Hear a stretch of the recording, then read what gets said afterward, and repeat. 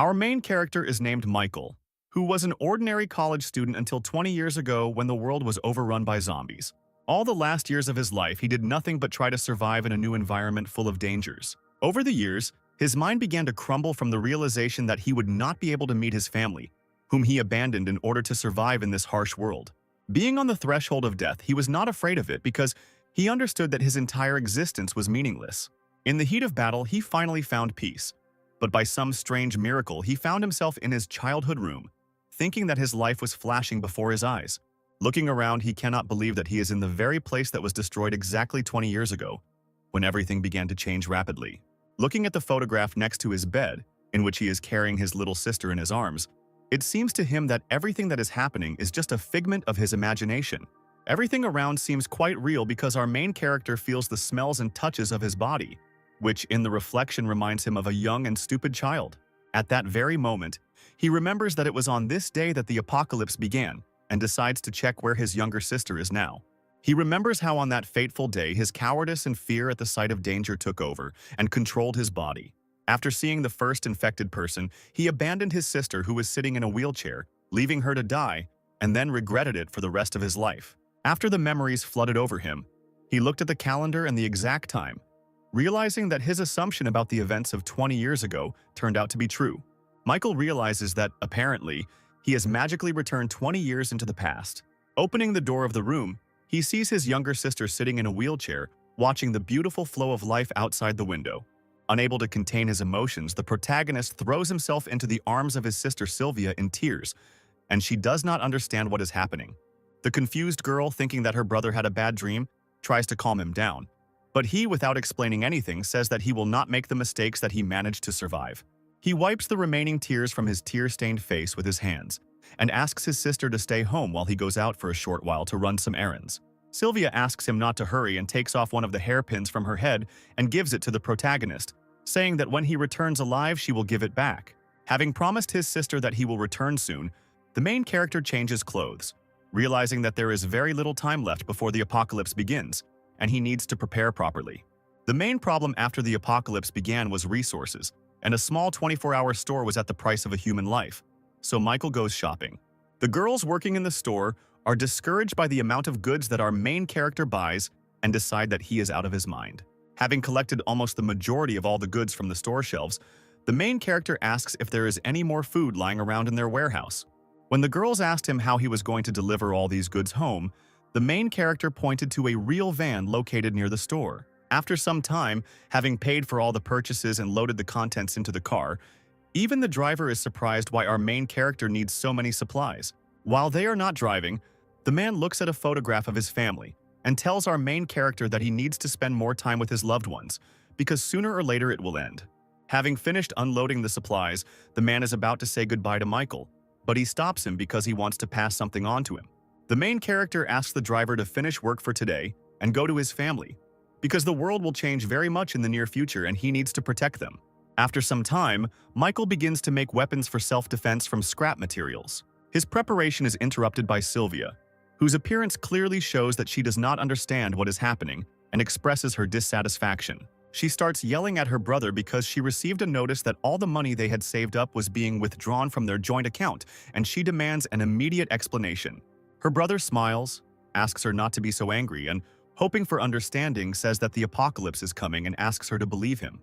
The surprised girl puts her forehead to her brother's head, thinking that he has a fever, because what he says seems like childish pranks. Michael sincerely asks to believe in his words and asks his sister to enjoy the clean air and peaceful sky above her head one last time. Sylvia says that her brother is acting very strangely today and doing thoughtless and very strange things. But the girl notes that for the first time in her life she sees Michael so serious, and this makes her not deny what she heard. I understand the seriousness of the situation. The main character remembers that in the first week after the start of all the events, 90% of the Earth's population will die or turn into zombies. Somewhere in the city after nightfall, an unknown man receives a message from his superiors that makes him angry, and he hears a dog barking nearby. Unhappy that he will have to work all weekend, he throws his phone at the dog with all his might, venting his anger, after which he sees how it turns out to be not an ordinary dog, but a mutated animal that attacks its offender.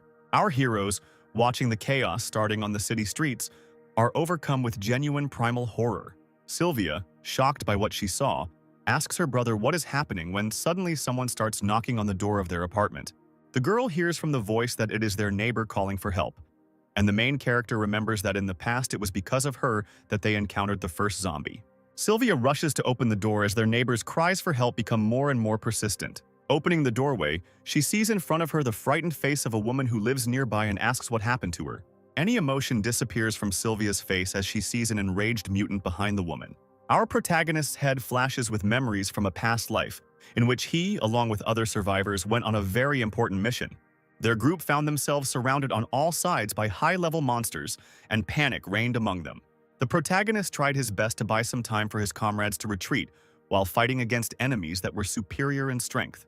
Looking around, he noticed his close friend, who asked for forgiveness and simply left him to die, and ran away. Michael remembered that he himself had once done exactly the same thing, leaving his defenseless little sister all alone. At that moment, he realized how desperate and helpless Sylvia was feeling, and having time to react, he threw the weapon he had made towards the infected. Michael asked his sister to close her eyes, promising that he would protect her at any cost and that everything would be fine with them. He asks Sylvia to stay put, and sees how the zombie with a stick sticking out of its skull rushes to attack again in the hopes of tearing the pathetic humans apart. The main character, with ease and composure on his face, parries the attacker's attack and cuts off one of his limbs. He understands that in front of him now stands the first, lowest level of zombies that appeared at the very beginning of the apocalypse, and they do not have intelligence. Without any problems with a few lightning-fast movements, he deals with the infected using his many years of experience. After defeating his opponent, Sylvia tugs at the hem of his jacket, asking her brother to stop and stop fighting. Michael hugs his sister, saying that everything is over and that everything will definitely be fine with her, after which he begins to look around because he hears someone's voice. His sister, not understanding what is happening to her brother, tries to help him, but the main character begins to lose consciousness. After some time, he comes to his senses and sees around him a strange sanctuary, shrouded in a blue glow and draining incredible energy. A few moments later, the statues located around the sanctuary shoot powerful beams of energy from their eyes at our hero. Our protagonist's head begins to split from the huge amount of information entering his brain, and he sees information windows popping up before his eyes. His body begins to change rapidly, and the voice of the system in his head says that a restructuring and study of genes is taking place. Having completed the transformation, the protagonist is informed that the recognition of the system owner is complete, and he finds himself in a changed body. Michael feels his body filling with vital energy, and context windows in his head tell him that he can improve himself and his skills. He understands that in order to develop, he needs to pay evolution points, which he will need to earn by killing various infected. He can spend evolution points on various characteristics of his body, such as strength, detection speed, intelligence, and so on. Having received his first points, he decides to upgrade his strength indicators to increase his chances of survival. Better than his skills, he suddenly feels a surge of strength in his body and hopes that this time he will be able to change his future thanks to this power. After distributing the points, he again loses consciousness and comes to his senses in our world, watching as his sister waited all this time for him to wake up. Having regained consciousness, the main character's sister immediately says that her brother scared her very much because he fainted too suddenly and she did not know what to do. Sylvia starts to cry and says that she couldn't bear it if something happened to her brother, and he strokes her head and explains that everything will be fine. Having regained consciousness, Michael immediately understands that he needs to deal with the corpse of their neighbor, otherwise even more zombies will come here. But when he goes out the door, he discovers that she is missing. Instead of a lifeless body, he sees only a pool of blood and a trail that stretches down the stairs to the lower floors. Realizing that he will have to clear the entire perimeter in order to remain safe, the protagonist decides to change his clothes because they have become too small for him. Thanks to evolution, he grew a lot and gained muscle mass, and his body became much stronger and more resilient. Sylvia, who has moved into the room, hands her brother their father's things, which should be just the right size for him. While waiting for the t-shirt to be put on, the girl begins to worry about the state of their parents now, because there is real chaos in the world. She remembers how their parents left them alone when they were 10 years old, after which they were left to their own devices most of the time. After that, mom and dad started sending them money every year, and only this fact hinted at their existence. Having finished changing clothes, the main character asks his sister not to worry, because their parents are quite independent. Looking at her brother, Sylvia still can't believe that in just one night, he has grown so much and changed in appearance. Michael tries to make excuses and blames everything on a hormonal imbalance in his body, and also says that he will need to step away for a while.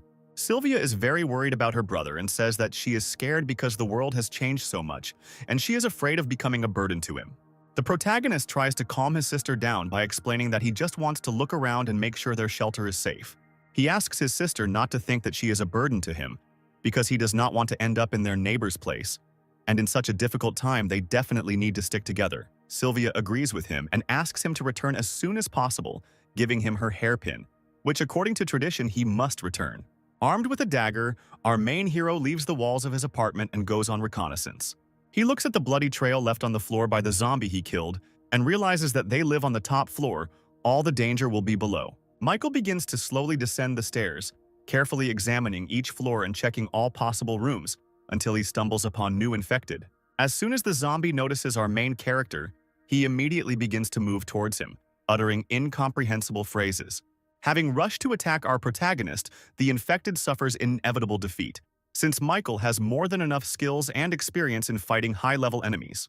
The context menu informs the protagonist that for each entry-level zombie, he receives 1 evolution point.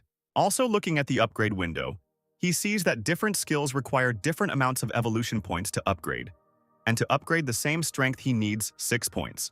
The most expensive thing is to pump up the mental spirit, because in a past life, he heard about people who had various mental spirit skills and decides that this is perhaps the most important characteristic. Looking at his skills, he understands that to obtain the ability he needs the 10th level of mental spirit, and at the moment it is better to pump up other skills and leave it for later. Descending to lower and lower floors, our protagonist's main priority goal becomes killing as many infected as possible.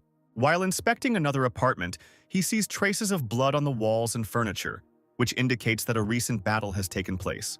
Going into the bathroom, he sees the lifeless body of a woman who, apparently, did not have time to turn into a zombie. Michael understands perfectly well that not everyone is able to withstand such drastic changes in life, and it is easier to end their own life. At that very moment, his detection skills allow him to react to the infected behind him. Opening its huge mouth, the zombie is about to sink its teeth into our protagonist and bite off a huge piece of flesh. The main character manages to react and, using his dagger, pierces the skull of the mutant who attacked him. He must not let his guard down under any circumstances, because the Tree of Evolution did not make him immortal. After clearing the next floor, he decides not to delay and continue to inspect the building, since he doesn't have much time left. While inspecting the next floor, he is noticed by a certain woman who managed to survive and, apparently, is also one of the residents of this house. After knocking on the door and asking if there are any survivors, the woman looks out of the doorway and says that her apartment is safe, and asks to be left alone. The main character asks to be allowed to personally verify the safety of her shelter, because he does not want to use force. The woman nevertheless decides to let the main character into her apartment for a short while, where everything looks quite peaceful and calm. While looking around the room, Michael notices a photograph hanging on the wall and decides to ask where her husband and child are now. The woman replies that her son is at school, and her husband went to meet him, and they still haven't returned and she is very worried about them. After which she asks him to leave her apartment because she is very scared. And as soon as our main character is about to leave, he hears strange sounds coming from the bedroom. He immediately decides to check what exactly is causing the noise, and the woman with a frightened look on her face tries to stop him, saying that there is no one else here. Michael begins to open the doorway, with blood visible on the other side, and the woman tries her best to stop him. Entering the room, he sees a small silhouette of a man holding a bloody corpse in his hand. This terrifying image, apparently, is the son of that very woman who turned into a zombie.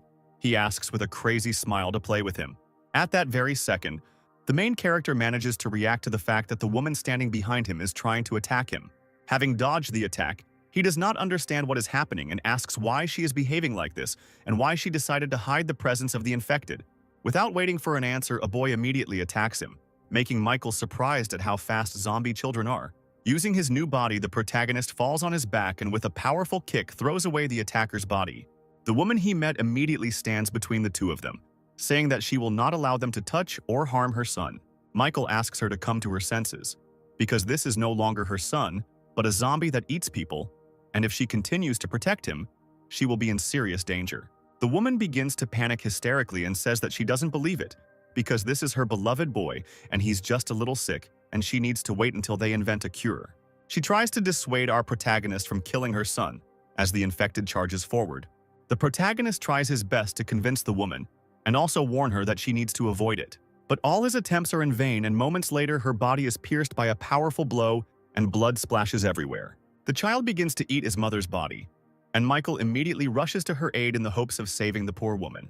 Lying on the floor bleeding, she manages to grab the main character by the leg at the last moment, and even being on the threshold of death asks him not to kill her son. The protagonist, with despair in his eyes, explains that if a person has turned, he can no longer be saved, and he cannot allow him to walk the streets of the city threatening other survivors. Living the last moment of her life, the woman loosens her grip and continues to claim the opposite until the very end. The protagonist kills her son with one swing of his dagger, and blood splashes all over the room. He calmly leaves, leaving the corpses of the entire family lying on the floor and regretting that this happened. I go down to the next floors. Behind me, he leaves a stretched wire with bells hanging on it, which act as an alarm. Once on the next floor, he sees in front of him a huge muscular man who in everyday life was a fitness trainer. The colossal infected immediately rushes to attack our protagonist, holding a huge iron dumbbell in both hands. Michael manages to avoid the blow, but the force with which this zombie attacks is truly impressive. Because the stronger a person was before infection, the greater the danger he poses in zombie form. Not giving the main character a chance to breathe, the zombie immediately throws an iron dumbbell in his direction, which Michael also manages to dodge and jump to the door behind him. After landing, a powerful explosion is heard as another very powerful mutant appears from the apartment behind him. His appearance clearly takes our protagonist by surprise, and he manages to receive several wounds. In addition to the powerful zombie trainer, who has incredible strength, in front of him there is a zombified animal that looks like a huge dog. It immediately rushes to attack the main character, but Michael manages to parry the attack at the last moment, finding himself on the verge of death. The zombie dog still manages to touch our protagonist, and several drops of blood begin to fall down the floors. They fly past the stairs, attracting the attention of all the mutated ones located nearby inside the building. Michael realizes that the situation he is in is very difficult, and in addition to the two strong infected, he has attracted the attention of a large number of small individuals. The seriousness of the situation is reinforced by the fact that he has already managed to receive a fairly large number of injuries. The huge zombie trainer doesn't let him catch his breath and continues to attack with incredible force, destroying everything around. The main character still manages to counterattack the attacker by delivering a powerful longitudinal blow to the entire body of the zombie. The wounds received are not enough to even throw the zombie off balance, and he continues to attack with even greater fury. The situation is also made worse by the zombie, a beast that supplements its attacks with its speed and razor-sharp teeth. Michael decides to regroup and retreat for a while to come up with a more suitable plan to fight them. As he runs down the stairs, he comes across low-level zombies that were attracted to his blood and stood in his way. He finds himself caught in a vice where on one side his path is blocked by a crowd of infected, and from behind, two powerful opponents are advancing on him. The protagonist decides to go ahead because he has no other options to get out of this situation. He begins to deal with low-level zombies at a very fast speed, trying to clear a path for himself to retreat. A giant zombie trainer throws a huge metal dumbbell towards our protagonist, which knocks down everything in its path, after which he looks around in the hope of finding Michael's lifeless body, but finds only the corpses of his colleagues, not understanding where he disappeared to. Meanwhile, the main character manages to hide in the confusion in the nearest apartment, which apparently belonged to some gamer. Trying to catch his breath, the main character tries to understand why the infected are developing so quickly, because their strength has already gone beyond the first stage of the apocalypse. While he was thinking about the fact that the evolution of the infected was proceeding at an incredible speed, his opponents were already combing through the apartment in which he was hiding. A giant zombie fitness trainer finds our protagonist, who has been hiding behind the back of the sofa all this time. Without wasting time on thinking, he immediately attacks the main character, who in turn tries to defend himself from the blow by taking all the energy on himself. The energy from the impact is so powerful that Michael's body breaks through several concrete walls and ends up in the next room. For some time, he loses consciousness and, drowning in emptiness, he realizes that even after rebirth, he still remains a worthless and weak person, unable to change anything. Lying in a pile of concrete rubble, the sound of the bells he left on the upper floors breaking brings him to consciousness. He immediately remembers his younger sister, whom he promised to protect at all costs, and this thought gives him strength. Michael decides to immediately spend the points he has on upgrading his speed and strength, which allows him to get back on his feet. He rushes up to his apartment as quickly as possible, destroying all low-level infected with one blow thanks to the upgrades he received. At this time, Sylvia hears strange sounds behind the door and hopes that it is her brother and decides to open the door. Meanwhile, outside there are two infected people, on whose bodies light from our hero's apartment begins to shine. But Michael is already rushing to help. Having dealt with the zombie in an instant, he approaches the door and asks his sister if everything is okay with her, asking her not to worry because everything is okay with him. Meanwhile, a couple of powerful infected have already managed to reach their shelter, and he asks Sylvia to close the door and not open it to anyone at all costs. Michael points his dagger towards the zombies, saying that he will not allow them to take a step towards him. The zombie fitness trainer starts screaming furiously, saying the same phrase over and over, asking for a membership card to their gym. Having taken one extra step, the main hero immediately rushes into the attack, cutting off his leg, saying that he warned about the consequences, after which he immediately jumps up, soars into the air and throws his dagger with all his might into the body of the zombie beast. At the same time, during the landing, he delivers a powerful kick to the zombie trainer, hitting his head on the concrete floor. The main character hurries to get his weapon back by pulling it out of the dog's body. And at this time, the zombie trainer tries to attack him again, although he moves much more slowly. Increasing the characteristics by upgrading skills allows Michael to cut the mutant's body into small pieces with a few powerful attacks. Our protagonist emerges victorious from this battle, and since these zombies are of a higher level, he receives more points for them. He also notes that there is very little time left before the crazy evolution of zombies, and if everything continues to move at this speed, he needs to adapt as soon as possible. After some time, Michael finishes checking all the floors of his house, completely clearing it of the infected. After such an exhausting night, he returns to his home and decides to take a shower while distributing the accumulated skill points. The main character decides to develop his skills evenly, investing a little into each available skill branch. That evening, after resting a bit, he decides to check how his sister is feeling and talk to her a little about what happened. Sylvia says she watched the news and it was said that zombies had appeared all over the world, but the authorities assure that they will be able to cope with them completely. Michael promises that they will definitely be able to cope, because even in case of failure, he will always be there and will definitely protect his sister. Sylvia says that today she was very scared because she was worried that her brother would not come back. If she could walk, she would make every effort to make their survival easier. The main character tries to encourage his sister by saying that she will definitely be able to get back on her feet, and she in turn asks not to feel sorry for her because it is impossible. Reflecting on everything that happened, Michael hopes that there is a chance to cure his sister, because today, the meteor shower will begin, which became a turning point after the beginning of the apocalypse. After some time, a huge number of meteorites begin to fall from the sky, and Michael remembers that in his past life this was the cause of the first evolution of zombies. Inside these meteorites are special cores that can strengthen both zombies and ordinary people. If he can get them in sufficient quantities, he will change the world. Together with his sister, they watch from the roof of the house as a meteor shower begins to destroy everything around, turning our civilization into stone ruins. At one point, one of the meteorites falls right near the house of our main characters, which could well have ended their lives. Looking at the map, Michael realizes that he fell a short distance from their house, and with his speed, he can get there within an hour. The protagonist decides to make some preparations and go to the meteorite crash site the next morning to get the core and try to cure his sister. A smile appears on his face because he begins to believe that a small ray of hope for at least a fleeting bright future has appeared in their lives. The day after meteorites riddled all the fruits of civilization in our world, a huge dusty haze hangs over the city. At this time, Sylvia realizes that her brother wants to go outside the house and tries to dissuade him by saying that it is not safe. Michael explains that he is going outside on a very important matter and is doing it for her and all of humanity. His sister, with a displeased expression on her face, asks him not to talk about it because she would prefer her brother to be safe and sound in exchange for the ability to walk.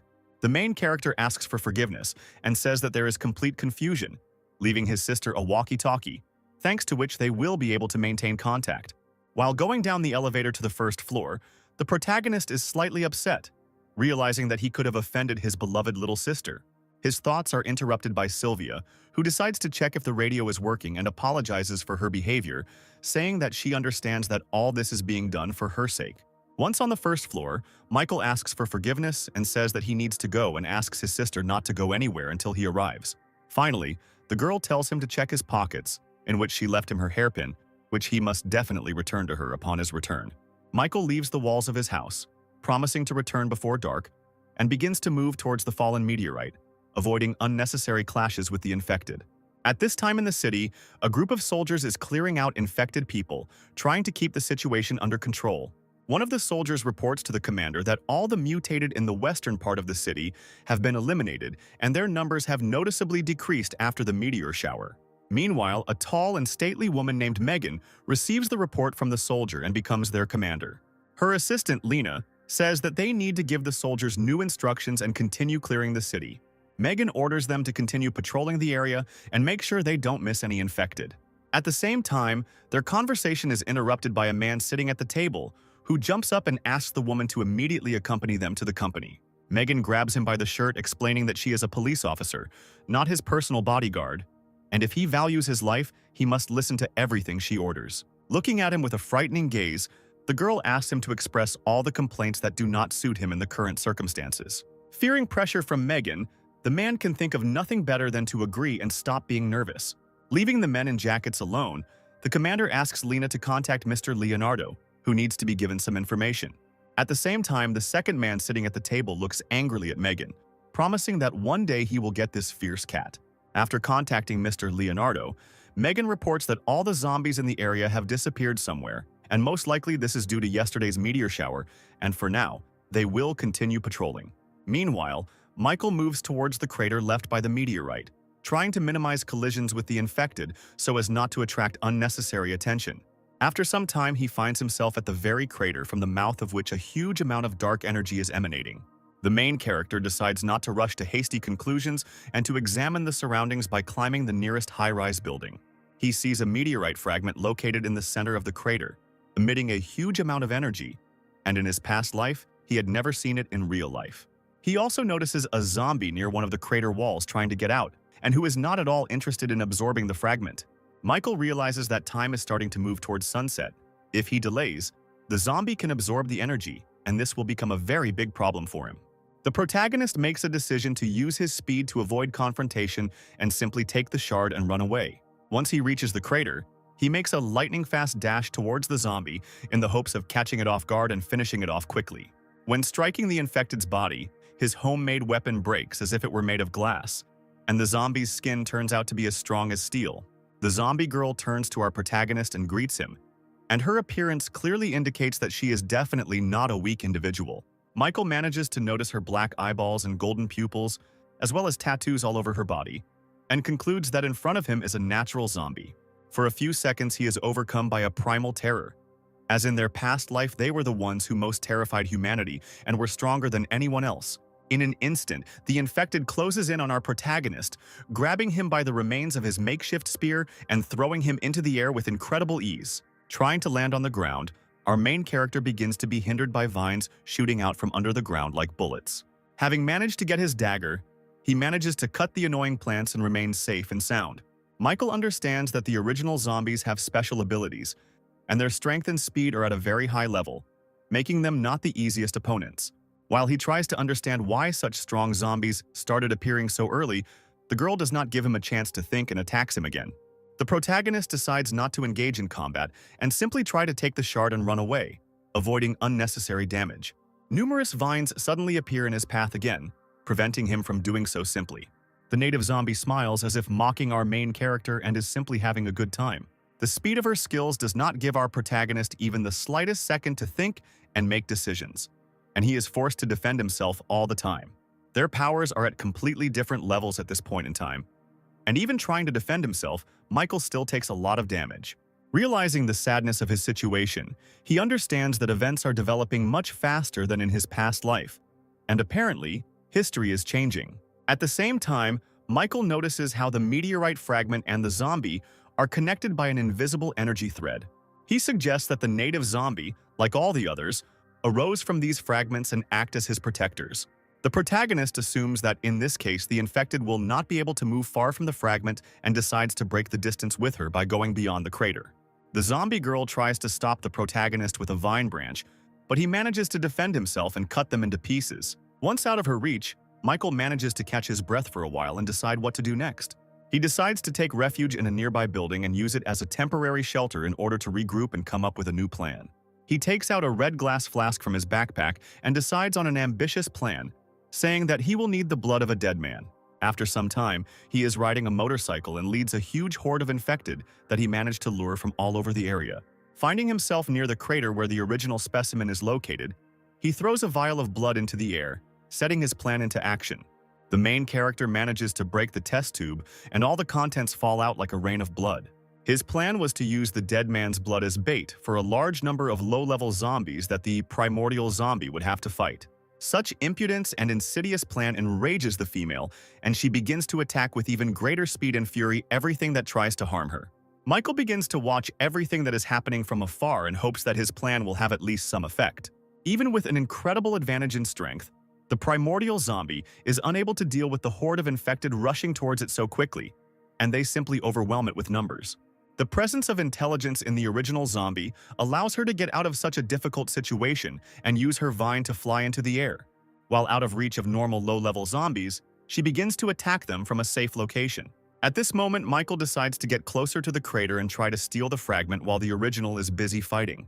The only thing that worries our main character in this situation is the large accumulation of mutants, because of which he himself can fall into a trap. The protagonist also understands that he cannot delay this battle. Otherwise, the fragment will have time to restore the energy of the female, and it will become even more difficult. Unexpectedly for everyone present, a very powerful and ominous roar is heard, which can only mean one thing. Looking around, Michael and the original zombie notice a huge and ferocious mutated beast. He immediately rushes to attack the female, as he perfectly senses her strength and understands that he needs to deal with her first. The beast manages to knock her to the ground, pressing her with his paw, intending to tear her into small pieces. The main character realizes the deplorable nature of the situation, but understands that the animal has every chance of emerging victorious from this fight. But looking at its fur, he understands that it will soon mutate. This will happen if the mutated beast manages to absorb a meteorite fragment, and in this case, trying to emerge victorious from this battle will be pointless. The primordial zombie, being in a less than favorable position, still manages to attack the beast with his strength, throwing it to the side. The mutant clearly doesn't like this, and with even greater animalistic rage, he attacks the zombies. Not having time to react and keep up with the reaction speed of the infected beast, he still manages to sink his knife-sharp teeth into the body of the female. Michael understands that the situation is taking a very unexpected turn, and is already preparing to prevent the beast from finishing what he started, because if the original loses, the situation will become even more dire.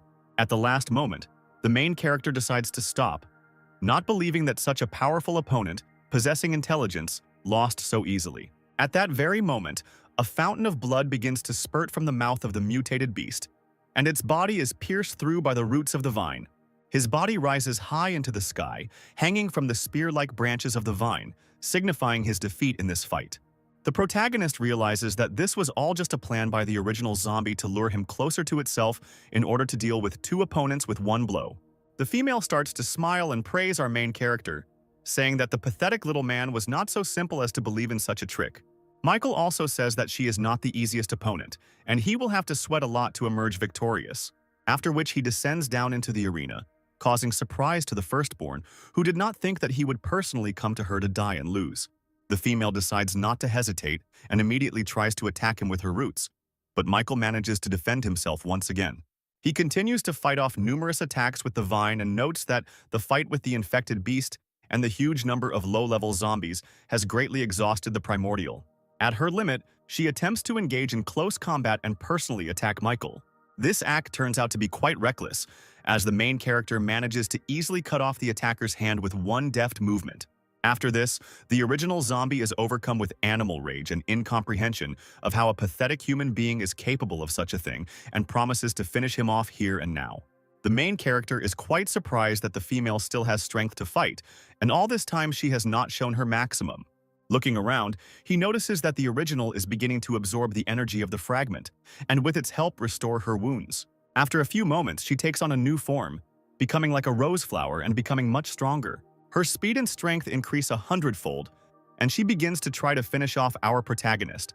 Michael understands that with his current level of strength, he will not be able to defeat such a powerful individual in any way, and tries to escape again. But his escape routes are blocked by vine branches. The firstborn says that this trick won't work on her twice, and they will decide right here and now who will be stronger. The main character slowly begins to run out of strength to dodge and defend himself, and one of the blows almost reaches its target. But at the last moment, the vine branches stop attacking Michael, and the body of the original zombie begins to emit fountains of blood.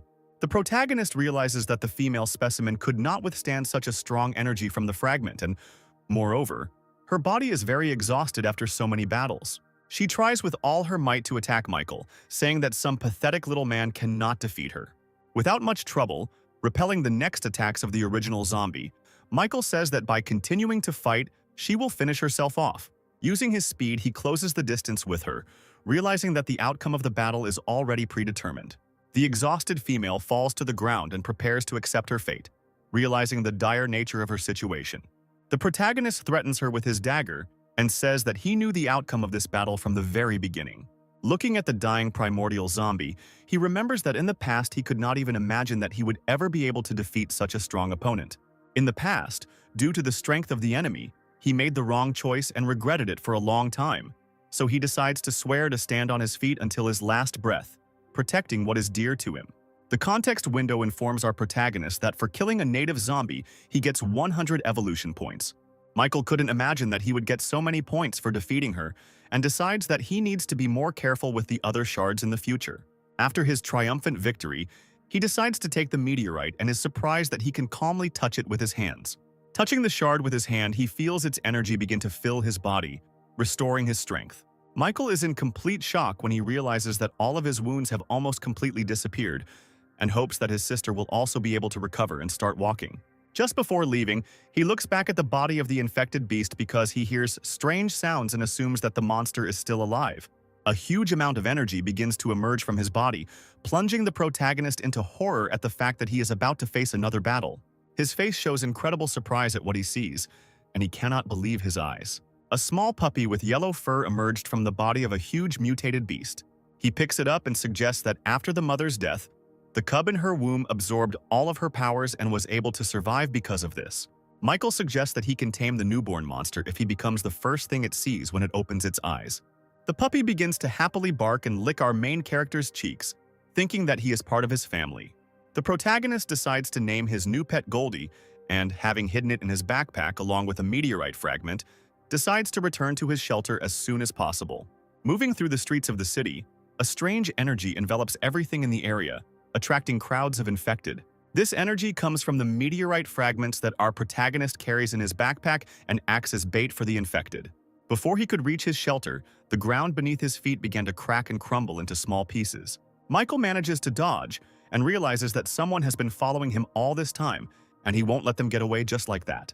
A huge number of mutated giant rats, which have been following the energy of the meteorite all this time, begin to appear from underground. The main character manages to defend himself from the rodents' attack, realizing that his position is not the most advantageous, and now he cannot just fight them. At this time, Assistant Lena asks her commander to take a rest and at least get some sleep, because she has been standing on her feet for a very long time. Megan says she doesn't have time for that, and continues to observe the situation and notices our protagonist running in the distance and reporting that he sees a survivor. The girl is very surprised by the speed at which our main character is moving, and also notices that he is being pursued by a huge pack of giant rats.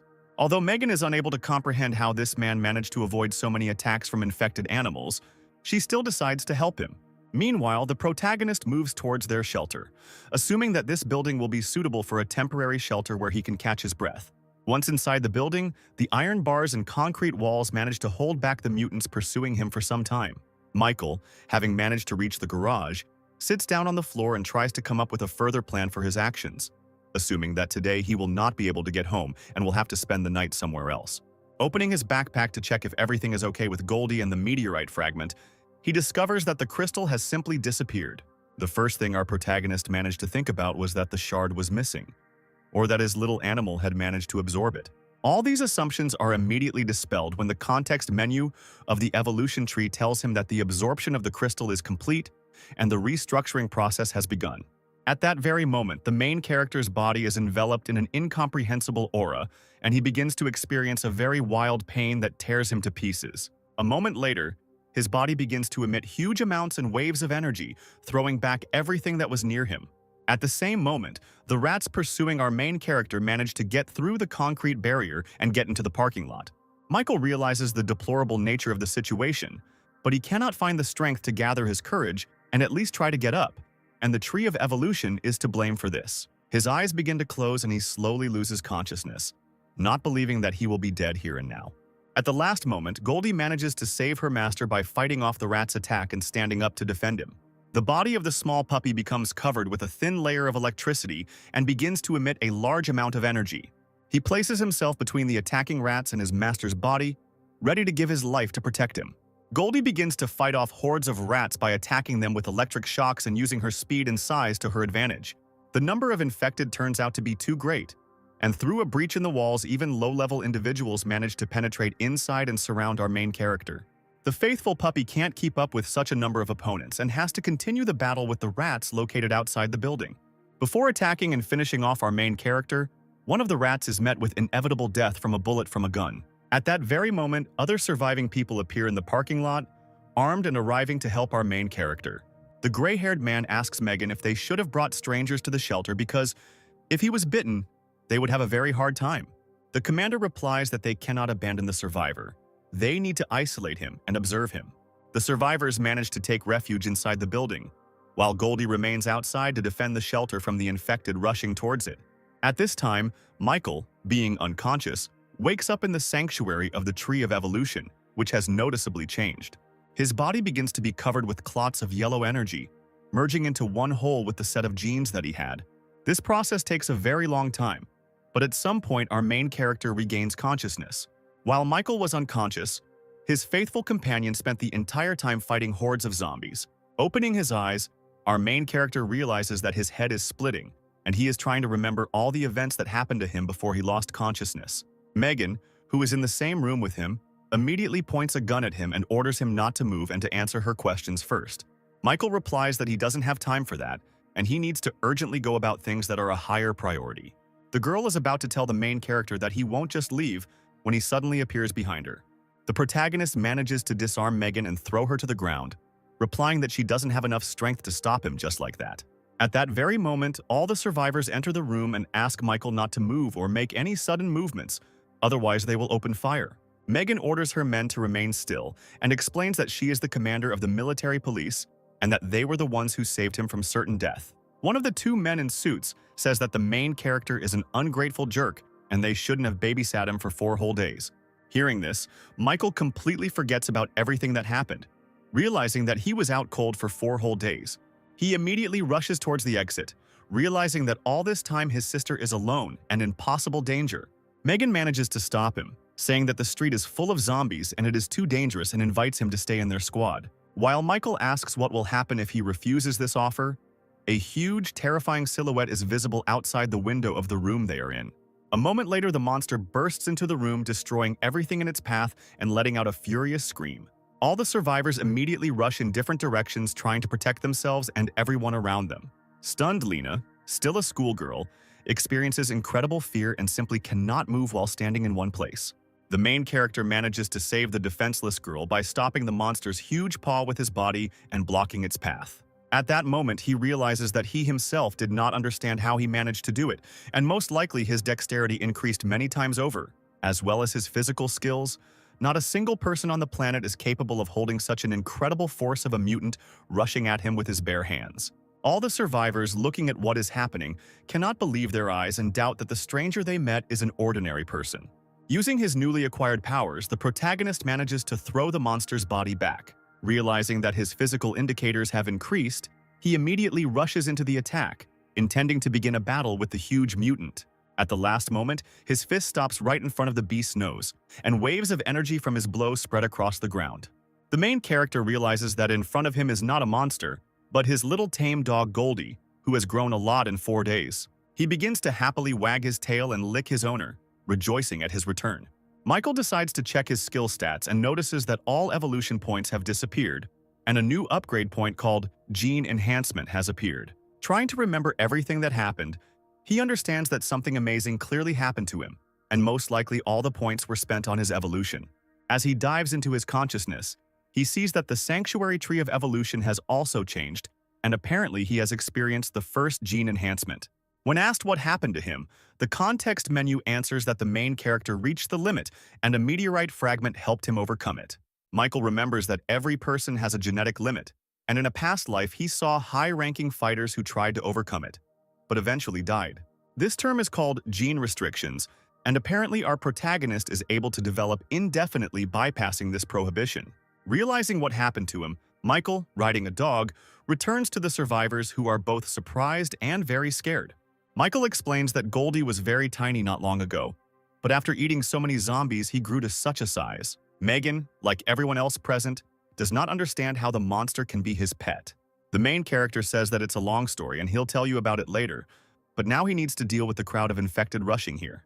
Noticing a huge number of zombies on the horizon, Megan understands that their strength is not enough to resist such a horde. The girl says that they have nowhere else to go, and they were able to find this place after a week of searching after the start of the apocalypse, and they have no other. Michael begins to warm up and asks the girl not to worry, because there is a military shelter 40 kilometers from here, and they can go there.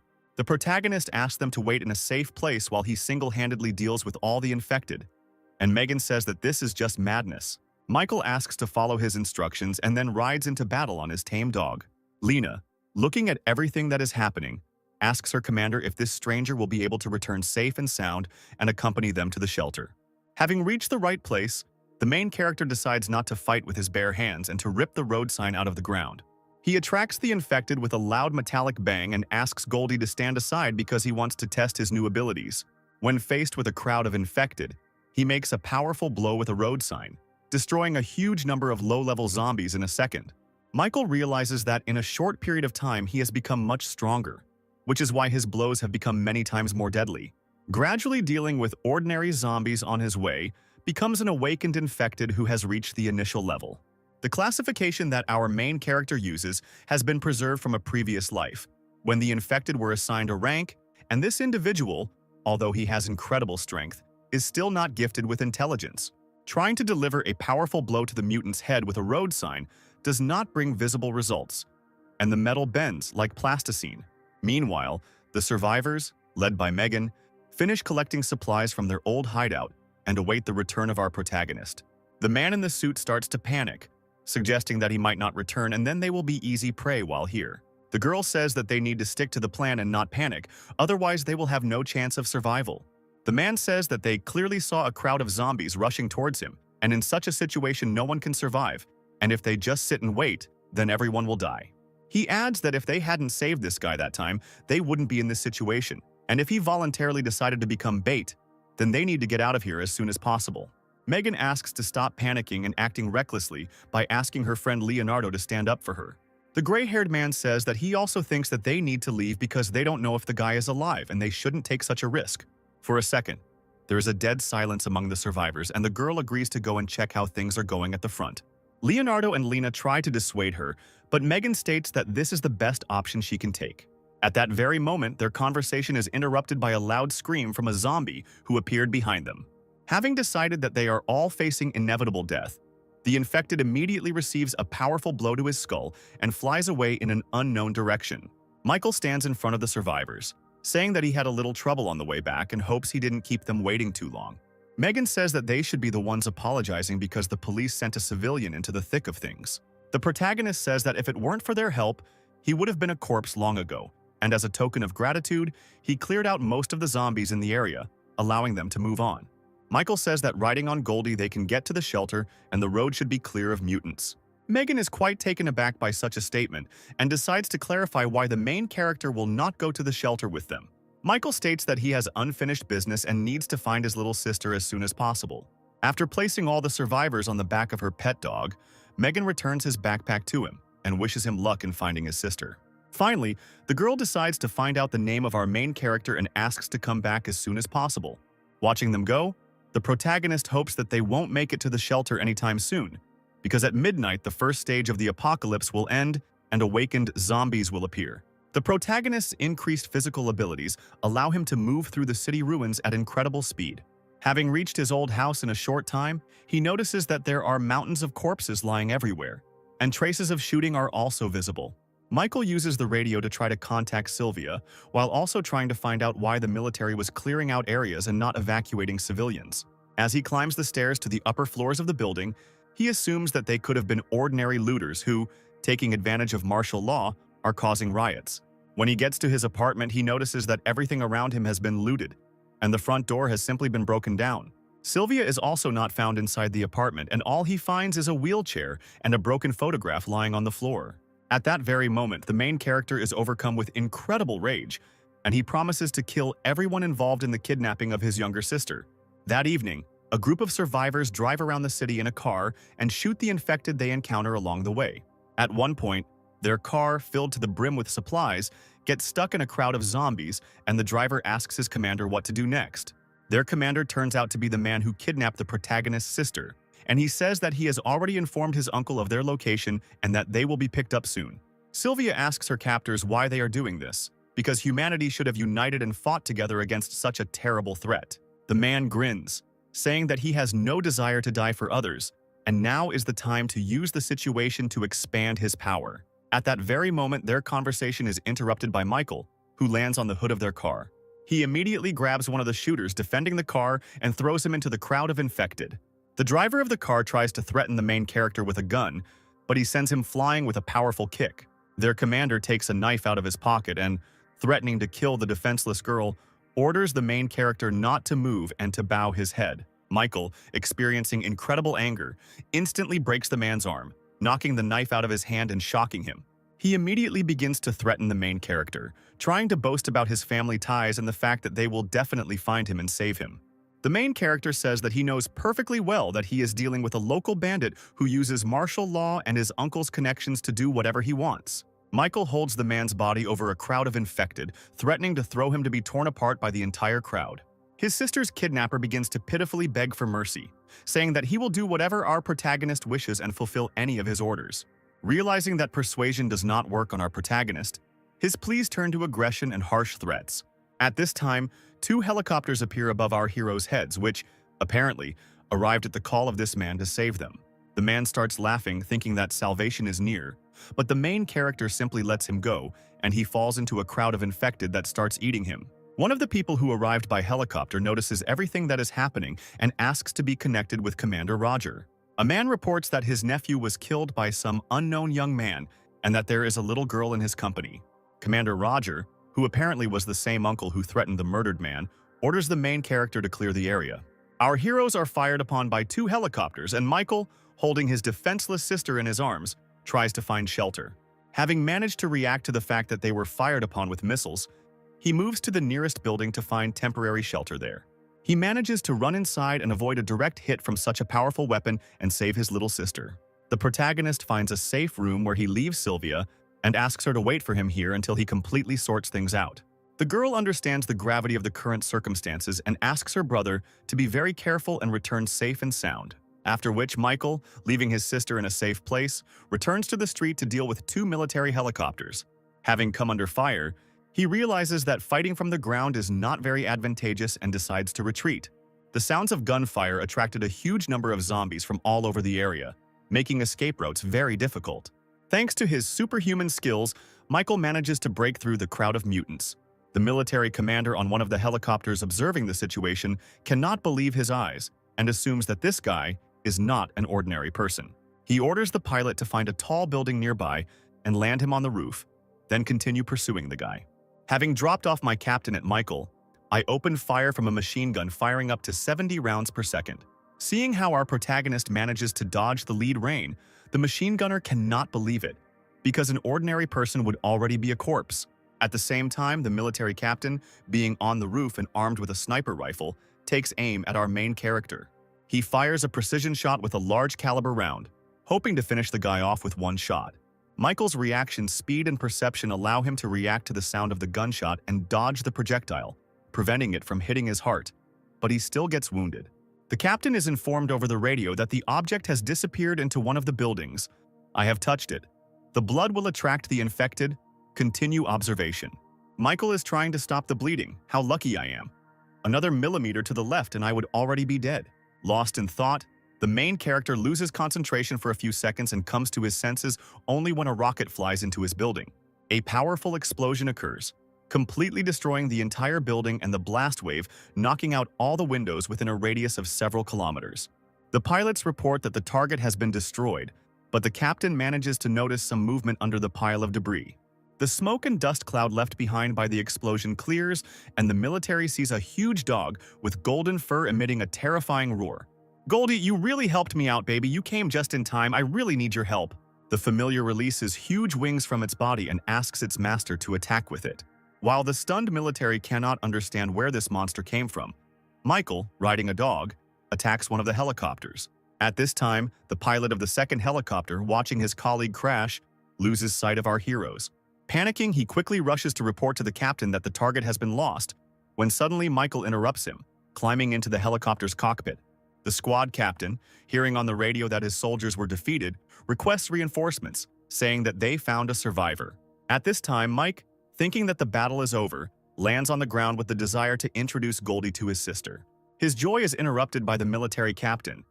"Hey kid, it's too early to rejoice. This girl is clearly very important to you." Mike, seeing that his sister is being threatened with a weapon, begins to scream and demand that she be released immediately. The man, holding the barrel of a rifle to Sylvia's head, declares that he would be interested in checking what is faster, the bullet or our hero's reaction. "Put down your weapon. You want me, right?" "My sister has nothing to do with this. I'll surrender without resistance, but promise me you'll let her go." Mike moves towards the captain with his hands raised, giving Goldie a final order to take Sylvia to safety. At this time, an infantryman armed with a rocket launcher, who apparently arrived with reinforcements, reports that the target has been captured and is in the kill zone. The captain grins and gives the order to open fire, and a shell is fired at our hero, producing a powerful explosion. The military is happy that the mission is completed, but as soon as the fog clears, Michael's faithful dog appears at the site of the explosion, taking the full brunt of the blow. The captain shouts into the radio that the target is still alive and they need to move to Plan B. But it turns out to be too late, and Michael delivers a crushing blow from behind his attacker. The man, having flown several dozen meters and received a lot of injuries, lies in a mountain of debris, and having miraculously remained alive, orders everyone to be destroyed. More missiles are fired towards Sylvia as Michael struggles to save his sister. A moment before the explosion, he manages to cover the girl with his body, taking the entire blow on himself. Falling to the ground, Sylvia looks at her bloody hands, hoping that her beloved brother is still alive. "Brother, don't scare me. Don't even dare to fall asleep. What's wrong with you? Don't leave me alone." Meanwhile, the captain still manages to get back on his feet, while simultaneously rejoicing that all his limbs are intact and he will not remain a cripple. Michael, opening his eyes slightly, wipes the tears from Sylvia's face with his finger and asks for forgiveness for not being able to protect her. "Don't cry, Sylvia. I'm so glad I was able to look at you again. It all seems like a dream in which I want to stay forever." After these words, Michael's hand falls to the ground, and his sister begins to scream at the top of her voice, and waves of powerful energy come out of her body. The captain can't believe they fired so many missiles at this guy, and he's still breathing. But his thoughts are interrupted by the snow that starts to fall from the sky at such a warm time of year. Sylvia, in a fit of anger, stands up on her feet as a disabled person, and a huge force begins to accumulate around her. The military captain does not understand what the hell is happening before his eyes, because ordinary people cannot control the elements. The girl, screaming that it was her fault that this happened, and that her weakness led her and her brother to this, begins to freeze everything around her using the newly awakened power of ice. The captain's body quickly begins to turn into an ice statue, and his movements are frozen by ice and the fear of imminent death. At the same time, someone from an unknown control center is watching what is happening and says that a source of power, Absolute Zero, an evolution of rank S, was discovered right above them. The girl named Juno is quite surprised. An S-rank warrior has already appeared, and this is a really big event. She asks her assistant Rabbit to stop the airship they are traveling on, as she wants to personally go down and scout out the situation. At this time, Commander Roger is playing shogi with his old friend Commander Winston. "I started playing defense because your attacks became very aggressive, my old friend." They discuss the situation that is developing in the world, in which Roger does not intend to sit on the defensive, because if he does not start to hit back, all of humanity will sooner or later be destroyed. In such a situation, wasting time on protecting pawns is reckless. "You have aged considerably, Winston." The commander's young subordinate was about to stand up for his commander, but he managed to stop him. Winston says that, according to his information, Roger is recruiting soldiers from unofficial groups. This is true, my friend, because in the current situation, whoever gets these troops first will get all the remaining power. His answer is interrupted by a subordinate who reports the incident. They tell him on the phone that contact with the entire detachment that was sent to clean up the suspicious guy has been lost. Flock of sheep, you can't handle 2 kids. Always have to do everything yourself. Roger apologizes, saying that he has already won, and asks Winston to think again about stopping building shelters and handing over all forces to him to fight the infected. The old man leans back in his chair. Maybe I really am getting old. But our main task is to protect civilians. He thinks that if the city has already fallen, then all his attempts to save people no longer matter. Deciding to ask his subordinate Scott what he thinks about this situation, he replies that Commander Winston is still very young and all his decisions are thoughtful and pragmatic. You're such a straightforward person. I've always liked that about you. I promise that as long as I live, I'll protect the common people. Now go and find out what Roger was talking about on the phone. The subordinate smiles, encouraged by the words of his captain, and, putting his palm to his forehead, is ready to carry out the order. At this time, Rabbit tells Juno that she needs a little time to find a place to land.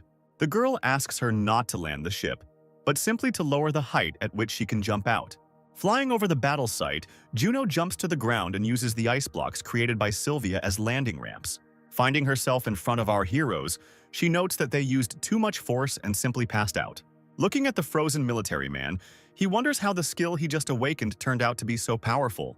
The rabbit uses the radio to report that this is already the 4th of the 12 S-rank warriors. According to the inquiries made, this girl is not listed as the owner of Absolute Zero. Instead of her appearance does not match.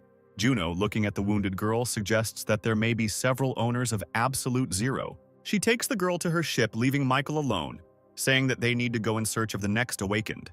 After some time, the main character's body, which is on the hair, activates the tree of evolution that permeates his entire body. The system reports that the right first level is open, and the process of divine evolution has begun, which has launched a huge number of tree roots throughout the earth. The tree of evolution began to search the entire area for any living creatures and mutants, starting to destroy them and pump energy out of them. All this power, collected in a matter of hours, began to flow straight into the heart of our protagonist, saving him from imminent death. At this time, Commander Winston's subordinate Scott enters his office and reports that he has completed the task given to him. He hands the commander a tablet with a video recording saying that this guy and the little girl were being pursued by Roger's men, but he managed to neutralize them single-handedly. However, he was wounded, and then the entire area became covered in ice for unknown reasons. At the end of the recording, rays resembling tree roots began to emanate from this place, after which the camera turned off. In the final seconds of the video, Winston notices a stranger appear, whose face is too blurry to identify. The commander orders the cattle to go to that very place and find out what happened to this guy, and if possible, deliver him to headquarters. Something very inexplicable is happening. Roger's powers are getting stronger and my abilities have a limit. This world needs a hero. After a few hours, the roots of the evolutionary tree begin to retract, penetrating Michael's body. The system informs him about the accrual of 1,000 experience points that have reached the peak, which in turn triggers automatic distribution.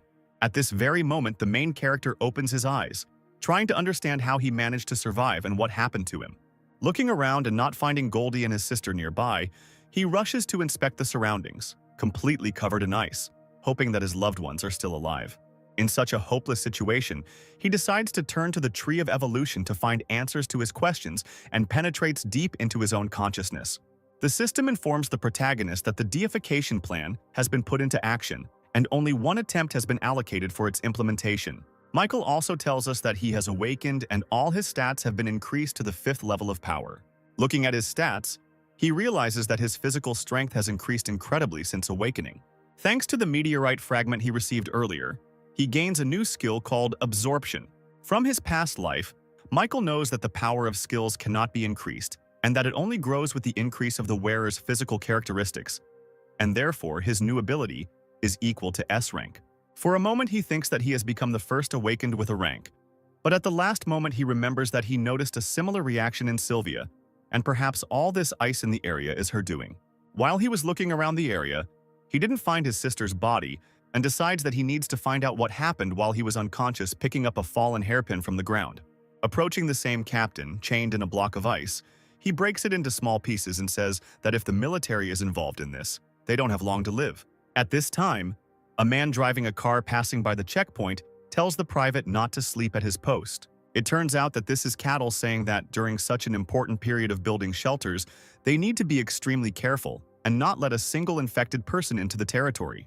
Commander Roger, who is watching him, and his subordinate, who Scott was visiting, understand that Winston is trying to extract secret information. Meanwhile, in one of the abandoned buildings, the main character decided to collect his thoughts and think over a plan for further action. Taking the soul into his head comes the thought that the best way to get into the military unit is to go through the shelter to which he sent Goldie, along with his new acquaintances. As the morning approaches, he sets out on his journey holding a photograph of his younger sister in his hands and promising to definitely save her. Having set off on his journey and moving towards the shelter, he easily deals with ordinary rank-and-file infected thanks to his new physical abilities.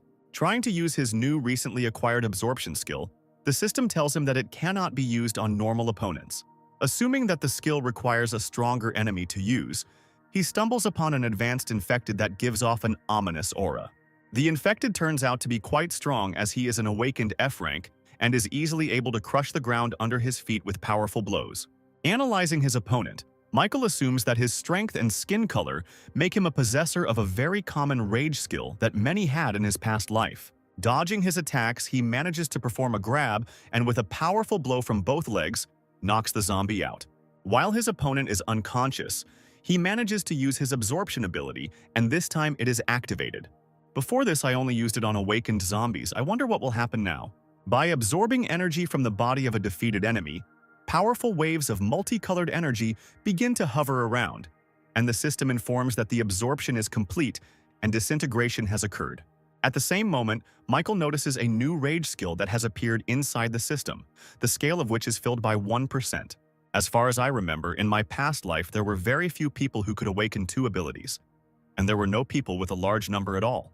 The protagonist understands that now he only needs to collect enough skills and fragments, and with a gene limitation he will be able to evolve almost infinitely. His thoughts are interrupted by a strange sound and huge waves of energy, similar to those that occurred when he absorbed a new ability fall from the sky.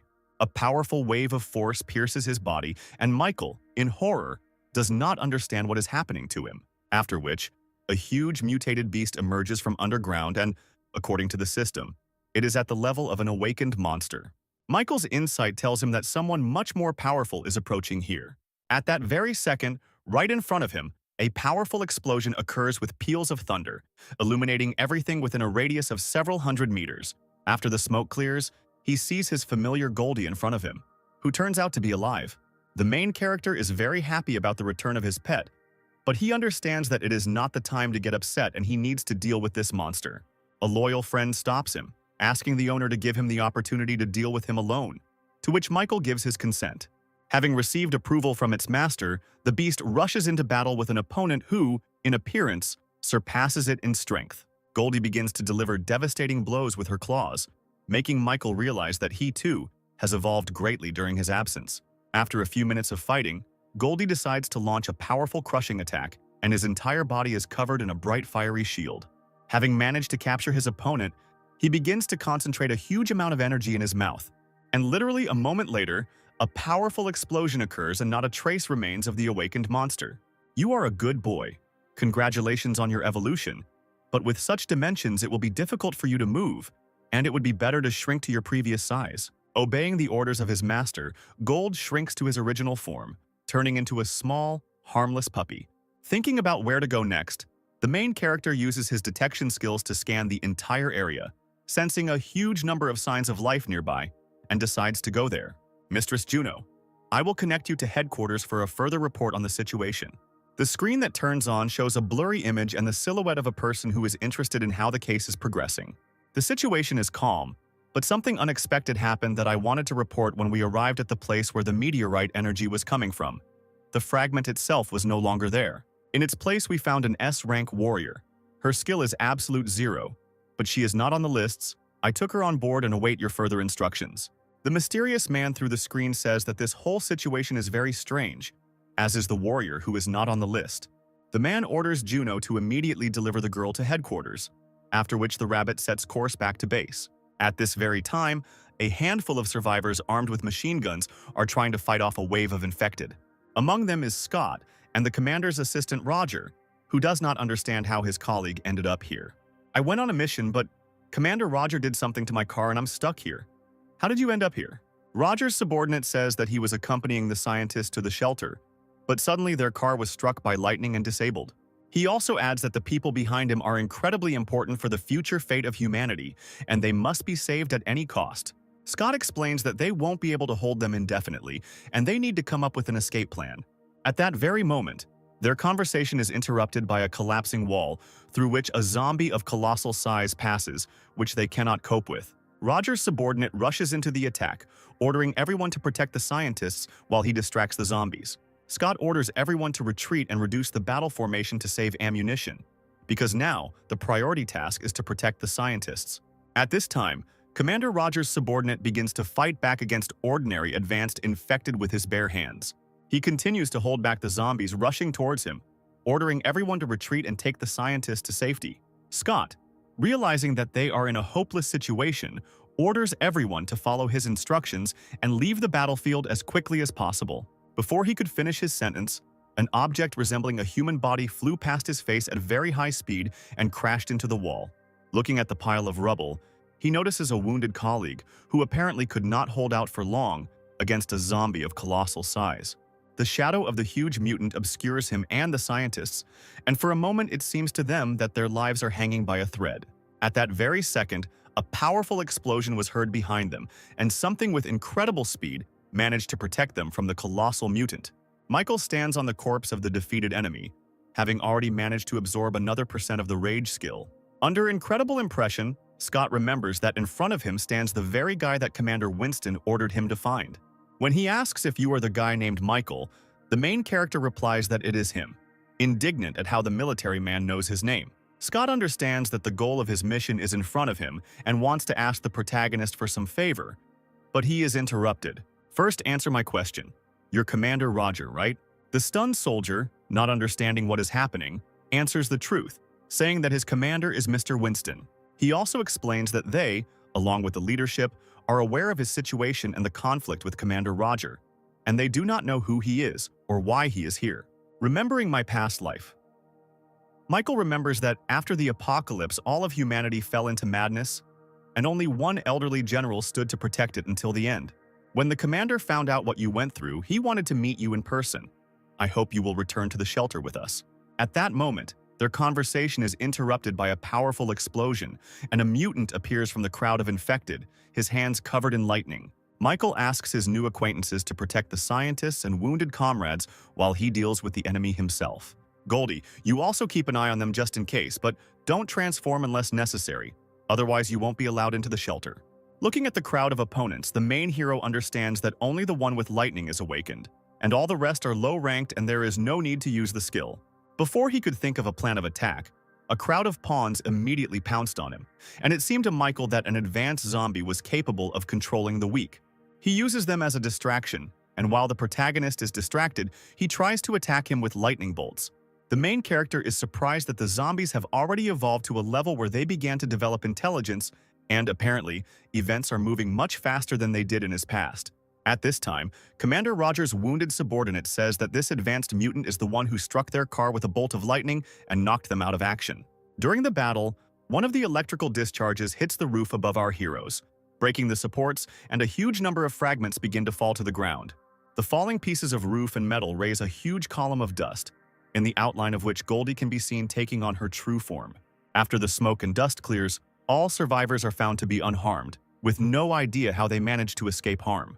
The girl scientist says that she imagined and saw a huge dog with wings that saved them while simultaneously looking at the little puppy. Goldie's mind flashes back to the time he was ordered not to take on his true form, or he would not be allowed into the shelter, and he is overcome with fear. The little puppy starts rolling around on the floor, pretending to be a harmless and weak creature so as not to arouse unnecessary suspicion. Meanwhile, another colossal fat zombie intervenes in the battle between Michael and the advanced mutant. Looking at him for a second, the main character thinks that his opponent has the skill of controlling awakened individuals. He immediately rushes to attack him, deciding that he needs to get rid of one opponent as quickly as possible, because together they will become much more dangerous. The survivors and scientists watching the battle cannot believe that an ordinary person is capable of fighting off such formidable opponents alone.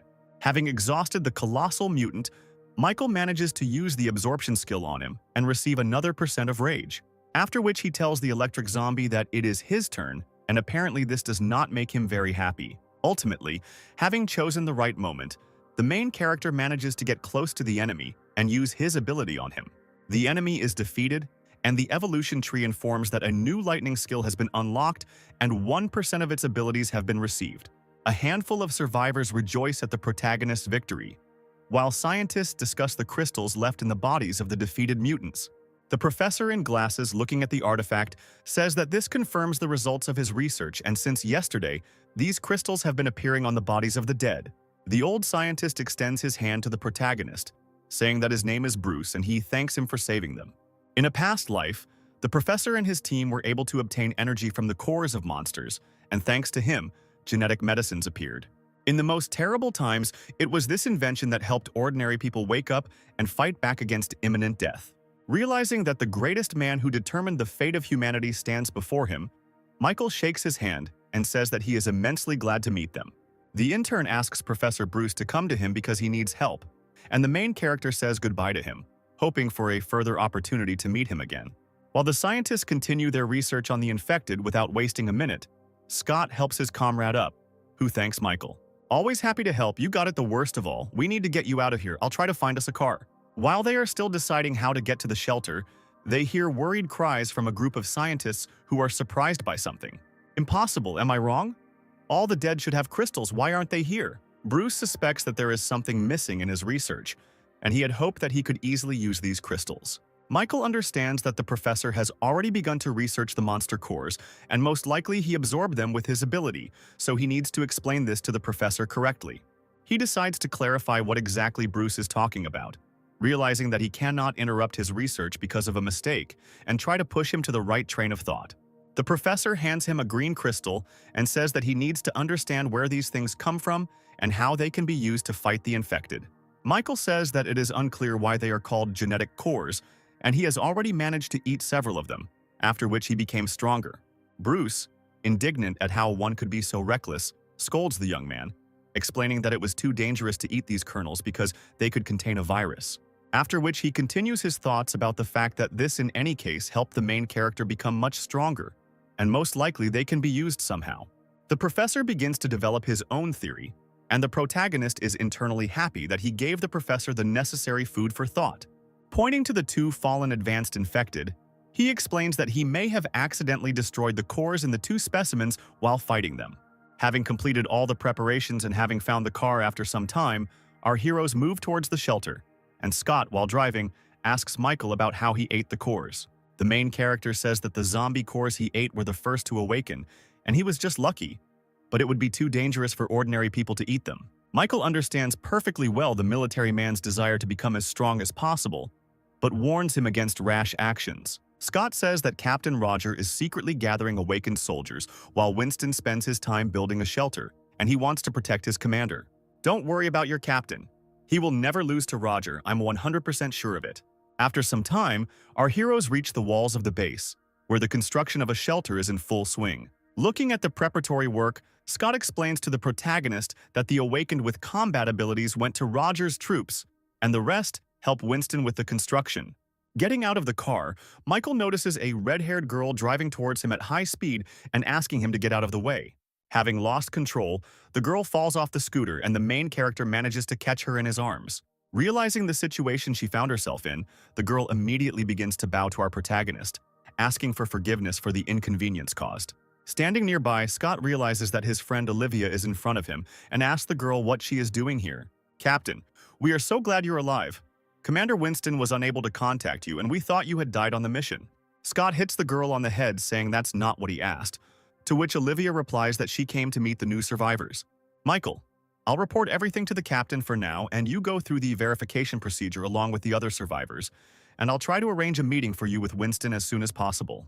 Watching the scientists and his new friend, Michael understands that it is better not to rush into trouble until he gets used to the new environment. Meanwhile, Olivia asks all the survivors to line up for further testing to see who among the people may be infected. The protagonist understands that Commander Winston is doing everything right, because in his past life, he knew many cases of terrible tragedies after security measures were violated. After filling out the form given to him, after some time he passes by a familiar girl who is accepting forms from other survivors. It turns out that it is the girl he saved earlier, Lena, who is very happy to meet our main character and that he is safe. The girl rushes to thank our protagonist for recently saving their entire group from certain death. Michael is very glad that they managed to survive, and also that the girl joined the medical team. Lena reports that the captain of their squad, Megan, holds a much higher position and has recently had problems. At this point, they are interrupted by the cries of a disgruntled crowd of survivors who ask the two lovebirds to quickly finish their dialogue. The girl says that she needs to work, and Michael finally asks Lena to look after his puppy. The girl is very happy to meet the little puppy, realizing that this is the same familiar that helped them get to the shelter. Alina agrees to finally suggest that Michael have dinner together today because she is very happy to see him. After some time, the protagonist finishes taking tests, and the nurse asks him to go to the waiting room where he will be told the test results. After some time, a menacing-looking man enters the room where all the survivors are gathered and asks the name of one man. A voice of a man is heard from the crowd, who is immediately grabbed by two soldiers who say that he is infected and must be immediately quarantined. The survivor tries to say that there is some kind of mistake here, but the commander immediately shuts him up, saying that this is not a kindergarten and the situation is very serious. The man, realizing that he has no choice, stops resisting, and traces of a spreading infection are visible on his neck behind his shirt. All the rest of the uninfected, the man named Michael must stay here, and the rest can go rest, and tomorrow they will begin to help build the shelter. The survivors leave the room looking at our protagonist, assuming that he was very unlucky, and that the same fate awaits him as the stranger who was just taken into quarantine. The commander says that he was informed about a certain important person by his name and asks to follow him to a special room. Michael sits down on the bed where he is asked to wait for a meeting with Commander Winston, and all the while he looks at a picture of his little sister. At this time, somewhere in the laboratory, Sylvia is in a strange capsule, and people nearby are discussing the fact that her blood test did not show the result they needed.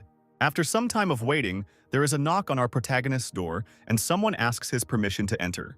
Lena enters the room, greets Michael and asks him to come with her to dinner, saying that she will take him to the dining room.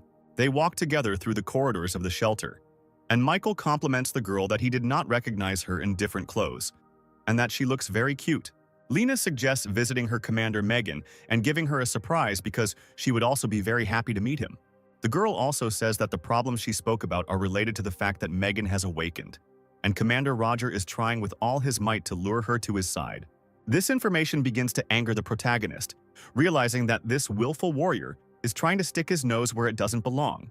Their conversation is interrupted by an alarm, which informs that a conflict situation is occurring in the dining room on the 3rd floor. The girl assumes that most likely this is connected with her commander, and Roger's subordinates are again trying to bother Megan. At this very time, the mustachioed man tells Megan that Roger greatly appreciates her abilities and once again asks her to come over to their side. The girl says that she will not back down from her principles for any money or values that they offer her, because she is disgusted by Roger's policies. Megan is about to leave, but she is stopped by two men who were saved by Michael along with her and block her path. One of them says that they don't want to work for Old Man Winston all their lives, and since she is a very capable girl, they don't just remind her that she needs to choose the right side. Megan begins to lose her temper and her body begins to emit a huge amount of energy, and her eyes begin to glow red. Everything around begins to tremble, and the man notices that the telekinesis that the girl possesses is incredible, and now he understands why the captain needs her so much. After which he says that not only she awakened her powers and they both have F-rank abilities, fire element, and metal transformation. A man throws a ball of flame at a girl and says that today she will go with them no matter what it costs them. Michael, who appeared at that very second, manages to repel the attack with his bare hands, reflecting the flying fireball. Everyone present understands that standing in front of them is the same guy who was able to single-handedly save them a few days ago. At the same moment, a mustachioed man behind them asks where this boy came from and why he dares to interfere with their conversation. The awakened man with the power of fire asks his commander not to worry because now he will teach this young boy a good lesson. Preparing to reflect in such two awakened people, Michael thinks about whether it is possible to use absorption on people, but at the last moment stops, realizing that this could lead to their death and attract unnecessary attention. Already familiar with a large number of skills awakened from his past life, he understands that half of his strength will be enough against the metal transformation.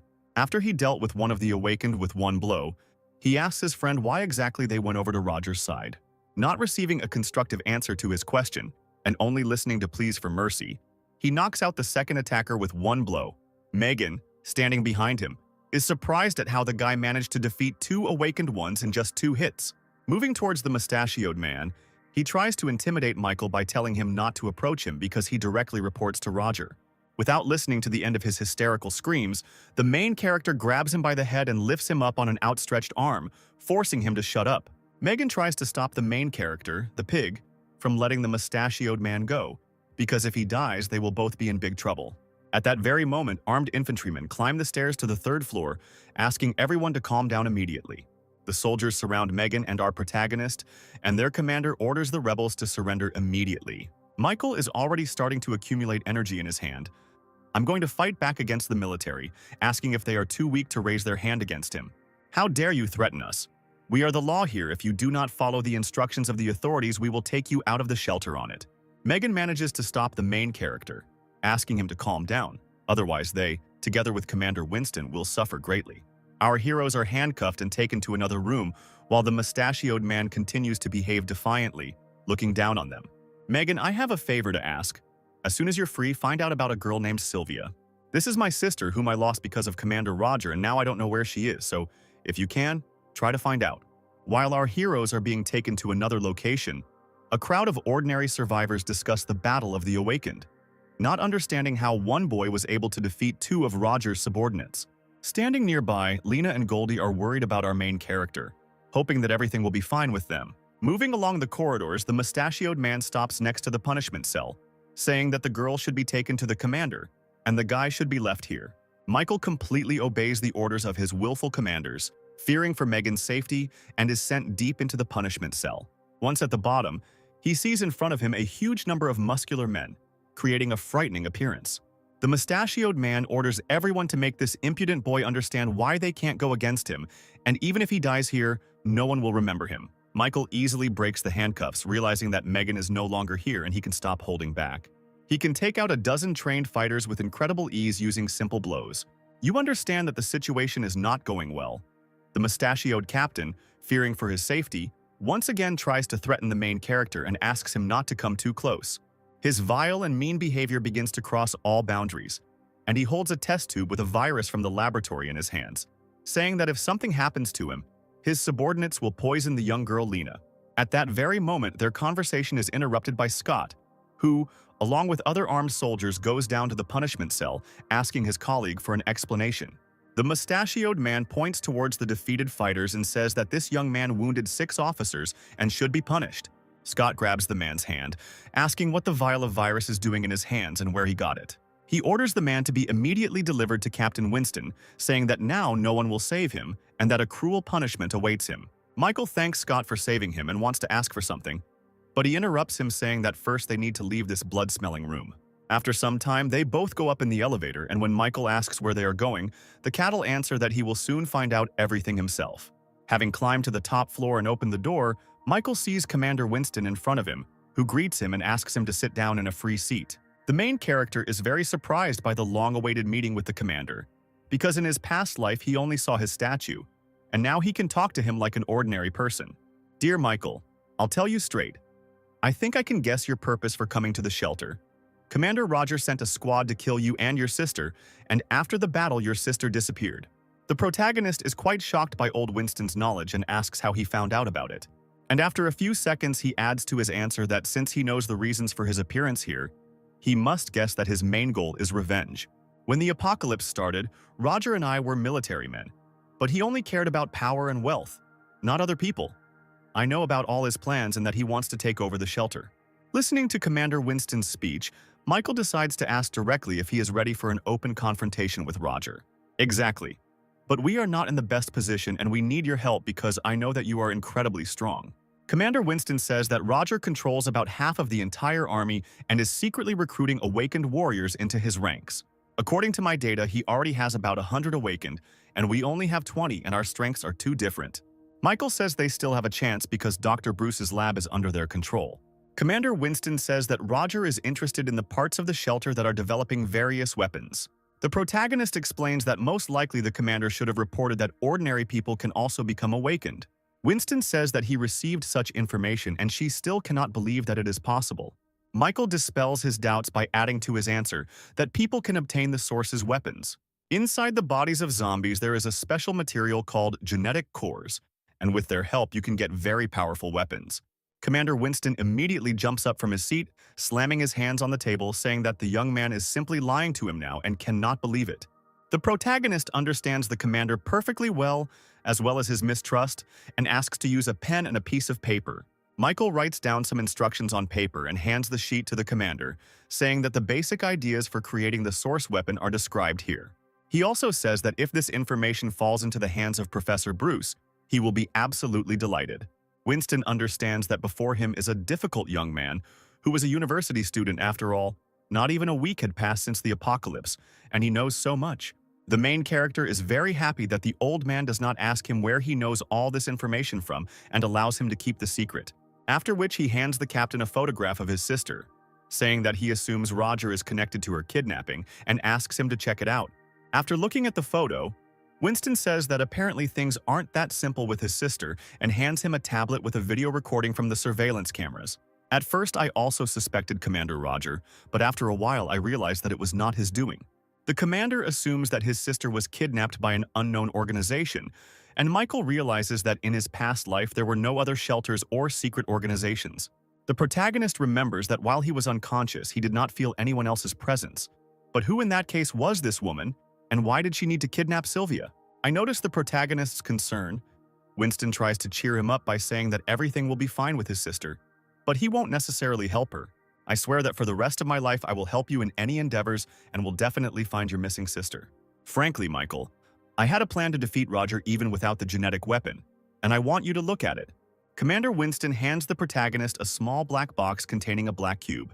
With a wave of 2 fingers, the cube begins to turn into incomprehensible clots of energy and cover the old man's hand.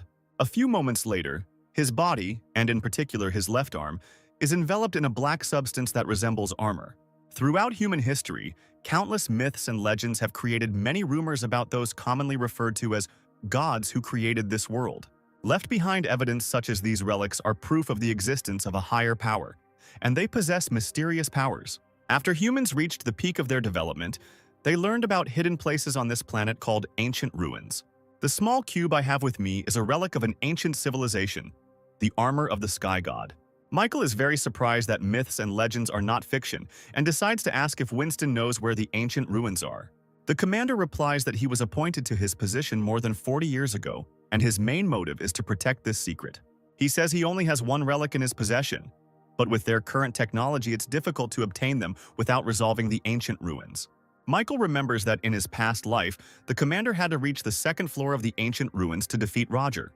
Young man, I hope that you can help increase the rate of ruin mining and speed up the opening of the 2nd floor. And as a reward, you can choose any relic there is. The main character thanks the old man for his help, clarifying that he needs help in finding his sister. Winston gives his consent and also wants to discuss ideas and directions in building a shelter, hoping for help from our protagonist. Having finished the negotiations, Michael leaves the commander's office, and at the exit Scott is waiting for him, asking how everything went. On the way to the living quarters, he says that the meeting went well and that things will only get better in the future. Commander Winston spent the entire night in his office, pondering the information he had received from Michael and solving organizational issues. Already in the early morning, he decides to contact Professor Bruce to pass on to him the information he received about a powerful weapon. While the professor explains that he is busy with research that was prompted by a young man he met recently, Winston says that he also received some information from him. They are both surprised that one young guy has had such a strong influence on the course of their common confrontation in the fight against the apocalypse. Bruce says he never thought that 2 old men who are almost 200 years old would be helped by some young guy and forced to move forward. Winston suggests that Michael's appearance in their hideout is not a mere coincidence, and that he may be a new hope for them. Our main character is met by Megan and Lena, who are happy to see him and that everything is fine with him.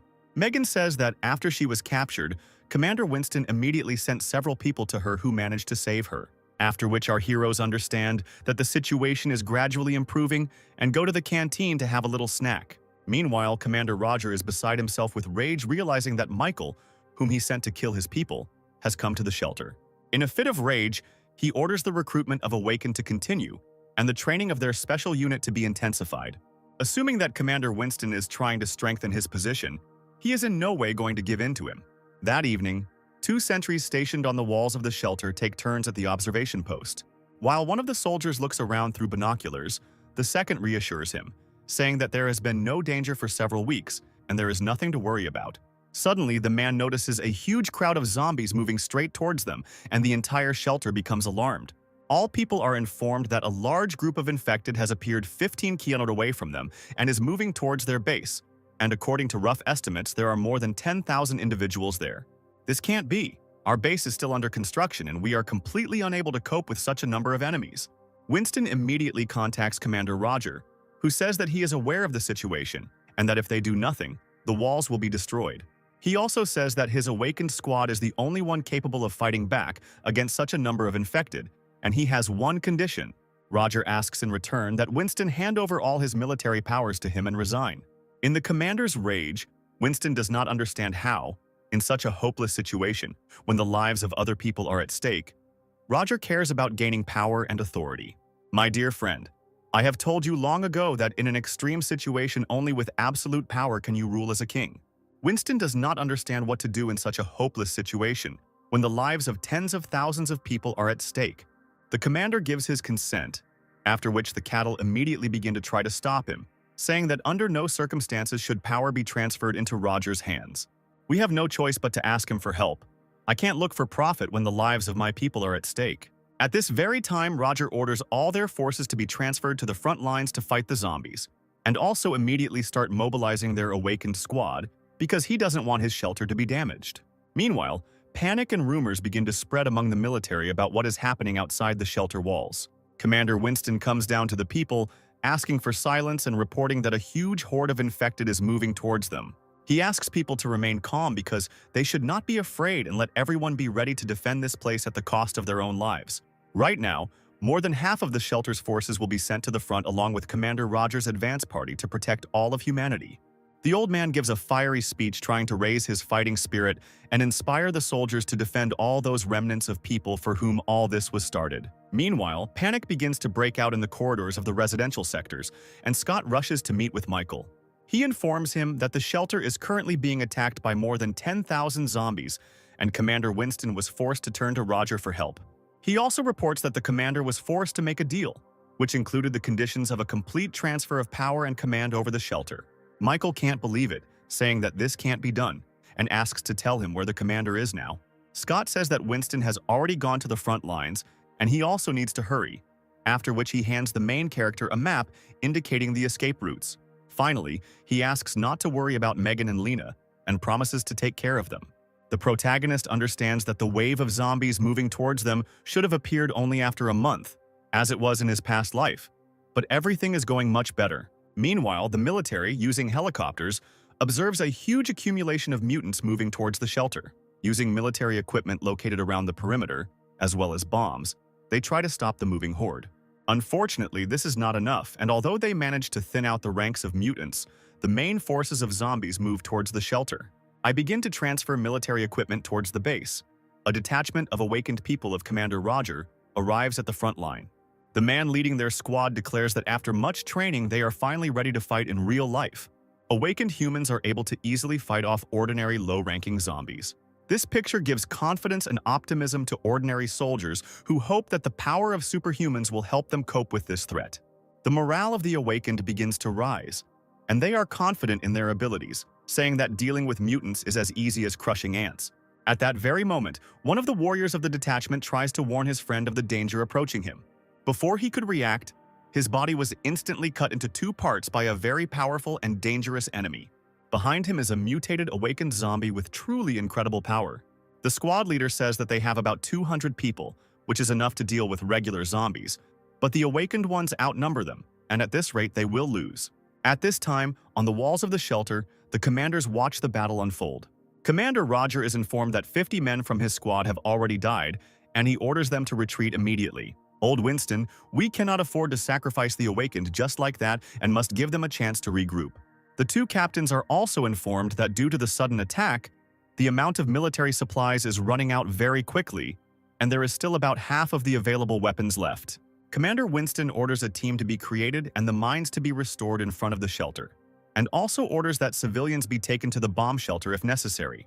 He distributes the task among his subordinates, ordering them to manage their defense points and not allow the slightest mistake.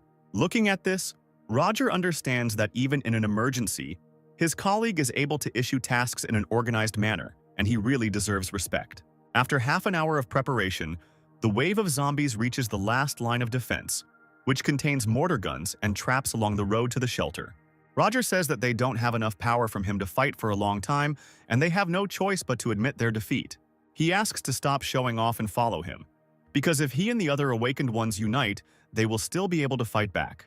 There is nothing we can do in this situation, and if we continue like this, we will all eventually be finished off. Scott, realizing that the situation is becoming hopeless, wants to take Commander Winston to a bomb shelter because it is becoming too dangerous on the front lines. Unexpectedly for everyone present, one advanced zombie manages to get close to the very walls of the shelter. He rushes to attack Commander Winston, and everyone present does not even have time to react to save their captain. The old man is called out by someone's voice asking if all the fun is over, after which in an instant the mutant is cut into pieces. In front of our heroes stands Michael, armed with several katanas, who apologizes for being late, as he spent too long looking for the armory. The old man is surprised by the appearance of the main character, and he, in turn, asks the commander to be a little more trusting and not doubt that he will leave them.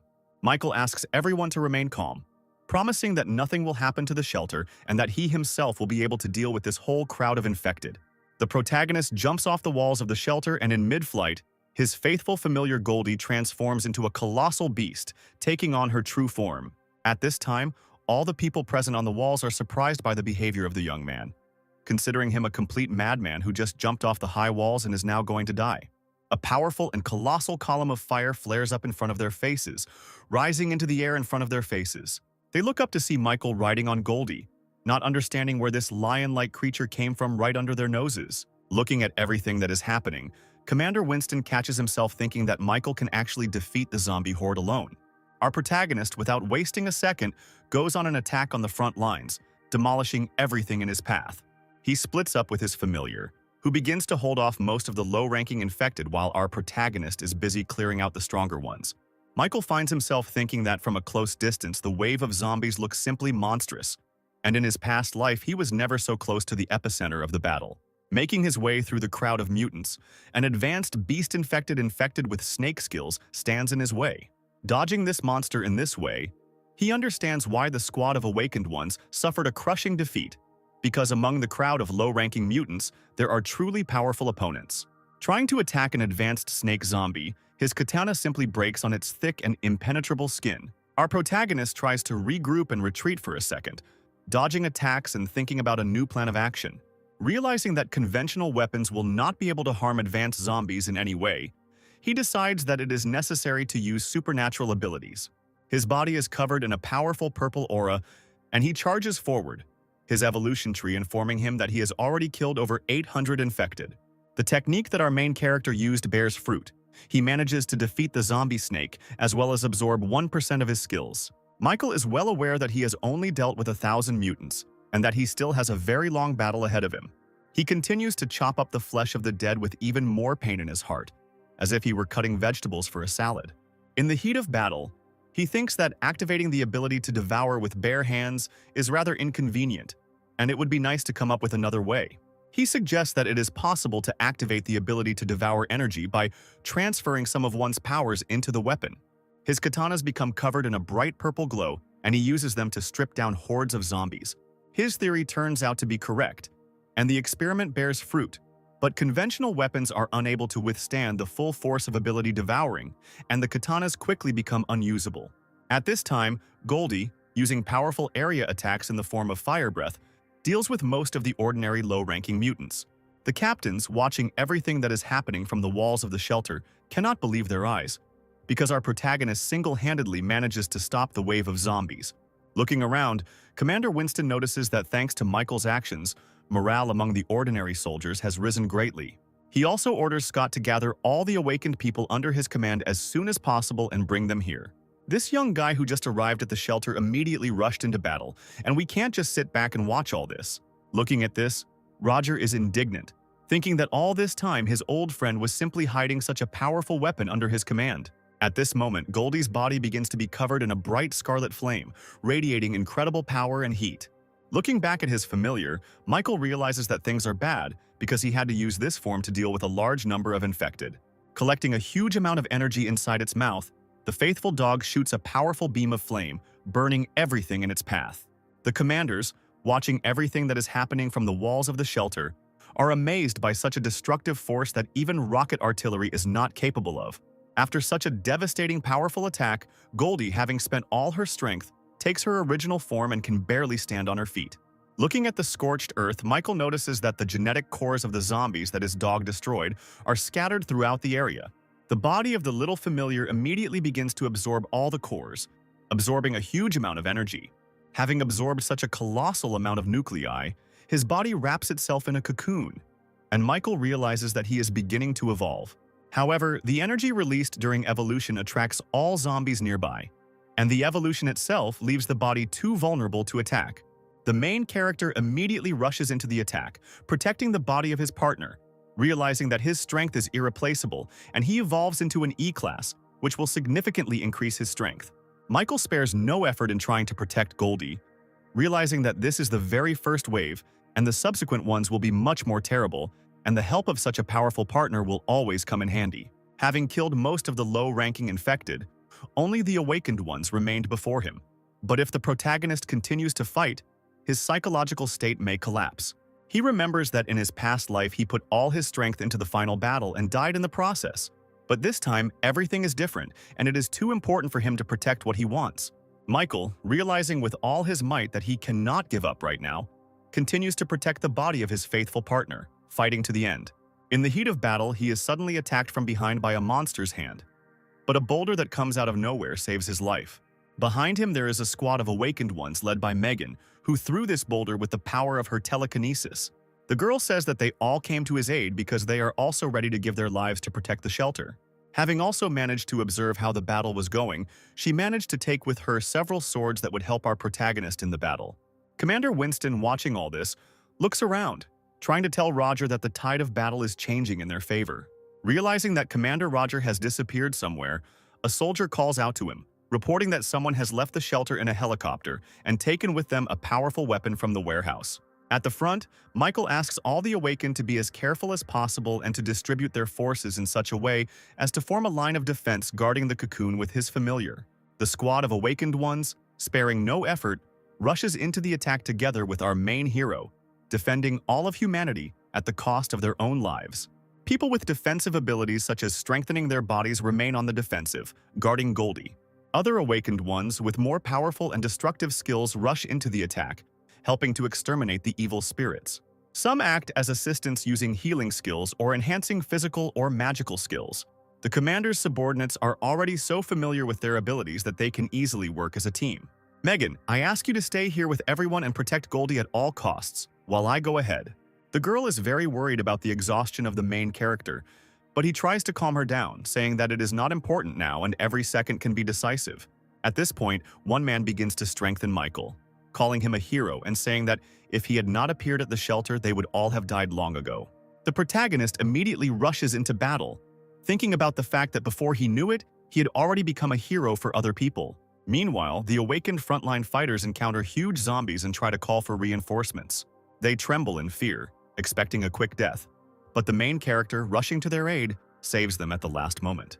Using his incredible speed and strength, he cuts the body of an infected zombie giant in half in one motion. He asks people to regroup with their team and not get lost alone, concentrating their firepower and helping other people. Michael also understands that his psychological state will not last for too long and he needs to finish everything as soon as possible while the enhancement is affecting him. With incredible speed, he begins to deal with crowds of ordinary infected using the blade of his swords like a real chef. He deals with more serious large opponents using his absorption skill, sucking out their strength and abilities. At this time, the squad of survivors protecting Goldie's evolution continues to repel the attacks of the mutants rushing towards them. Commander Winston notices a combat helicopter flying past the walls of the shelter. Using the radio, he immediately contacts Commander Roger, asking him to stop immediately and return to base. It seems you've already guessed what I'm going to do. I can't stay alive unless he dies, and I'll do it with my own hands. Roger, stop right now. I may not pay attention to what you did in the past, but do you even understand what you are going to do? Old Winston, listen to me. Don't act rashly. I will ask Michael for forgiveness on your behalf. If you apologize, everything will be fine. Commander Winston is asked to resolve this situation peacefully to avoid something irreversible and irreparable happening. Roger starts screaming in rage, saying that he can't just let this brat survive and demands that he be given command of the entire shelter immediately. He understands that there are not so few zombies left and the main character is now very exhausted and weak, and all he needs to do is destroy them. At this time, panic also begins to reign on the battlefield, as all the survivors from the awakened squad do not understand who sent the helicopter. One of the men with the ability of incredible vision says that Commander Roger is on the helicopter. At this moment, a huge number of missiles fly out of the helicopter, moving in the direction of our protagonist. Megan uses her telekinetic powers to try to stop the swarm, but with her current power, she can't control things that are moving at such a fast pace. An incredibly powerful explosion occurs, which is visible even from the walls of the shelter. The survivors cannot believe that Commander Roger just killed the hero of the shelter, and also for what purpose he did it. One among the people despair hangs, and they decide that everything is over because the rest of them will not be able to defeat the awakened zombies.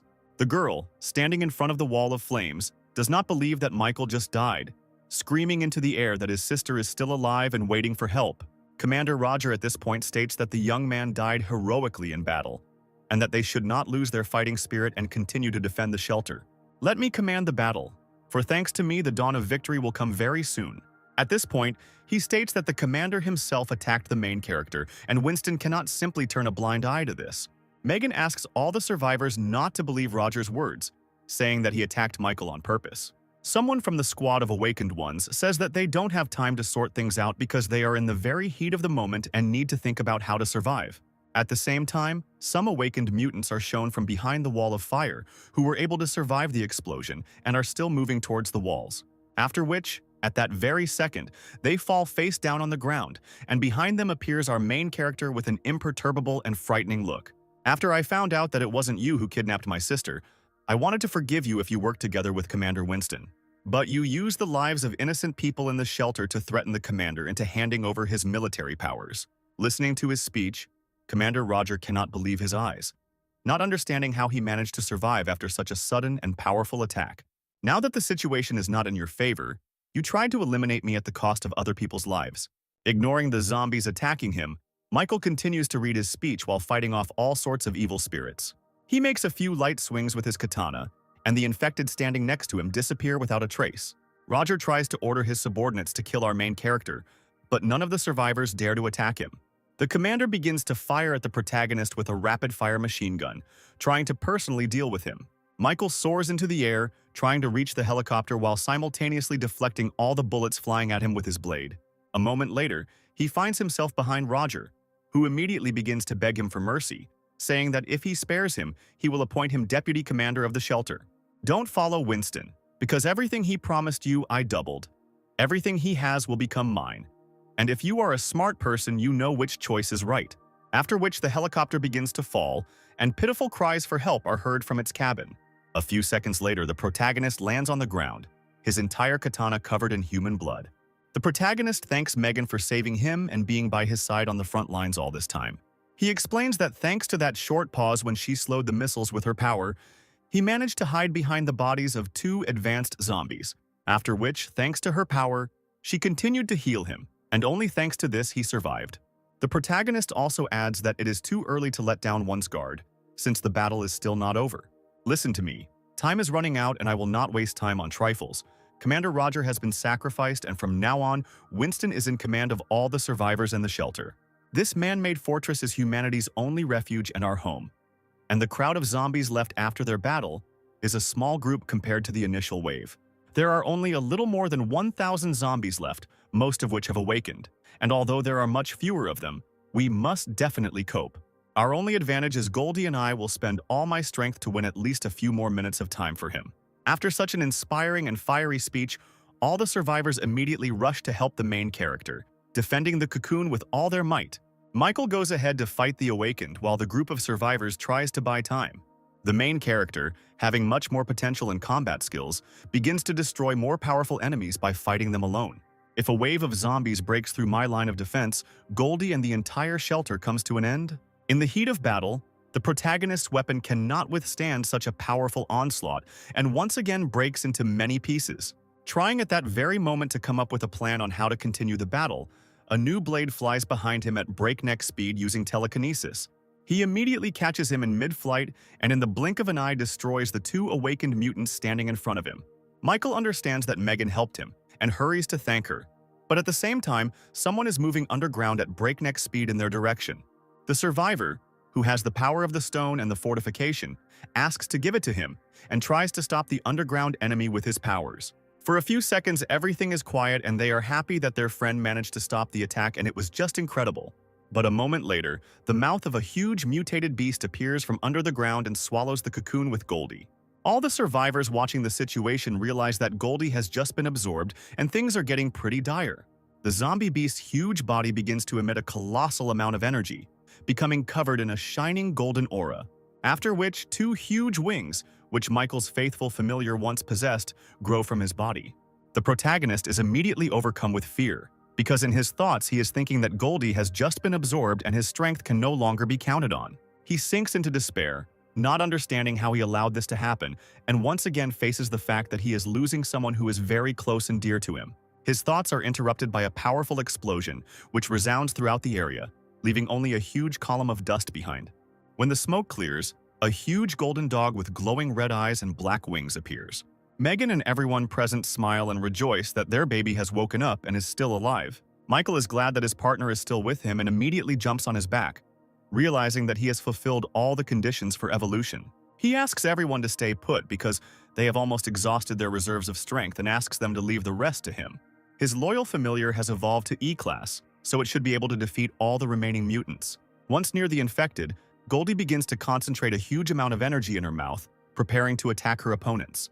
After a few seconds, it spews out a huge stream of fire, destroying and incinerating everything in its path. Turning back, Michael notices that another crowd of evil spirits has crept up on them from behind and tries to warn his partner about the danger. A huge zombie with a bull mutation, possessing very high strength and defense, grabs Goldie by the tail. The dog immediately manages to react and, turning his head 180°, attacks the offender with a powerful energy beam. The enraged bull immediately rushes to attack, but Goldie manages to block his attack by grabbing him by the horns. He then throws the bull to the ground and takes off into the air using his giant wings.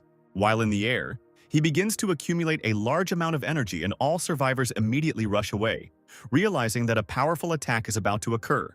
Goldie releases a huge beam of fiery energy onto the ground, destroying everything within a radius of several hundred meters. People looking at the huge wall of flame understand that if they had delayed even a few seconds longer, only ashes would have remained of them. Scott, along with Commander Winston, watching from the walls, rejoice, realizing that their main ally Michael turned out to be a very reliable and first-class warrior. Thanks for your hard work, buddy. You've dealt with a lot of monsters, so you can head down to the ground. At the same moment, Goldie manages to react to the sharp spears of energy flying at him and manages to dodge. The survivors on the ground also manage to notice strange rays of light that were released in the direction of the main character. Michael looks around trying to see the remaining infected survivors as he no longer senses the presence of monsters. From the dissipating fog emerges an E-class zombie with a bat mutation whose attacks contain a powerful poison. At the same moment, one of the squad of awakened ones comes to the aid of the main character, saying that there is only one zombie left and suggests that Michael take a rest and leave all the work to him. The protagonist tries to stop the naive man, telling him not to come closer to this person, because she is different from ordinary zombies. The man assumes that this is usually a low-ranking infected who doesn't even have time to take a few breaths before his body is torn into several small pieces. All the survivors are in shock, realizing that their friend was just destroyed in 1 second and they are paralyzed with fear. Everyone step back immediately. She is on a completely different level. If you get too close, you will simply die. Goldie, this concerns you too. You were poisoned with a strong poison. If you strain yourself, it will start to act faster, and this should not be allowed under any circumstances. Megan tries to stop Michael, saying that going alone and fighting such a powerful enemy is pure suicide. The protagonist explains that it is useless, and if they go with him, they will simply be a burden. After these words, he immediately rushes into battle, hoping that his absorption ability will help him deal with such a powerful opponent. In his current state, being almost on the verge of exhaustion, he still tries to attack the infected individual head-on, but she blocks the attack without any problems. The E-class zombie turns out to have very powerful defense, and after blocking it, immediately counterattacks our protagonist. Trying to defend himself from her furious and powerful attacks, The main character catches himself thinking that his consciousness is gradually beginning to switch off, and his eyes are simply closing on their own. At one point, the mutated zombie grabs the main character by the neck, intending to tear him into small pieces. Michael decides that this is the right moment to activate his ability and grabs the zombie's hand and tries to suck all the energy out of it. The infected immediately understands the danger of this ability and throws the main character's body in the opposite direction. The evolution tree informs Michael that since the target is too strong to activate the absorption, the ability must be maintained for 1 minute. The protagonist is unhappy with this turn of events. Realizing that after the zombie saw him, his trump card would increase his defense several times. Realizing that there is no way out of this situation, he continues to rush into the attack, trying to come up with a more cunning plan on the fly. Michael decides to limit her mobility in order to buy time to activate his ability while simultaneously trying to attack her. The zombie girl, continuing to avoid direct confrontation, activates her ability, releasing a huge swarm of bats from her body. These small animals begin to fly all over the area, covering a huge area around the battlefield. All the survivors left behind the main character begin to fight off a huge flock of bats. Michael realizes that thanks to these creatures, she is absorbing energy from all living beings at an incredible rate. He immediately rushes into the attack, realizing that he cannot give her much time to replenish her strength because, in this case, he will 100% lose this battle. He understands that he is superior to her in physical strength, and he just needs to find a gap in her defense and put all his strength into one blow that will turn the tide of the battle in his favor. He rushes into the attack, activating his ability to devour, putting it into the blade in his hand. The survivors, watching the battle, manage to notice that the bats have stopped moving, and the course of the battle has most likely changed. The zombie girl managed to block Michael's attack, and his blade only slightly scratched the skin on her face. At the last moment before the strike, she managed to use all of her bats as a living shield to block such a powerful attack, after which the mutant immediately counterattacks the main character, who is trying with all his might to defend himself against an enemy superior in strength. Using his speed and stealth skills, he tries to find a weak spot in his opponent's defense and attack him from behind. The zombie girl also successfully parries this attack, and she and the main character continue to exchange series of blows. During the battle, Michael comes to realize that the fear of death is what is holding him back and that he has never tried to be cautious before and put everything on the line. He begins to think that he remains as useless as in his past life, despite the fact that he now has access to the incredible power of the Tree of Evolution. At that very second, something very strange happens, and he manages to turn the tide of the battle by grabbing the mutant and throwing her very powerfully to the ground. Looking up, we see that Michael's consciousness has evaporated somewhere, and his eyes have lit up with a bright blue glow, and blue cracks are visible all over his face. In an instant, his body begins to overflow with frantic power, and he grabs the zombie girl by the two huge wings sticking out of her body. Pinning her to the ground with his foot, he mercilessly tears these wings from her body, and a frantic cry saturated with pain and horror is heard throughout the area. The Tree of Evolution seems to start talking to the consciousness of the main character, telling him to evolve and under no circumstances stop. At this time, Michael's consciousness comes to his senses, and he tries to understand where he is, because a second ago he was on the battlefield and fought with a powerful enemy. Opening his eyes, he sees a huge shining blue tree in front of him and tries to understand what it is and where he is. From the branches of the tree appears a blue spirit of evolution, who says that the main character's mind has disintegrated and he must not fail under any circumstances and continue to evolve. Michael does not understand what is being discussed and how exactly he should continue to develop and what exactly the tree wants from him. The spirit keeps repeating the same thing, saying that now his mind is in danger and begins to sprout blue tree roots. The main character's body begins to become entangled in the roots of the Tree of Evolution, taking control of his body and mind. At this time, the monster girl, screaming in pain, rushes to attack our protagonist, promising to tear him to pieces. Michael's body, apparently controlled by the Tree of Evolution, fights back against the attacker without any difficulty. He continues to furiously attack the infected mutant, and no emotion appears on his face, as if he is not human. In an instant, the zombie manages to attack the protagonist with sharp energy spears, poisoning his body. At this point, Megan notices that the main character is left without a weapon and is trying to pass him the katana lying nearby using his power. Michael, with an unperturbed look, manages to catch the flying blade in flight, after which he calmly takes out sharp spikes from his body. The mutant girl assumes that her opponent must have been badly damaged by this attack, but somehow still continues to press her. What happens there is that the green energy accumulated from devouring abilities was used to heal the protagonist's body. The zombie girl tries to hold back the powerful pressure, and the main character is told that it is simply unfair.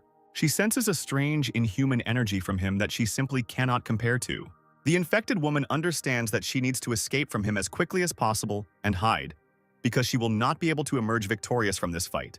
But the main character is not going to let his opponent go just like that, and the lightning attack manages to pin one of her hands to a nearby rock. Using the katana in his opposite hand, he accumulates enough energy and plans to pin down the other hand. At this time, the survivors realize that all this time Megan was helping the main character by strengthening his attacks with weapons. But the girl also understands that something strange is happening because her body was moving as if someone was controlling it, and she felt an invisible force. Looking back at Goldie, Megan realizes that our protagonist's familiar also feels some strange and unknown force. All these facts lead them to the idea that something very strange and inexplicable is happening to Michael.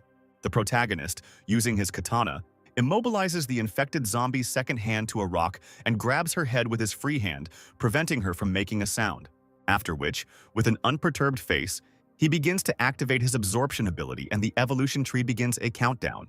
The survivors, watching everything that is happening, as well as Captain Winston, freeze in anticipation of the end of this fight. The evolution tree informs us that the absorption has been completed and the vampirism ability has been unlocked. And for killing an E-rank zombie, 500 evolution points and a mysterious energy sphere have been received.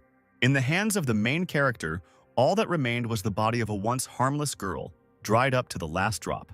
The night gradually gives way to dawn, and Michael, standing over his defeated enemy, gradually begins to regain consciousness. Having managed to open his eyes for a moment, he immediately begins to fall to the ground because he is still not ready to accept the current state of affairs. A few seconds later, his consciousness again finds itself in an incomprehensible place, and he tries to remember everything that happened to him over the past few hours. At some point, someone's voice calls out to him, and turning around, he sees his younger sister Sylvia in front of him. He immediately tries to start talking to the girl and also to get closer to her, but his legs are enveloped in the roots of the tree, preventing him from moving further.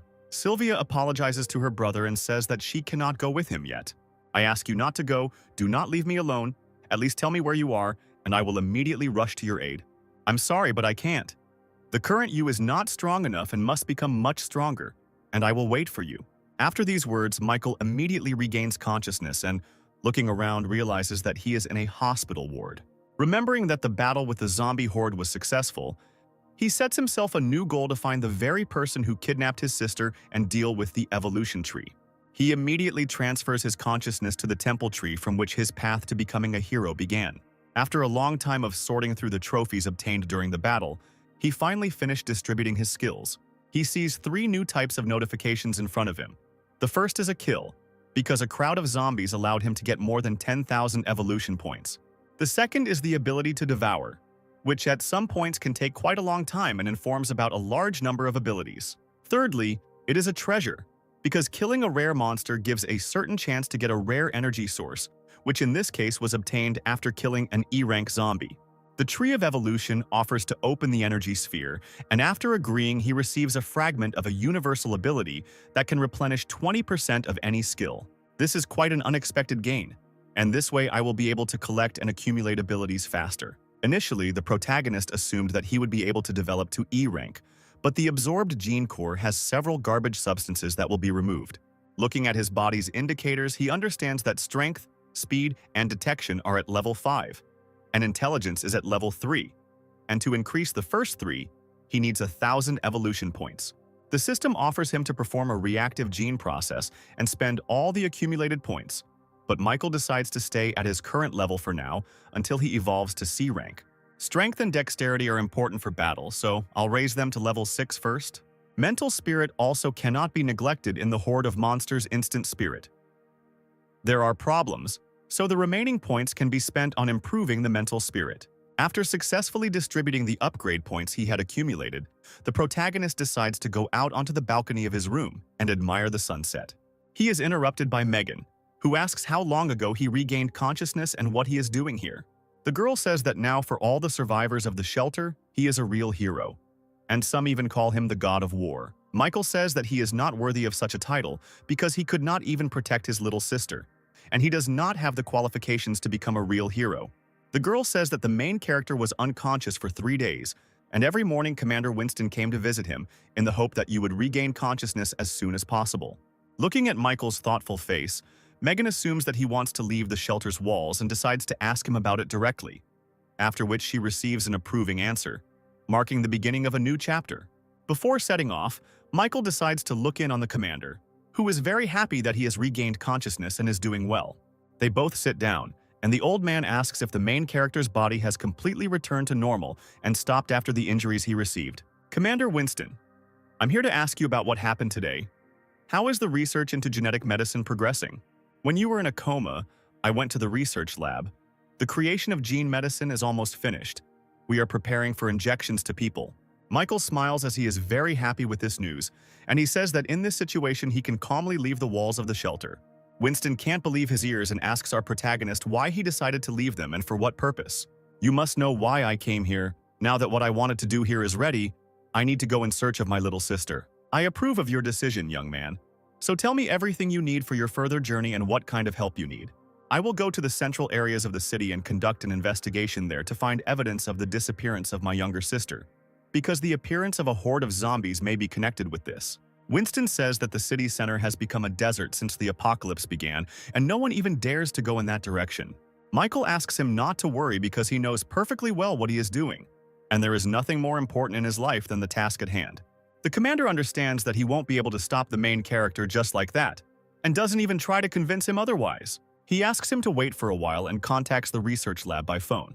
After 15 minutes of waiting, he receives a call and Winston asks Michael to go with him to one place because he wants to show him something. The research lab is an amazing place. After you fought the zombie horde, I ordered Bruce to make a special weapon for you. Moving along the corridors towards the laboratory, Michael says that as soon as he receives the weapon, he will immediately leave the walls of the shelter. Through the transparent windows, he watches as awakened people in the courtyard engage in competitive sparring to determine their strength levels. Some of the survivors will be assigned to the SHIELD team. They must ensure the safety of the shelter, remain and guard the base. The second type of people will be a team of hunters, which will have many different squads responsible for clearing nearby areas of zombies and collecting various supplies. The third type will be a team of super warriors, which will consist of the most unique people who are able to fight a horde of zombies and have high fighting qualities. Michael can't believe that Commander Winston will be able to prepare such a detailed plan to protect the survivors in such a short time.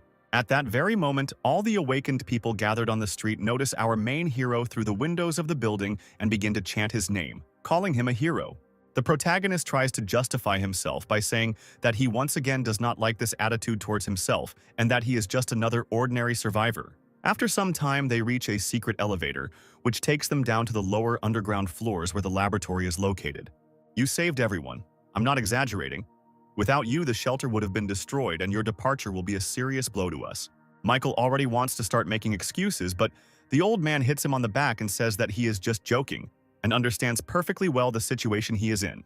Finding himself at the huge and fortified walls of the laboratory, he asks Bruce to open the gates, as they have come to obtain a new weapon. At the entrance, they are met by a professor who asks them to follow him quickly because he still has a lot of work and time is limited. Bruce opens a huge armored capsule containing a small cube, and he says that it is a metal with a memory effect and is made according to the model of the armor of the heavenly god. He hands it to Michael and asks him to test it, and he in turn agrees and begins to pour some of his power into the metal. The mysterious cube quickly begins to absorb energy and takes the form of 2 incredibly sharp and strong daggers. Bruce says that thanks to Winston's observation, he combined the fighting method and combined it with the Sky God's armor, which resulted in a similar material. Its original state can change into the form you want. Try to put your ability there. Michael tries to transform the metal again and the blades turn into a ring that envelops his index finger. For now, I'm considering this as a weapon. When the second layer of ruins is opened, I'll let you choose a new one. Michael thanks the professor and says that he is immensely happy with such a generous gift, after which he hurries to leave the laboratory as quickly as possible. Finally, Michael asks Winston where his partner Goldie is now, and he replies that he saw him in the company of Lena. After these words, Michael hurries to leave the shelter walls as quickly as possible, and the professor asks his friend if he is worried about the young man. Until now, I didn't believe that this guy could really handle more than 10,000 zombies and suspected that he would replace not only Roger but also me and use the shelter's resources. While collecting all his things, Michael visits Lena thanks to her concern for Goldie, and the girl asks him to be careful and return back as soon as possible safe and sound. At the exit from the shelter, our protagonist is met by Megan, who does not believe that he will simply leave the walls of the fortress and leave them alone. Michael says that he is simply not used to this kind of thing, and he cannot leave his sister alone waiting for her to show up. In that case, let me go with you. The city center is too dangerous, and perhaps I can provide you with acceptable assistance. I thank you, but it's too dangerous. I don't want you to risk your life. The shelter just survived a zombie outbreak, and you all need each other. Finally, Megan screams and asks Michael if he will come back to them, and if they will be able to see each other in the future. The main character says with confidence on his face that he will definitely return and they will see each other soon. After several hours of flight, our heroes find themselves near the nearby quarters of the place where they were heading, and observe a huge accumulation of mutated zombies there. All this time, while the main character was in a coma, some zombies managed to evolve to C rank and pose a very serious danger to him. Since the evolution tree reacts this way, and I feel a lot of energy is accumulated there, I definitely need to go and check that place out. At this moment, Goldie does not feel any fear because he wants new adventures, and also to sort things out as soon as possible and return to rest. While combing through one of the buildings from which a huge amount of energy is emanating, he does not feel the presence of zombies. Goldie's sense of smell is stronger than mine. Maybe there really is an infected person who can hide his smell and presence.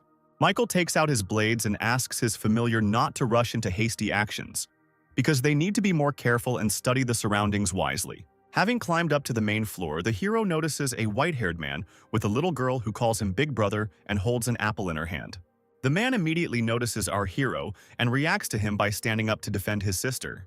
The main character greets the survivors, but he couldn't even imagine that he would meet ordinary people in such a dangerous zone where everything is teeming with awakened mutants. The man covers his sister, saying that he doesn't believe that they were caught up so quickly and asks the girl to stay behind him. After which he rushes to attack our main character, calling the name Blake and saying that he will not surrender to him and will avenge his sister. Michael dodges the attack, saying that he clearly has him confused with someone else and that he doesn't know any Blake and has no idea who he is.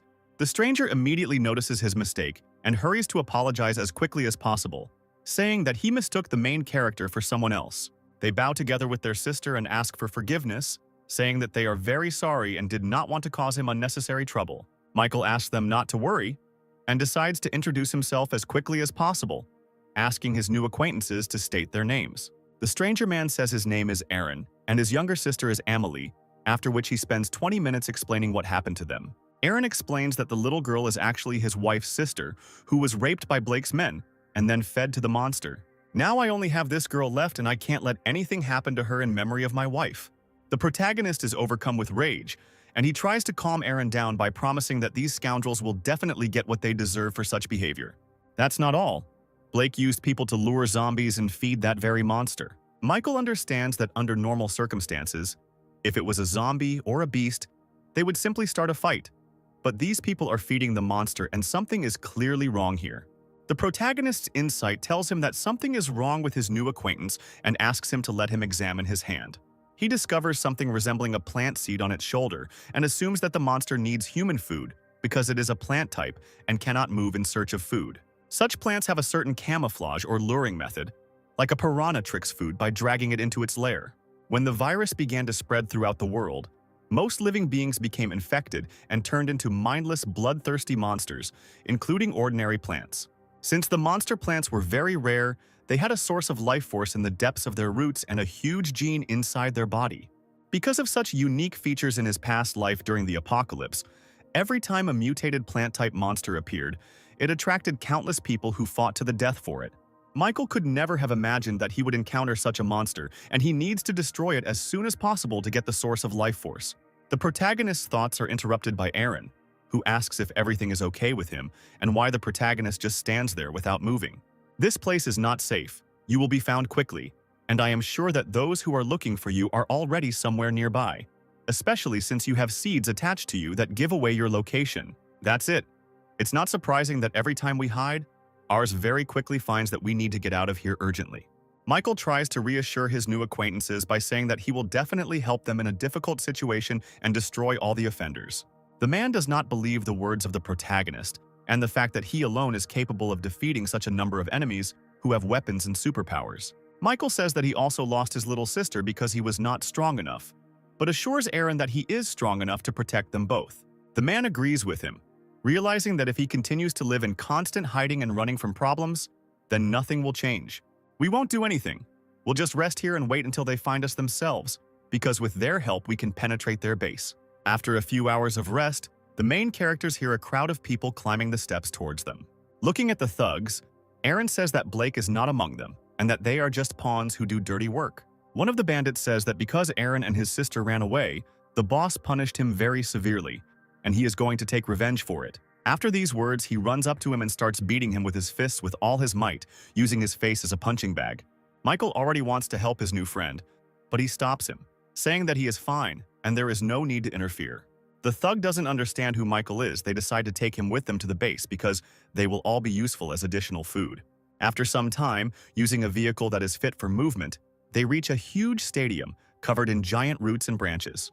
Near one of the doors inside the building, 2 guards are standing, and they hear someone screaming at the top of their lungs behind the door, begging for mercy. The boss has been playing around lately, bringing in guys and girls and making them watch while he has fun with her. This guy's name seems to be Austin, and the boss definitely has some kind of disgusting interest in him, but in this situation, might makes right. Inside the room, we see a guy sitting and tied to a chair with a gag in his mouth and a man getting dressed, zipping up the fly of his pants. On the bed in front of him lies a disfigured and beaten girl who has just been abused and is asking Austin for forgiveness. Having finished dressing, the man moves towards the tied-up guy, asking him if he liked the performance. "Why are you angry? You should be grateful to your girlfriend, because if it weren't for her, you would have died long ago. Blame yourself for being weak and worthless." He then tears off a piece of tape covering Austin's mouth, saying that he is interested in hearing his thoughts after watching this spectacle. The guy immediately starts screaming at the top of his lungs to the point that the capillaries in his eyes start to burst, promising Blake to kill him at the first opportunity. He in turn immediately delivers a powerful blow to Austin's stomach, causing him to writhe in pain and stop screaming throughout the room. He starts kicking him, mocking him, and saying that he will not stop until he becomes crippled, and then uses him as bait. The girl lying on the bed asks Blake to stop, saying something about promising to let her boyfriend go if she agrees to his request. Blake says that she turned out to be a naive fool, because he had no reason to just let them go and lose valuable ingredients for the plant. At that very second, a powerful explosion occurs and a huge hole appears in one of the walls, through which our main character enters the room. "You bastard! Where did you come from? You want to become a hero? Do you even know who I am and what will happen to you after such impudence?" Michael is behind Blake in an instant, saying that he doesn't need to know the name of the man who is going to die in the next few minutes. He gives the girl his jacket, asking her not to worry about anything and to find a safe place to hide. Blake immediately starts screaming at the top of his voice, telling the guards standing behind the door to immediately go inside and grab this insolent fellow. At that moment, the rest of the team members appear and ask him to save his strength, since they have already dealt with his henchmen. Austin, who had been tied to a chair the whole time, notices Michael and calls him by name, saying that he knows him. The protagonist remembers that once in elementary school, he was bullied for not having parents and Austin was the guy who always protected him.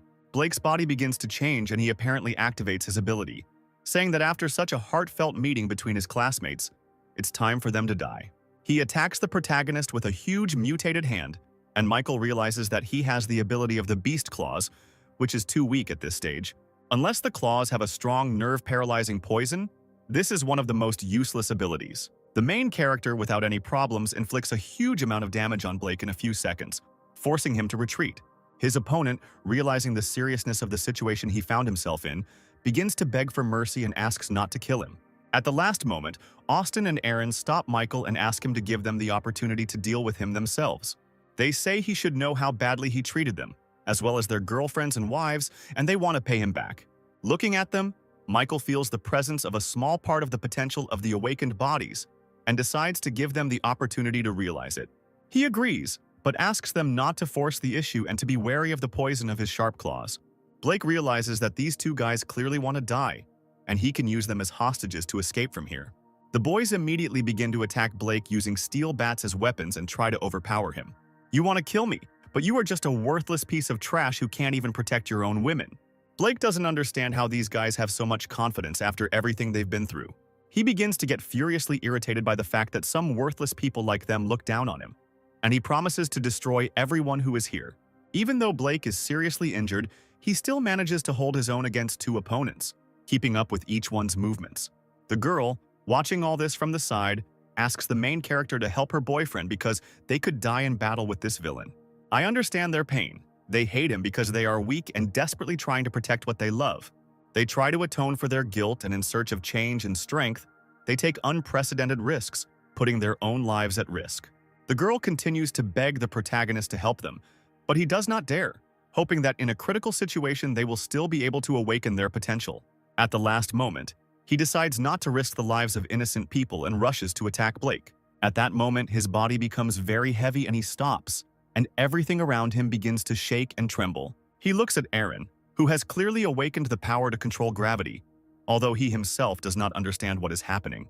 Gravity control is a B-rank ability that controls gravity and can control the gravity of any location, and its control increases depending on the user's strength. Looking at Austin's body, which is in Blake's beastly hand, Michael realizes that something strange is happening to him too. He doesn't believe that both of them immediately awakened powerful abilities, and Austin simply disappeared and appeared behind the offender's back because he received a very rare rank A ability, Shadow Rupture. Shadow Rupture is an ability that covers the user's body, turning them into a shadow and allowing them to change into any shape, as well as dive inside objects to avoid damage.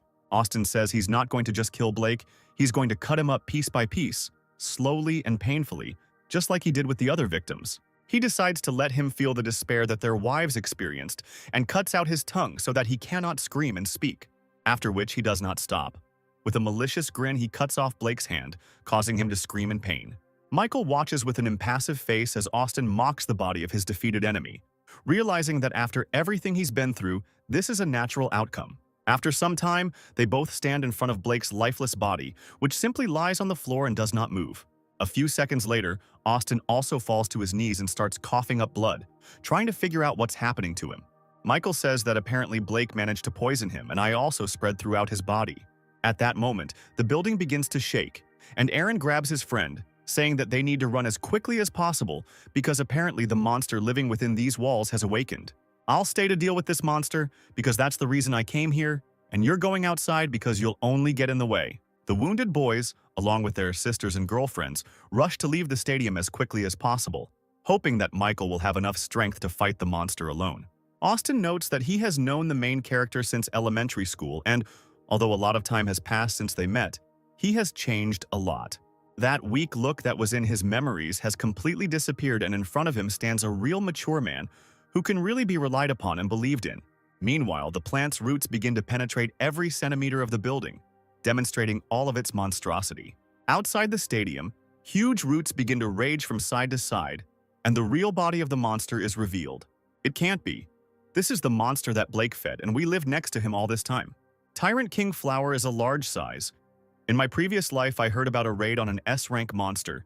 That battle was won with many losses. The system informs Michael that at this stage of development, the flower is only D rank, and its energy is very unstable. The monster says that the main character is very strong, and he, in turn, is amazed that the plant can talk and has already acquired its own consciousness. You have destroyed my puppet, and now you must take his place and be the source of food for my development. I'm not going to do that. If you're trying to scare me into becoming your puppet right now, then stop talking nonsense. Michael orders Goldie to stop the flower's body while he goes inside its torso and tries to finish it off. The protagonist activates his absorption ability and then begins to cut the giant vines of the flower in hopes of destroying it and absorbing its ability.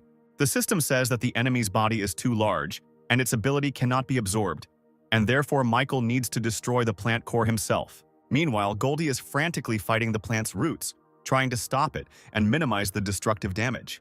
Finally, Michael asks his familiar to be careful, as these vines are very poisonous inside. Why are you helping a person work with me and absorb him? I feel a huge, unimaginable energy in his body. Goldie replies that no one wants to make money with an ugly plant like you and is simply making fun of it. Meanwhile, the main character penetrates deep into the roots of the plant, where everything is covered in mucus and there is an incredibly rotten smell. It looks like the entire center has merged with it, and this must be its inner region. The core is located somewhere nearby. Michael hears the voice of a girl who asks to save her because she is very hungry and there are other survivors here. She continues to insist that she is very hungry. She attacks him, and he sees that it is in fact the mutilated body of a former human. He notices a huge number of dead people who have merged with the plant's roots and are now his puppets. The plant claims that these people were absorbed by it, and it specifically copied their appearance and voice to use for further purposes. I don't have time to look at your perverted tastes, these scenes of fighting and killing each other. I've seen it too many times and I don't want to look at innocent people killed anymore. The monster tries to attack him with the help of his puppets, trying to awaken a feeling of pity and compassion in the protagonist and undermine his fighting spirit. At one point, he even uses the body of a little girl, calling the main character his brother, and trying to awaken warm, loving emotions in him. Michael claims that this is not his real little sister, but he still can't just cut into pieces what was once an ordinary person. The protagonist is overcome with incredible rage and he, emitting a huge amount of energy, prepares to finish off this annoying creature. The plant grins and says that Michael wants to die as soon as possible and now it will strangle him to death with its own body. The main character activates his absorption ability by soaking his blades with it and begins to chop up all the plant roots that come his way with furious speed. This causes incredible pain to the monster and the protagonist manages to break through a huge layer of thickets to the mutant's core. The plant is indignant and furious, not understanding how an ordinary person is so sure about where the core is located. Michael could never have imagined that such a huge monster would have such a small core resembling a human eye. He asks the monster not to be afraid of death, because ultimately he is an ordinary infection that needs to be eradicated from this planet. Trying to touch the core and use the absorption ability, blue roots suddenly shoot out of his hand, and the protagonist does not understand what is happening. The tree of evolution located inside his body actually begins to absorb the remains of the plant monster. What is happening to me? Why does your human body have such a pure plant source? Who are you anyway? Michael is immediately transported to the Temple of Evolution and asks the tree why it absorbed the flower of the Tyrant King before him. The tree replies that since it is the same type of plant as itself, it can absorb its essence to obtain a purer source. Michael finds himself quite stunned that all of his subordinates are evolving and developing much faster and earlier than he did. The evolution of the tree opens a contract for the main character, the abilities of which can be concluded in order to obtain the abilities of other people without killing them. The essence of the contract ability of the equivalent skill level, the ability to devour, can absorb fragments of abilities so that the contract ability increases. Michael realizes that now, in addition to absorbing the skills and powers of zombies, he can safely contact people and also receive their skills. Finally, the tree informs Michael that in the realm of plant creatures there is someone much more powerful than himself. Having returned back, the main character assumes that it is precisely what is in the very center of the city that the tree was talking about. Meanwhile, the survivors outside notice that the monster's body simply collapsed to the ground, and most likely our protagonist emerged victorious from the fight. Austin asks his friend to go and check the situation, and also to find out if everything is okay with Michael and what condition he is in now. Meanwhile, the main character still manages to find a source of life force, thanks to which he can heal himself, as well as strengthen his current skills. At this moment, Aaron finds him, holding little Goldie in his arms, and he says that they were very worried about him. The man reports that they found the familiar lying in the ruins of a building and decided to take it with them, for which Michael thanks him. He also adds that this place is very safe and he should bring Austin here because they need to deal with his poison as soon as possible. He places Goldie's body in the life force source and says that he did well and needs to rest and recuperate. After a few minutes, Aaron manages to get his friend to the source and also places him inside to help him neutralize the poison. By this time, Goldie has managed to restore all her powers, and Michael suggests that Aaron also dive into the source to restore his powers, as well as enhance his current abilities. Looking at them, Michael realizes that they will need much more time to recover and decides to check something. He has collected many fragments that can be used to level up the ability contract and decides to activate it on one of the guys.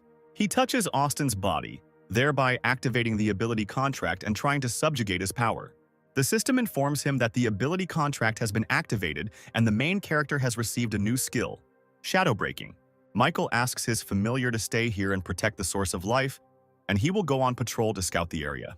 Now I need to collect as many ability fragments as possible and sign Austin's ability. Now I'll clear the nearby areas of low-level zombies and at the same time get acquainted with the shadow breaking ability.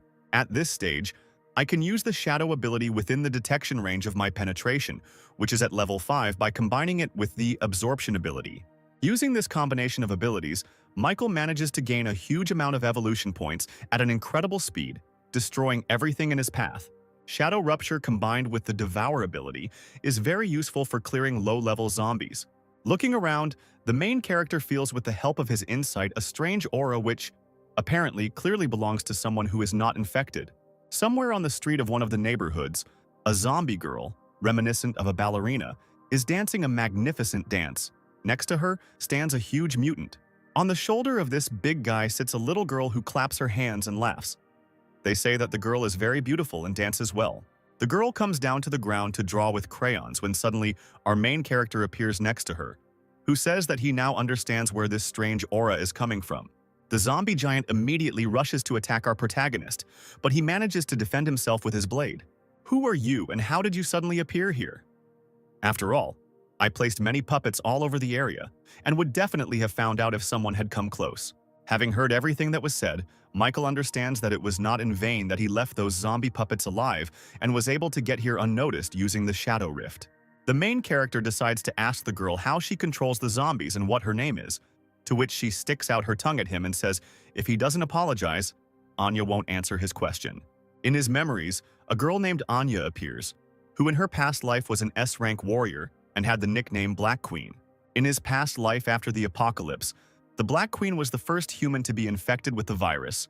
But for some unknown reason, the virus damaged her body but kept her from losing consciousness. Thus, Anya became a zombie with a human consciousness and possessed two abilities: destruction of the mental spirit and control of zombies. One side of her personality wanted to kill her, and the other tried to survive. As a result, people were divided into two camps. Some treated her as a person, and the others wanted her destruction. Eventually, the Black Queen chose to be a loner, and rumors circulated that she was cold-blooded and a demon in human form. Michael apologizes and says he had no bad intentions and just wanted to be friends. Anya says that they already came to her, and she said that she would not be friends with them under any circumstances. You understand that someone has already come to her. Michael asks her to describe these people, and after thinking a little, the girl suggests drawing what they looked like. The girl draws two strange people on the ground and says that a few days ago they came to find her, but she ran away. Anya also says that they were all dressed in black cloaks and their target is zombies, as well as evolved beasts and other ability holders. At that very moment, the earth under their feet begins to crack, and the main character manages to grab the little girl and save her. A huge mutated beast rushes at them from underground, and Michael asks Anya to hold on to it as tightly as possible. Using a combination of his abilities as well as incredible strength, he destroys the monster in one move, cutting its entire body in half. Anya is very surprised by the protagonist's strength and begins to think that there is a prince in front of her who simply shines and sparkles. Michael promises to take her to a safe place, and the girl calms down, realizing that the main character is not like those evil guys and most likely will not cause her any harm. After some time, they return to the place of the source of life where Austin and Aaron finish their recovery, and all this time we're waiting for his return. Michael says he found this girl while he was on patrol and decided to take her with him. We've become much stronger after absorbing the life source, and I'm also interested in the ability you just used. The ability I just used is your shadow gap, and I can open the possibility of borrowing other people's abilities. After the explanation, Michael asks the guys to come closer to him because the situation has changed a lot and they need to plan their next steps. Michael explains to his new friends that the situation is getting complicated and staying here could be dangerous, so he suggests that they go to the shelter and wait for him there. He also, realizing the seriousness of the situation, asks the guys to look after two defenseless girls while he deals with other matters. Noticing how little Anya is playing with Goldie, he decides to send his familiar along with the survivors for additional protection. Austin suggests that the main character go with them and not risk his own life if it is so dangerous here. I will refuse this offer. The center may contain information about my sister and I need to find out.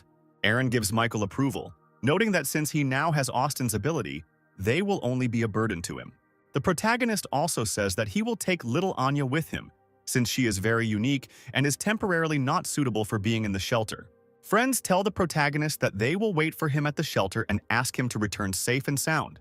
Little Anya says that Goldie would prefer to stay with them, but because of his submissiveness, he cannot refuse, and also wonders if she can take control of him with her own powers. They both watch as the familiar flies away along with a handful of survivors while the little girl waves goodbye to them. Michael covers his body in a shadow cloak, and Anya is surprised by his appearance and the fact that he begins to shine at this moment.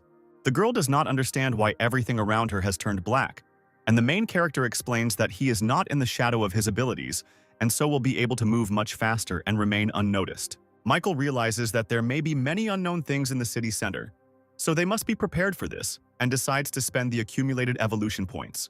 In total, He has more than 20,000 points at his disposal, which he spends on increasing each of the main characteristics. He decides to spend the remaining points on detection, since with the help of the shadow gap, he can increase his advantage in battle. I confirm the distribution of skills. The evolution tree informs him that after exiting the menu, his body will undergo changes. Such a colossal amount of points releases a huge purple aura around the main character's body, which slightly frightens little Anya. This situation does not cause much damage to health or the surroundings, but the protagonist realizes that although he is still an F rank, he feels like he has reached the D rank standard.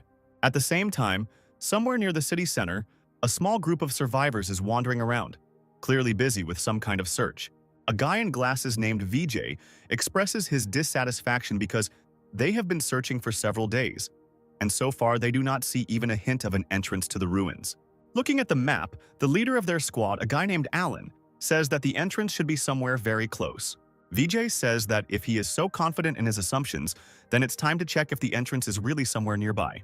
He places his hand on the ground because his A-rank ability density can determine the density of a substance, change it, and control its molecular structure. While he is busy searching, a girl named Theodora asks where another member of their squad has gone, to which Alan replies that she has her own mission and she can suddenly go somewhere. At one point, VJ says that there really is a large space below and perhaps a passage can be made there. Having received approval for the coupon, he uses his ability to awaken the earth and reach the supposed entrance below. A group of survivors standing in front of the entrance to the supposed ruins sense an ominous dark energy emanating from below. At this time, Michael and Anya both suddenly felt some strange energy and are trying to get to its source as quickly as possible. As they move towards the supposed source of energy, they come across a massive B-rank monster, which is completely defeated and burned to ashes by an incredibly powerful force. At the same moment, Michael assumes that, in addition to him, one of the survivors may also be looking for an entrance to the ruins, and most likely this energy comes from them and he was clearly beaten to it. After 10 minutes of searching, our heroes manage to find the very hole made by the search party, which leads to the entrance to the ruins. Michael begins to worry about what might be waiting for them downstairs, so he tries to warn Anya and asks her to stay outside. The girl begins to get indignant and says that she also wants to go to the ruins with her older brother Michael, because she is very strong and can also be useful in battle. Having succumbed to the persuasion of little Anya, he nevertheless takes her with him, and they descend into the depths of the ruins, beginning to move along their dark and narrow corridors. When they reach the fork, they notice that a handful of survivors have gone to the right, because on this side the knight's armor is completely broken, and on the other it is completely untouched. The protagonist immediately concludes that the survivor clearly did not come down here alone, and the group could have split up. The main character, together with Anya, decides to move in the opposite direction where the knight's armor remained intact, and also assumes that they perform a security function. His fears immediately come true, because at that very second, the seemingly lifeless armor comes to life, saying that invaders have been discovered in the ruins and must be destroyed. Michael, deciding not to stand on ceremony and without wasting much time, uses the shadow rupture technique and in a matter of seconds deals with all the soulless puppets. After the victory, little Anya finds something strange on the bodies of the defeated knights and tries to tell the main character about it. The girl takes something interesting out of the depths of her armor with her hand, saying that apparently this thing makes the knights come to life and move. She holds a small blue crystal in her hand, saying that if her memory serves her correctly, it is called an energy core, and there is a lot of energy in this crystal. Michael upsets the girl by saying that, unfortunately, they are all of the lowest rank and completely useless, and she can throw away all those that she has already managed to collect. Their conversation is interrupted by a creepy, ominous sound of iron scraping against a stone floor, which makes them wary. The sound continues to increase in volume, and soon from the depths of the dark corridors appears the silhouette of a huge knight, who is on a completely different level than the previous ones. Without much ceremony, the enemy immediately tries to attack our protagonist, but the shadow skill allows him to avoid the blow. Michael realizes that he just needs to destroy its energy core and then the knight will not be able to move. Using his shadow skills, he literally tries to tear apart the knight's armor from the inside with countless attacks. All this does not give a noticeable effect, and Michael assumes that the monster is protecting its crystal with all its might by moving it throughout the entire space of the armor. The high-level knight doesn't give our protagonist time to think and rushes into the attack again, raising his giant sword above his head for a crushing blow. The blow is so powerful that it literally splits the stone slabs on the floor where our main character was supposed to be. Everything that happens in a few moments takes on completely different circumstances, and an incomprehensible energy projectile tears off the knight's right hand, in which his sword was located. Apparently, Michael managed to dodge and also throw an enchanted weapon at his opponent, after which he decides to use his physical skills and literally crushes the monster's iron armor with a powerful kick. These damages no longer allow the knight to move, and after the victory, the main character discovers an energy crystal and a stone tablet inside his armor. You understand that this crystal already represents at least some value. He asks Anya to keep it for herself, after which he tries to visually understand what use this stone plate could have, which looks unfinished and needs to find the second part. His thoughts are interrupted by a sudden earthquake, which causes the stone slabs beneath their feet to shift from side to side. After a few minutes, a passage opens in front of our heroes, leading down to the deeper levels of the ruins. Michael assumes that the stone slab in his hand is a guide and tells Anya that they will most likely have to go down. Descending the steps, they find themselves in front of a stone bridge leading to a small arena, in the center of which is a giant armored spider. The protagonist hands the girl a stone slab, ordering her to stay here and not take a single step to the side until he deals with the enemies. Having noticed our protagonist, a swarm of small spiders immediately pounces on him, which are clearly controlled by the main specimen in the center of the arena. Michael immediately rushes to attack them, realizing that he will definitely have to face other survivors who have descended into the ruins, and his main goal is to get as many things as possible and increase his combat power. During the battle, all his thoughts are occupied not with how strong his opponents are, but only with thoughts about who the people are who managed to descend into the ruins before him. The power of the giant spider is not enough to resist our main character, so his thoughts are occupied only with how he can force the evolution tree to increase its level. Realizing that at the moment this is not the most important task that faces him, he tries to finish the battle with the giant spider as quickly as possible and unravel the secret of the stone slab. Having finished the battle, Anya is surprised by the strength of our protagonist, who asks not to overpraise him, because he was able to win only thanks to his knowledge of the enemy's weak points. As a reward after the battle, he was able to find the second part of the stone slab, as well as an intelligence crystal, which increases this characteristic by 10%. After which he again asks the little girl to hide the crystal in her purse and also to return the second part of the stone slab to him. As soon as Anya takes the crystal in her hands, it immediately splits into atoms and her body is enveloped in blue flame, and she feels how her intelligence begins to increase. Michael tells the girl that she unknowingly absorbed a crystal that increased her powers, and now her skills will be much stronger, after which he decides to combine the parts of the stone slab. After the plates are connected, they immediately release a huge amount of energy and a hologram of an upside-down pyramid appears in front of them. Looking at the hologram, Michael understands that this is a map of the ruins, on which the reward and danger are marked with lines and colors, and that on the 5th floor is the most powerful of them, where the strongest opponents will be waiting. Little Anya notes that, looking at the map, it seems strange to her that there is no path to the 3rd floor, where none of the corridors lead. The main character also finds this very strange, but their conversation is immediately interrupted by an incomprehensible movement from the arena, where the remains of the defeated spider monster are lying. Looking up at the map, they both notice that the downward movement of the arena is synchronized with the appearance of a passage to the 3rd floor of the ruins. Immediately after this, the pyramid-shaped hologram begins to shrink, turning into a small star with an energy core in the very center.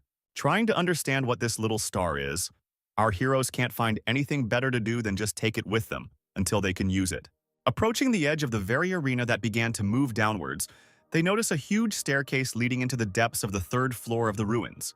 While our heroes are descending to the 3rd floor, a handful of survivors who found themselves in the ruins before them had already managed to reach the 5th and lowest floor. Moving along the only corridor leading to the chambers of what our researchers assume to be the main boss, they try not to make noise. Looking at the mysterious stone statues that look like knights, they hope that at least they do not live at one point and will not have to fight with them. The girl in the squad points out that it is just a pile of stones, not a helmet and armor, and most likely they are physically unable to move. Once in the main hall of the group, the researchers look around trying to find the dungeon boss with their eyes, because they can't wait to show off their skills. In the center of the hall, they see a crystal coffin, suspended by golden chains from the ceiling, inside which is a stone slab in the shape of a circle, which is the broken divine hand they are looking for. Inside the coffin, there is also the body of a white-haired girl, who is clutching this very stone slab with all her might. Alan asks a fat guy named Hans to take this slab and to be extremely careful because anything can happen. He asks everyone else to take a fighting stance, because he senses the presence of other opponents who should soon be nearby. He decides to directly ask those who all this time simply watched from the depths of the shadows as they moved through the floors of the ruins to come into the light. Behind him, several mysterious cloaked figures immediately appear from the shadows, whom he calls Disaster, and who he believes are a bunch of rats. The silhouettes in cloaks say that the researchers have betrayed the true god and will be punished for such a rude act. The organization that hides in the dark also claims to be traitors.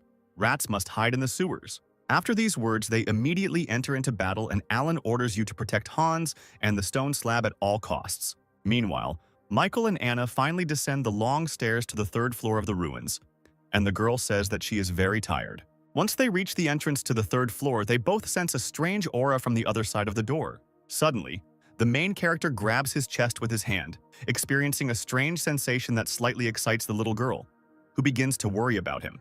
Michael understands that this is the reaction of the Tree of Evolution, and apparently it really craves what is right in front of them. He guesses that right at the entrance to the third floor, there is a plant of a higher class than the flower of the Tyrant King that they encountered before.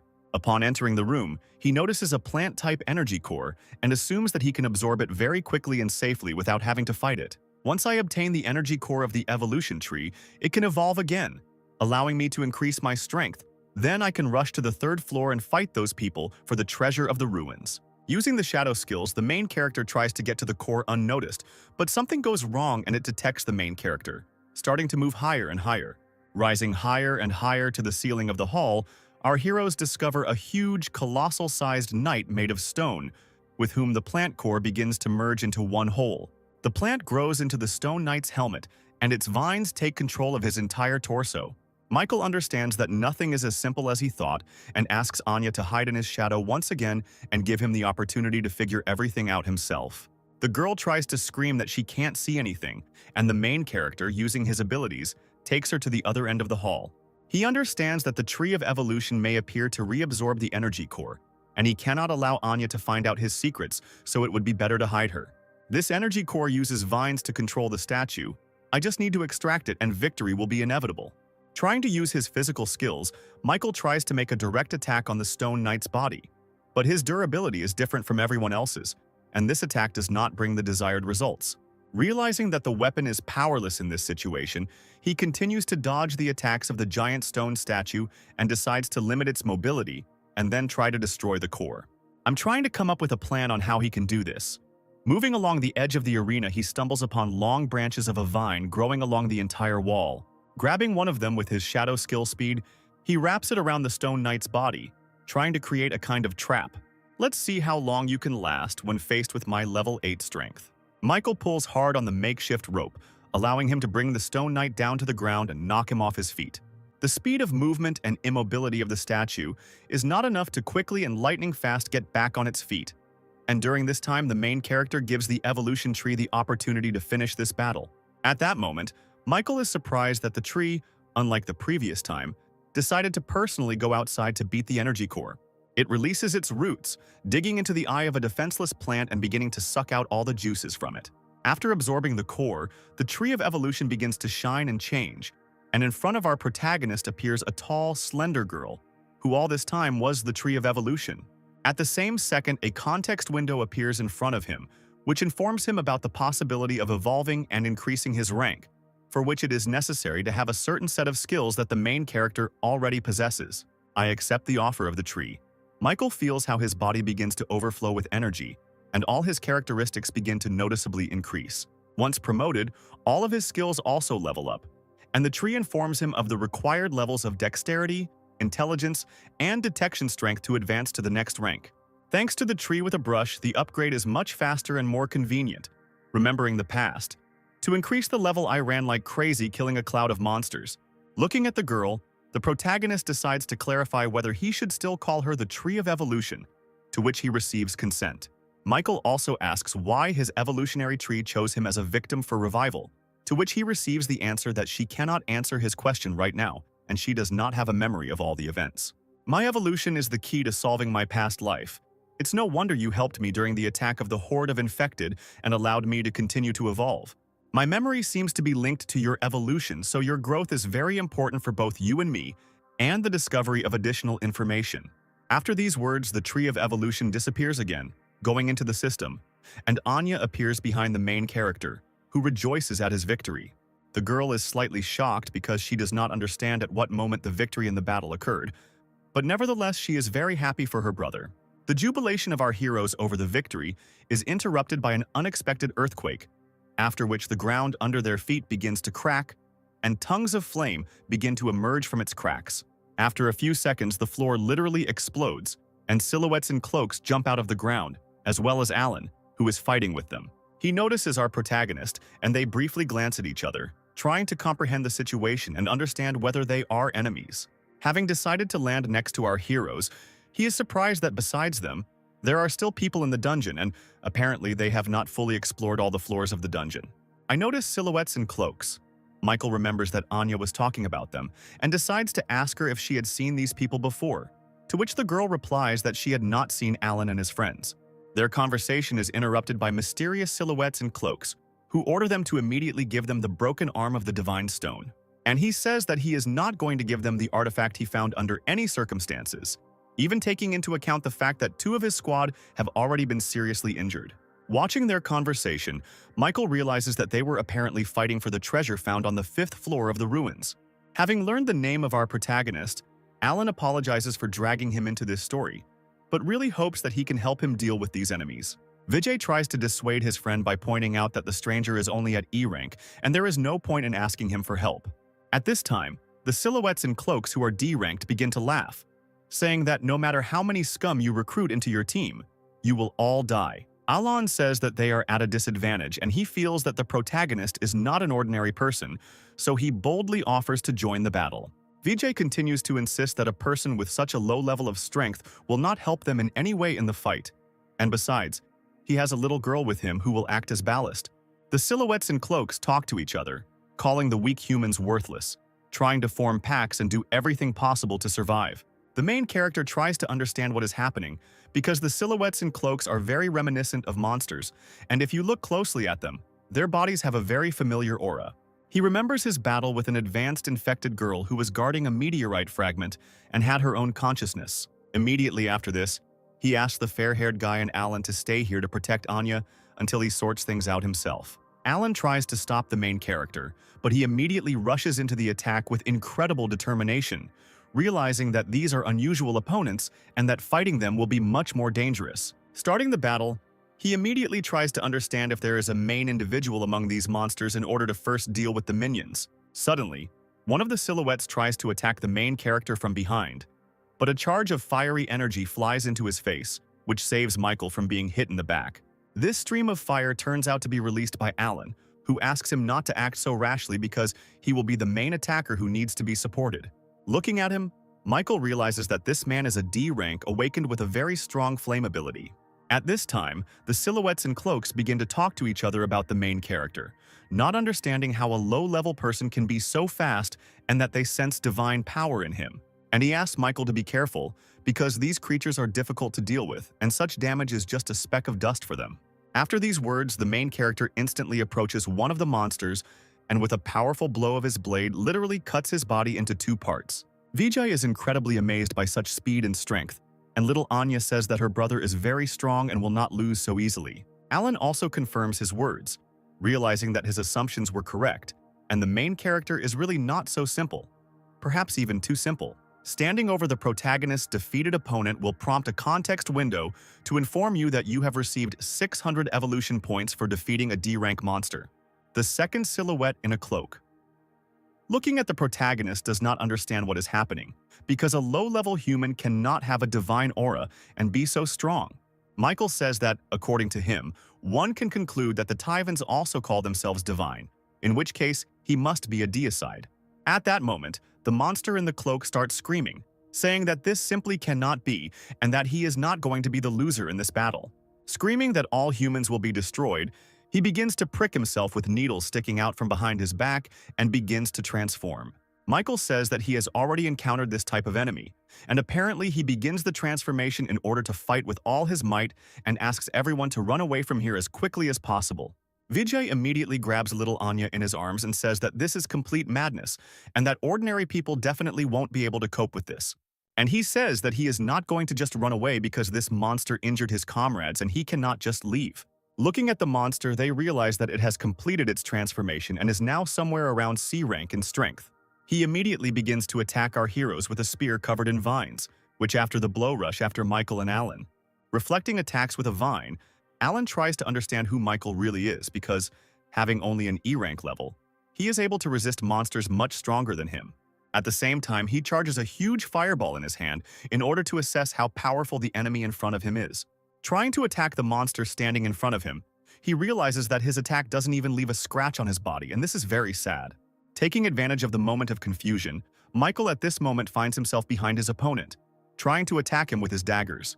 The monster manages to react to this by defending himself from the attack, and they say that such a pathetic nothing will never be able to defeat him. The protagonist realizes that this native type of monster is much stronger than what he has encountered before, and it seems that they continue to evolve at a breakneck pace. He also realizes that he himself is not the same as he was a few days ago, because like other survivors, he is evolving, but he still needs to restrain himself because there are strangers nearby. Michael fights the monster using only Shadow Rift and his own physical skills, but even this is enough for Alan and Vijay to be amazed by its colossal strength. Alan asks his friend not to ask how this is possible, because this is the first time he sees an E-rank fighter being able to suppress and fight on equal terms with a C-rank monster. At the same time, the main character continues to push his opponent with a powerful blow, sending him towards the nearest wall. Retreating to Alan, he says that he is amazed at his strength if he is able to fight alone against such a terrifying opponent. Michael says that his defense is too high and his current weapon won't be able to deal him fatal damage, while in his head he understands that he can use the ability to devour to instantly kill him, but he needs to check something. Now he has a plan to deal with it, but he needs Alan to give him some time to prepare. His new friend gives his consent, and Michael understands that this is being done in order to test the fighting abilities of his new acquaintance and his strength. After his request, Alan engages in battle with the monster using his strength to the maximum, causing a huge column of fire tornado. The infected, breaking through the wave of fire, tries to shout offensive phrases at people, but Alan shuts his mouth with a firebomb. Even if I can't defeat you here and now, I can at least make you shut up for a while.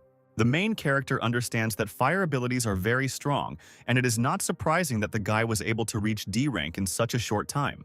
Considering the destructive explosive power and large attack area, he assumes that this ability will be very effective for him in the future. He hopes that in the future he will be able to find an opportunity to make a contract with him for the ability. But for now, he returns to the body of the defeated Stone Knight to take his spear. At this time, Alan tries his best to distract the monster, dodging its attacks while trying to inflict at least some damage on it. All this running around begins to drive the infected into an unprecedented rage and piss him off, which is why he wants to end the battle as quickly as possible. He uses his needles to catch up with the fleeing guy and finish him off right here and now. But Michael, who arrives in time, does not let him do this. Throwing a stone spear lying on the ground with all his might, he throws the mutant away, saving Alan's life. The guy can't believe what he just saw, because an ordinary person can't have such strength to lift a giant stone spear and throw it such a distance. Unfortunately, the force of the throw is not enough, and the monster manages to catch it in flight and survive. At that very moment, Michael, who had arrived, began to try to press from the opposite end of the stone spear, trying to prevent the monster from having the opportunity to come to its senses and counterattack. Alan also immediately comes to his aid and begins to help, creating efforts to defeat their common enemy. The infected tries to suppress their morale by saying that a pathetic little human who only knows one attack won't be able to do anything to him. Alan states that in order to deal with such a worthless person as he only needs to know one attack, and he begins to concentrate a huge cloud of flame in his hand. He asks Michael to stand still and not to lose his position, after which he releases a huge column of flame, which, performing a reactive function, pushes the spear towards the monster. Trying to resist this effort, the infected person catches himself thinking that his consciousness is beginning to change, and as if someone is trying to take control of him. For a moment he pauses, lost in his own thoughts, saying that Anya is the sweetest and most beautiful girl in the universe. This second is enough for our heroes to squeeze out the last of their strength and send the mutant flying on a spear towards the nearest wall. Looking at little Anya, they understand that she tried with all her might to control this monster for at least 1 second. She had to spend all her strength on it. Fortunately, These efforts of our heroes are enough to achieve victory and deal with such a formidable enemy. Just after a crushing victory, Michael helps Alan to his feet, while grabbing his hand and activating his ability, forming a contract for the ability of fire. Immediately after this, Michael asks his new acquaintance to tell him everything he knows. I tell you that these people in black cloaks belong to an organization called Catastrophe. They are extremely mysterious. Their location cannot be determined by the usual human methods. Catastrophe. What kind of organization is this and what is their goal? Asks the main character, while remembering that in past lives he had never heard of such an organization. All that is clear to me is this, and the fact that they are constantly catching the infected, but I can't tell myself more.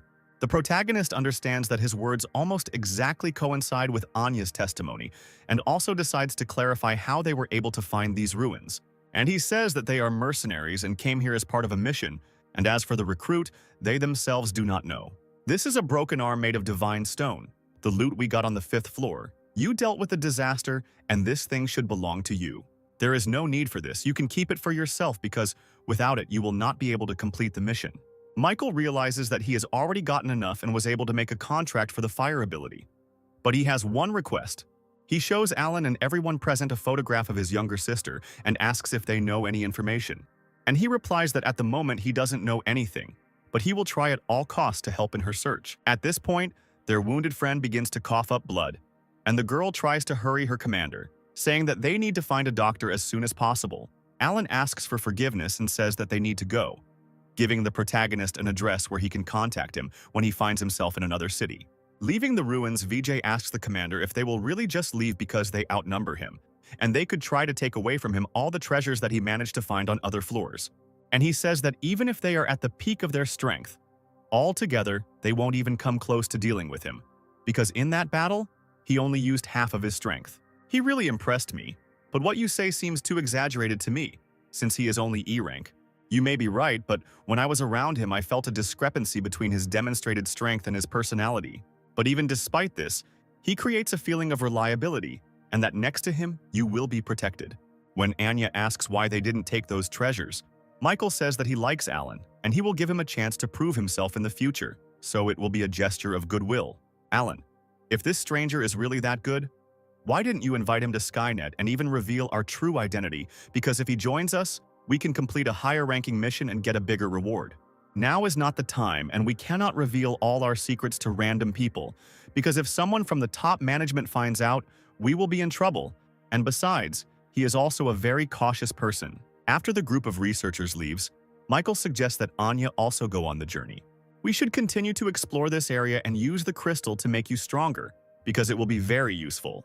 Girls begin to be very flattered by these words, and why her pride begins to strive very high, as does the feeling of her own importance. The main character suggests going to the 4th floor and clearing it out, in particular so that Anya can gain experience and become stronger. On the 4th floor, there is a huge number of mid-ranking puppets that he met at the entrance to the 3rd floor. Michael decides to test and try out his new fire abilities, which he gained from contact with Alan.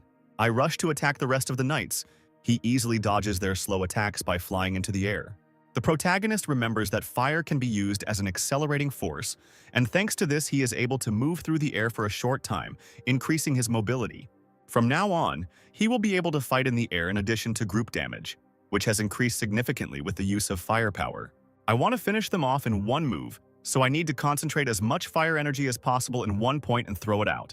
Having finished accumulating his strength, Michael launches a huge stream of flame at the knights, burning everything in its path. After such a powerful attack, only melted armor remains from the knights, and the main character realizes that this ability has a purely destructive nature, after which he asks Anya to collect all the crystals. Starting the collection, the girl asks her brother to forgive her because the red crystal that Michael gave her for safekeeping has disappeared somewhere. The protagonist suggests that Anya could have absorbed it and asks to take another red crystal and split it as he did with the crystal of intelligence. The girl takes one of the red crystals left behind by the knights and is surprised that it can also be absorbed. With a little effort, it also crumbles into particles, causing the girl an incorruptible shock. Michael realizes that Anya doesn't kill zombies but captures them, so she can't get energy to level up. But in return, she can directly absorb energy from items to evolve. He offers the girl to absorb all these crystals so that she can become stronger and improve her fighting skills. Having collected all the available crystals on the battlefield, The girl begins to emit a huge amount of energy, and her body begins to evolve. Having completed the evolution, Michael congratulates little Anya that she has now reached the status of an E-rank warrior. Next, our heroes go to clear the corridors of the dungeons and eventually find themselves on the 5th floor in the very hall that the researchers visited. They see a crystal coffin in front of them and assume that inside it, there must have been the treasures of this floor, which Alan and his friends had already managed to take. The little girl suggests that apparently the coffin contained the protector of these treasures, and it seems that the atmosphere around becomes piercing. At that very moment, a primal horror hangs on little Anya's face, and behind them, there is an enraged monster trying to attack them from behind. With an impassive face, Michael, with a slight movement of his hand, sends the monsters flying with incredible force. He suggests that Alan and his friends had to fight the disaster after taking the treasure and did not have time to clear the dungeon of monsters. Little Anya says that she can't take control of this individual, after which the main character decides to take on the matter himself. Trying to get closer to the enemy, the monster activates the ability of lightning, covering its entire body, which forces Michael to retreat for a short time. Deciding to end the battle safely, he uses his shadow skills to capture the monster and absorb all of its powers. By using the absorption skill, he gains some evolution points as well as 2% of the lightning ability fragment. After defeating the floor's defender, the round stone slab in front of our heroes begins to rotate. Immediately after this, little Anya draws the protagonist's attention to a strange depression in the center of the slab, which is very similar in shape to the token they found. After inserting the token into the correct slot, it immediately begins to glow, depicting the silhouette of 2 triangles that activate the hologram of the dungeon, reflected vertically. After which, immediately behind the round stone slab, a passage opens leading to the deeper floors of the dungeon. Moving down the stairs and exploring the ruins, little Anya asks Michael if she can fight, to which he receives the answer that when they encounter stronger zombies, they can fight together. If I meet a suitable one, let her fight with him, and I will stand on defense in order to later implement my abilities. As they move through the corridors, they encounter monsters in berserker armor. The armored doll became a warrior, and it looks like there is a very large gap between the upper and lower floors. The armored warrior immediately rushes to attack the main character, but he dodges to the side without any problems. He throws one of his blades towards the monster to distract its attention, after which he instantly approaches him and activates the ability to devour, receiving 400 evolution points and also 2% of the berserk ability fragment. Immediately after this, Anya screams that further down the corridor, a huge number of warrior monsters, also dressed in armor, are approaching them. The main character asks the girl not to interfere with him and to give him the opportunity to deal with them. After a long period of time, the battle finally ends, and Michael realizes that using several abilities at the same time is draining him of a lot of energy. They were also finally able to reach the next floor in preparation for the next boss fight. Having opened the doors, a flock of angry birds immediately rushes at our heroes, which, apparently, are the defenders of this hall. Michael realizes that these are mutated owls, and tells Anya that the plan has changed, and because there are too many of them, he will immediately send her into the Shadow Rift. The girl expresses her dissatisfaction, saying that she doesn't want to constantly hide behind his back, and that if she has now evolved, she will be able to stand up for herself. While dodging an attack from one of the birds, the girl tries to use her control skills and manage with a few words. Taking control of one of them, she manages to cause a small stir in the enemy ranks, and also begin to fight. Looking at everything that is happening, the main character understands that Anya really increased her powers and he should not worry so much about her. Unconsciously, he treated Anya like his own sister and tried to overprotect her and defend her from any danger. At this time, the little girl is attacked by a swiftly diving eagle owl with bright red eyes from the sky. She still manages to dodge the attack, as at that moment, another bird's fiery feathers fly at her. An argument begins between the 2 owls about who attacked the girl first and who should get her. Michael suggests that Anya take control of Phylan, saying that he is very strong and apparently is the leader of this small group. The girl says that she is not going to do this because she does not like him and she will not make him her companion. She also looks at the small white owl, which seems to be emitting S-rank ability energy, and its overall combat power is the strongest among everyone in this building, but he can't use it yet. The girl says that she can help him awaken his powers if she manages to enter his mind, but for this, she needs a little time. I try to take control of the white owl and barely manage to dodge the attack of 2 angry owls, as she still manages to take control of him. Little Anya starts laughing, declaring that she never doubted for a second that she would have enough time and she would get the greatest familiar of all time. At this time, all the other owls in the room look at the little familiar and call him a traitor. Little Anya gives a name to her new pet, calling him Bugu and giving him confidence in victory. He immediately goes on the attack using his S-rank ability called Absolute Wind Tornado, which allows him to quickly deal with his opponents. Anya hugs little Buga with all her might, amazed at his strength and saying that from this moment on, they will become best friends. Michael congratulates the little girl, but asks her not to lose concentration, because now they don't have time to relax. Watching the behavior of a flock of owls, he assumes that the main owl, who is the boss of the floor, should appear soon. His assumption turns out to be correct. After a few seconds, a magical beast with the ability to increase its size appears in the center of the arena. Overflowing with energy, Anya asks the main character to let her deal with such a formidable opponent herself, because this will be the first fight for little Buga. Michael gives his consent to the little girl, telling her that he will be there to help and give her the opportunity to concentrate on the goal. The little familiar doesn't really like this whole idea, but Anya takes control of him, and he understands that he is once again no longer in control of his body. Immediately after this, the giant owl tries to attack the little Buga, but he easily dodges the attack due to his size. Meanwhile, Michael protects the little owl from being attacked by other owls using his shadow ability. He asks Anya not to rush and do everything in a measured manner, because she must trust her companion, and not just control him. Anya understands that when she first entered little Buga's consciousness, she felt that he was cowardly and unsure of himself, and she thought that if she forced him to fight, he would regain his confidence. From childhood, he was treated as a different species and was often bullied and mistreated. Gradually, he began to fear those around him and stopped trusting others. And Anya understood this perfectly well, because she was the one who also had no parents and was constantly bullied. The girl says that at one point she still managed to meet her older brother Michael and he treated her with all kindness. So she wants to do the same for Bugu. Such a motivational speech immediately gives the little familiar an unprecedented boost of energy, which allows him to begin fighting with greater strength. Taking advantage of its speed, as well as the clumsiness and colossal size of its opponent, the little owl manages to deliver many quick and lightning-fast attacks. Michael realizes that this little owl that Anya chose, although it doesn't seem that strong, can still be useful. At this time, the battle with the floor boss drags on, and he continues to grow in size, slowly starting to destroy the entire floor of the dungeon. The protagonist realizes that the situation is becoming more serious and asks Anya to let him finish the battle. Meanwhile, baby Bugu continues to dodge the hail of pointed feathers flying at him. I understand that it is impossible to delay. The girl activates the ability of her familiar Tornado of Absolute Wind. At the same second, a huge energy tornado appears around the boss, sucking in a huge amount of debris and stones, which begin to inflict a lot of damage on the boss's body. This is the S-rank ability of the Absolute Wind Tornado, and in my past life, this was the peak combat ability. Michael is surprised that they were right and this little owl really is the strongest here. She managed to take control of it.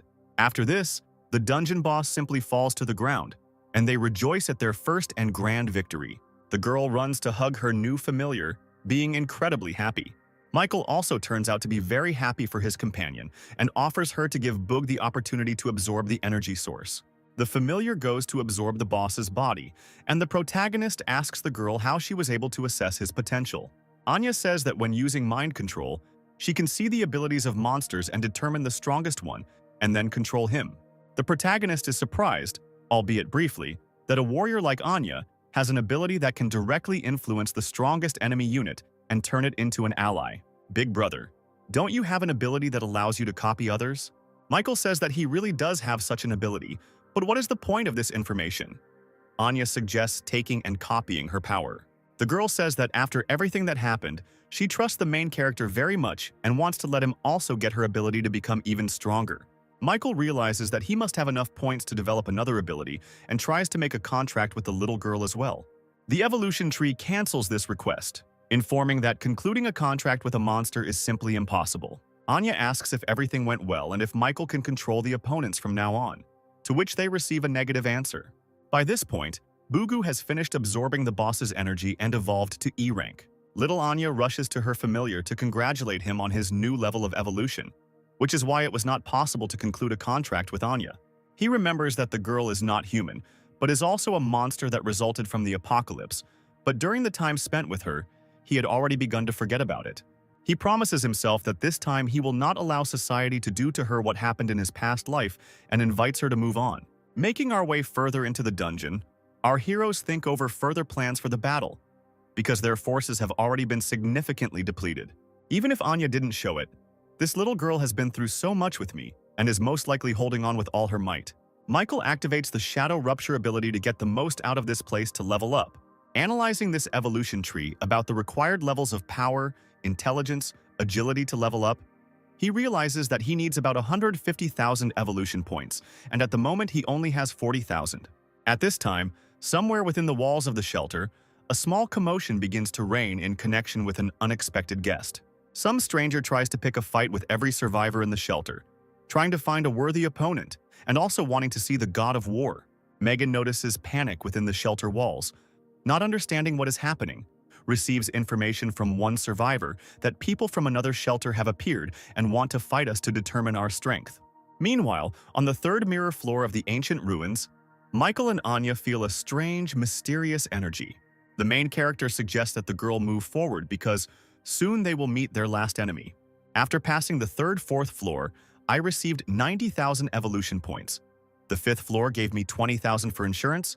First, it is better to improve my combat abilities. Michael spends almost all the points he has collected to upgrade his skills, after which the evolution tree informs him about the transition of the strength skill to a higher level of power. The only skill that remained at a lower level after distributing points is intelligence, to raise which the main character needs to accumulate a few more points. After distributing the skills, the increase is so great that it causes a severe attack in the body. Little Anya decides to check if everything is okay with the main character, as she is very worried about him. Michael says he's fine and suggests entering the main hall by opening the gate and fighting the boss. This time he asks the little girl to wait for him outside because he is very worried that she is exhausted and simply does not have enough strength. Michael doesn't care what kind of enemy is behind the walls because he wants to test his new power. Upon opening the door, he discovers a huge armored python with the ability to poison anything it damages. Having dodged his first attack, the main hero soars into the air and concentrates 30% of his strength in his hand to test the snake's strength. Even 30% is enough to slam the snake's head into the stone floor with incredible force. The enraged monster clearly doesn't like this arrangement, but the main character is glad that he will be able to play the test of strength a little longer. The monster decides not to stand on ceremony, accumulates a huge amount of poison in its mouth and splashes it towards the main character. Using the shadow skill to dodge the attack, Michael once again goes behind the snake, and this time decides to put 50% of his maximum into the attack. This blow turns out to be so strong that the snake begins to bleed completely, and the protagonist understands that 50% of his strength is the limit that the enemy can withstand. Realizing that defeat is inevitable, the snake tries to carry out its last attack, putting the rest of its life force into it. Michael activates his Devour ability, and unfortunately for his opponent, he ends up being the winner in this battle. At this time, Anya, waiting outside the doors of the boss's chambers, feels that there is no movement inside and hopes that everything is fine with her brother. She decides to ask little Booga if they should go inside, to which Phylan replies that they are both intellectuals and won't be able to just open the stone door. After a few moments, the door finally opens and an unharmed Michael emerges, asking for forgiveness for the wait, since everything ended much earlier than he expected. He also looks at the little girl and says that he has a gift for her, which makes her sparkle with all the colors of the rainbow. He hands Anya a small gold medallion, saying that it will suit her very well and that she needs to try it out. The girl says that this icon is very beautiful, but she still doesn't know how to test it, and Michael asks to simply activate it like the energy crystals. Our heroes find themselves in a special cube, and Michael says that this medallion activates teleportation to a special space, which is very useful when taming various monsters. The protagonist says that this medallion has similarities with his shadow abilities, but unlike the medallion, it can move, and Anya will be able to leave the real world for her own safety. Okay, I suggest we leave these ruins because we've been wandering for a very long time and I'm very hungry and it would be nice to find something to eat. Once on the surface, Michael says that he used to store all his food nearby in the nearest supermarket and suggests going there. Having reached the store, he suggests that Anya go in search of food while he clears the streets of zombies, who have changed greatly during his absence. Even after killing this python from the ruins, I still don't have enough points to increase detection to level 9 and need to get another 3,000. At this stage of development, our main character's strength is at level 15, agility at level 13, detection at level 8, and intelligence at level 5. He decides to continue clearing the areas until he can evolve to a new rank because he needs to become as strong as possible and return the memory of the evolution tree. At this time, somewhere nearby in one of the back streets, a man, along with his wife and child, are making their way through the city streets trying to get some food for themselves. The man does not understand why the world suddenly turned into a real ruin in such a short time. But remembering the words of one young man, one must always look for resources for survival. At that very moment, the foot of a huge monster appears above the car in which he was trying to find some supplies, about to crush him. His wife, standing nearby, tries to warn her husband of the danger and that in just a few seconds he will be dead. I think that he has already ended up in the next world. He is unexpectedly saved by our main character, who orders him to get out of here as quickly as possible, otherwise next time he might not be around. After which an E-rank monster falls to the ground, for which Michael receives 400 evolution points as well as a fragment of the ability to increase. The man, seeing death flashing before his eyes, thanks him and also hints that he has seen him somewhere before. He remembers that they saw each other on that fateful day before the apocalypse began, and he helped him deliver groceries from the store to his home. He also says that he took the guy's advice and managed to save his wife and daughter, but unfortunately now they have to look for resources to survive. They are interrupted by the appearance of the horde of infected, and the protagonist asks them to retreat for a moment and continue the conversation after he finishes the cleanup. Gradually destroying monsters, the evolution tree reaches its limit and informs him that he has reached the required number of points to move to D rank. At this very time, little Anya and Bugu ate so much that they simply could not move. Michael immediately enters the room with a family of survivors, saying that he met them on the road while clearing the area of infected. He tells the man that for now, they can stay here and eat, and later he will take them to the shelter, for which he receives incredible gratitude. Anya says that she will take care of everything, and the main character can also take a break and at least have a little snack at this time. Having had a good meal and going out onto the balcony, Michael finally decides to distribute the evolution points and start moving up to a new rank. He dives deep into the system and finds himself in his consciousness in the middle of the Temple of Evolution. Having fulfilled all the conditions, its characteristics are significantly increased, as are its abilities, which begin to work with greater power. The Tree of Evolution congratulates him on reaching D rank, and Michael immediately decides to ask her how she got here. The tree says that so far all she knows is some scraps and fragments of memories from a past life, and the time in which they are now located is different from the one that was before. The main character immediately tries to ask what exactly she means and what kind of world she implies, but his questions are immediately interrupted by his sister's voice, which is heard in the air. All this turns out to be just a figment of his imagination, and in fact it is Anya's voice, who calls him on urgent matter, and the tree suggests that Michael discuss this next time. Returning to the real world, the girl hurries to tell the main character that Goldie has returned and is in a hurry to convey important information. At this time, within the walls of the shelter, real mockery continues, where the same man continues to demand that his god of war be brought, because all the other survivors cannot give him a worthy battle. Such impudence begins to enrage all the survivors present in the shelter, including Austin, who decides to volunteer in gratitude for Michael saving him. Climbing into the ring, the man begins to laugh at yet another pathetic corpse who decided to volunteer. They begin to fight, and Austin immediately decides to use his shadow rupture abilities, but the man's insight allows him to strike even at sterile creatures. You are all fools here who rely only on your abilities while your technique and physical strength are very poor. After these words, he throws Austin out of the arena, hoping that there will be more daredevils ready to compete with him in strength. His speech is interrupted by Megan, who says that there are still awakened ones that he has not fought and that she will act as a candidate. The man is surprised that among the volunteers there is a girl who has no choice but to protect all these weaklings. Before the fight, Austin tries to warn the girl that her ability is intended for a single attack and his level is much higher than hers. Having climbed into the ring, the man offers the girl to make a deal, and if she agrees to have dinner with him, he will not beat her.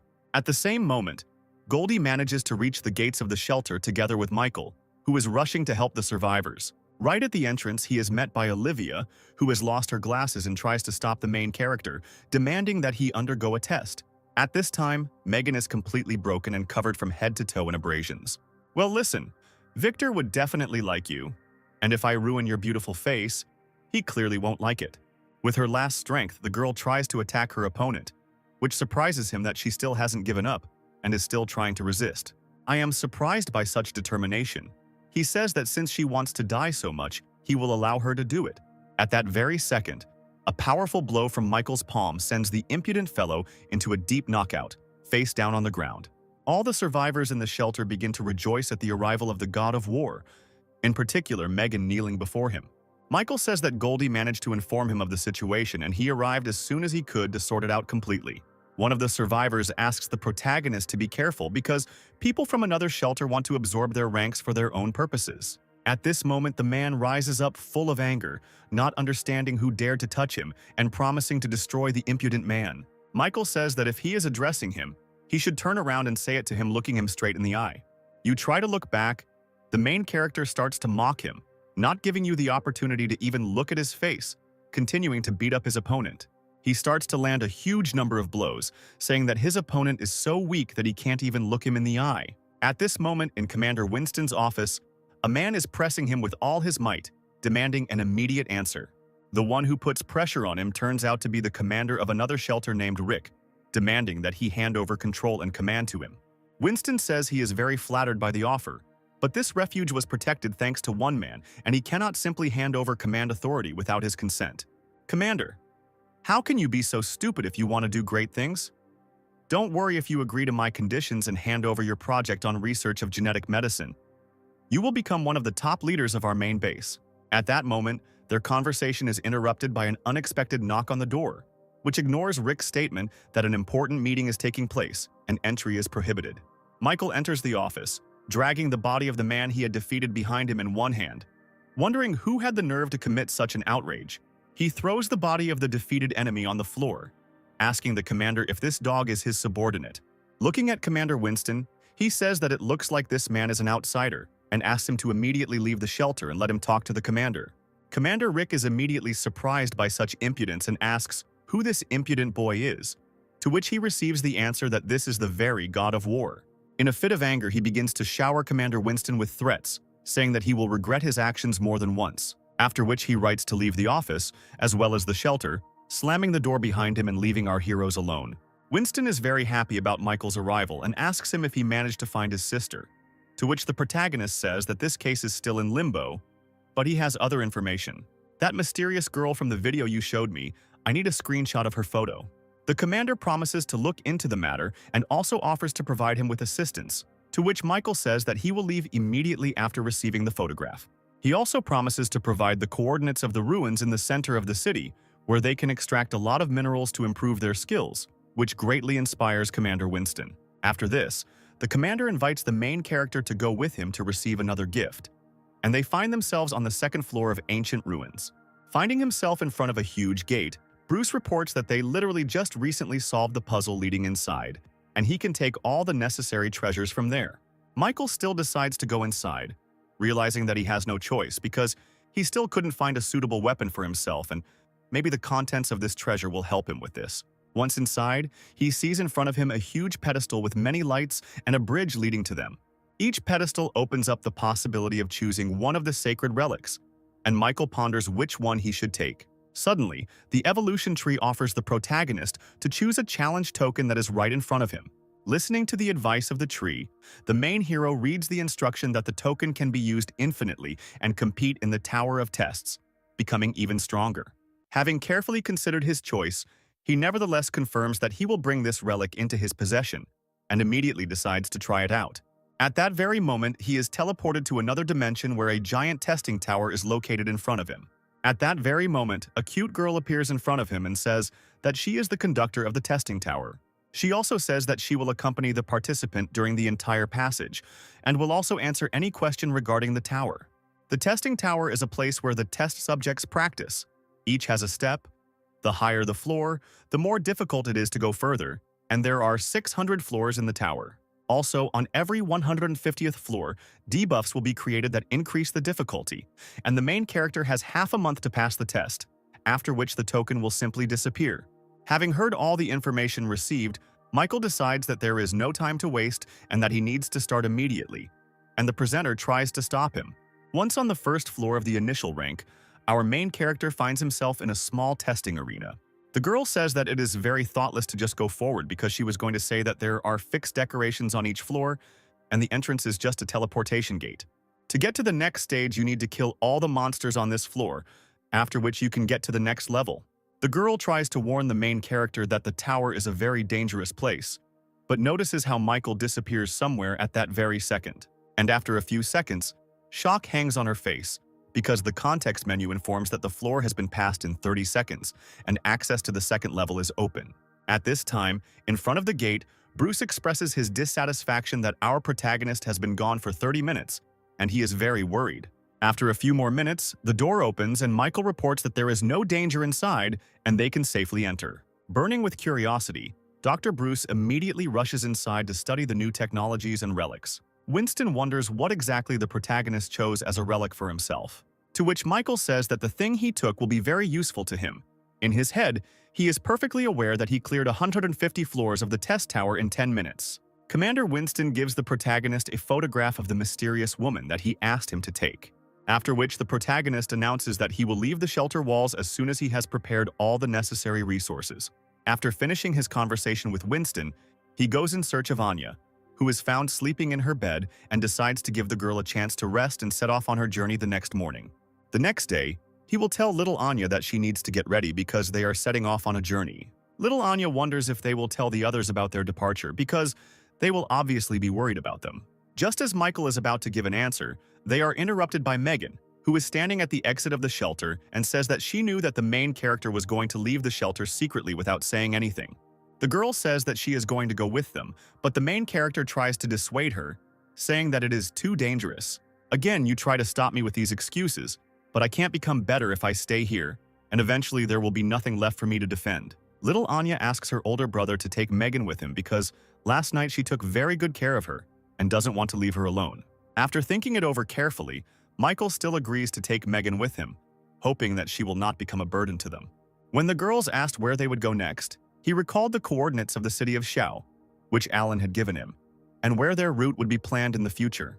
Moving in the intended direction, Michael is also simultaneously engaged in clearing the test tower, making his way to ever higher floors. The control tower informs him that in just 2 days he managed to reach the 300th floor and whether he plans to continue further, because he will be given a weakening that increases his own weight. Michael had no idea that a 20% increase in weight would affect his speed so much, and before going further he decides to check what limitations await him on the next floors. After passing through the portal, he gets to the next level, starting from which he will be prohibited from using any abilities, but in return, he will receive evolution points in a triple amount. A huge, ferocious monster immediately appears before his face, which he will have to defeat using only the strength of his own body. The main character immediately rushes forward with bare fists, delivering a terrible blow to his opponent. The monster immediately counterattacks, causing the protagonist to block the blow and realize that under the influence of such a huge weight, his attack power is noticeably reduced. The control tower offers the protagonist to leave for a while and better prepare for further trials, to which the protagonist immediately agrees. But before leaving, he still decides to go through this floor of the tower, stating that at this stage it does not pose any big problems for him, after which, using a crushing blow to the air, he clears the floor. The manager, looking at this, is simultaneously shocked and upset, because at this rate she will lose her job and have nothing to do. After clearing the floor, Michael returns to the temporary base in one of the abandoned multi-story buildings where his comrades are located. He is immediately met by Megan, who is sitting at the table and asks if everything went well in the testing tower. The girl points to the map and says that after 2 days of travel they are already very close to the neighboring city. But unfortunately they do not have all the information and need to prepare in advance. The protagonist suggests that the girl get a good night's sleep while he checks everything on his own. Having got out into the street, the main character decides to personally meet with the fat man and discuss some points because, with the help of the shadow gap, he will be able to get to the desired point in 10 minutes. After a while, he finds himself near the entrance to an abandoned bar and decides to go down. The sounds of several people talking can be heard from below, and we see someone pouring alcoholic drinks into glasses. Behind the bar stands a girl from Alan's team who scolds him for not allowing them to drink during the mission, and he, at this time holding a glass of ice in his hand, smiles and says that this will not affect his performance in any way. Looking around, he feels a foreign aura of presence, which seems very familiar to him, and asks his girlfriend to get another glass because they will have guests. At that very moment, Michael enters the room where he is immediately greeted and offered a little drink or just some water. The protagonist asks who owns this bar and where the other 2 people from his squad are, to which Alan replies that they are preparing for an upcoming mission. After the apocalypse, the whole city was empty, and I decided to take advantage of the opportunity and set up this bar as a base, as well as a place to relax. And by the way, I have no leads yet about your little sister. Michael says he came on other business and hands him a blurry photo of the man who, judging by the video, kidnapped his younger sister, asking if he has met anyone like that. Alan's face shows surprise and he says that he feels like he's met this man somewhere before. The main character immediately jumps up from his seat trying to find out where exactly, what time, and what was the name of this person. Please calm down, my good friend. I just slightly remember someone similar, and I need to check this because since the photo is blurry, I could be wrong. I have a proposition for you. I'll go check if my memories really go with your photo, but in exchange, you'll help me finish the mission I'm on now. Michael immediately agrees to such conditions, and Alan shouts that this needs to be celebrated. But the girl behind the bar immediately stops him and says that it is too early to celebrate. The main character sets off on his journey. Reading this task, he understands that he needs to investigate some kind of disaster, and this also interests him very much, as does the search for his sister. At this time, Alan talks with the girl about the photo shown by Michael, and tries to justify why he had to lie about the fact that he only slightly remembers this man. All this was done in order to protect the main character from rash actions, because if what is depicted in the photograph is connected with Skynet, it could lead to a catastrophe. At this time, Michael goes to the place indicated in Alan's assignment in order to investigate the causes of the disaster and understand who is behind all this. We see how memories of the distant past, even in peaceful times before the apocalypse, emerge before us. Even as children, the guys from Alan's squad would rummage through trash bins in search of at least a small piece of bread. They are met by little Alan, accompanied by some girl who offers help in exchange for them going with him. After some time, all the children are happy because Alan helped them steal food from richer people. The girl asks Alan why they should take them with them, to which he replies that in their situation they need to stick together and unite, because that is the only way they can survive.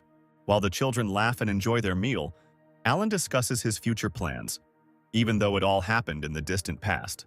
Even in our time, somewhere in a wasteland surrounded by forest, there is a mysterious technological base.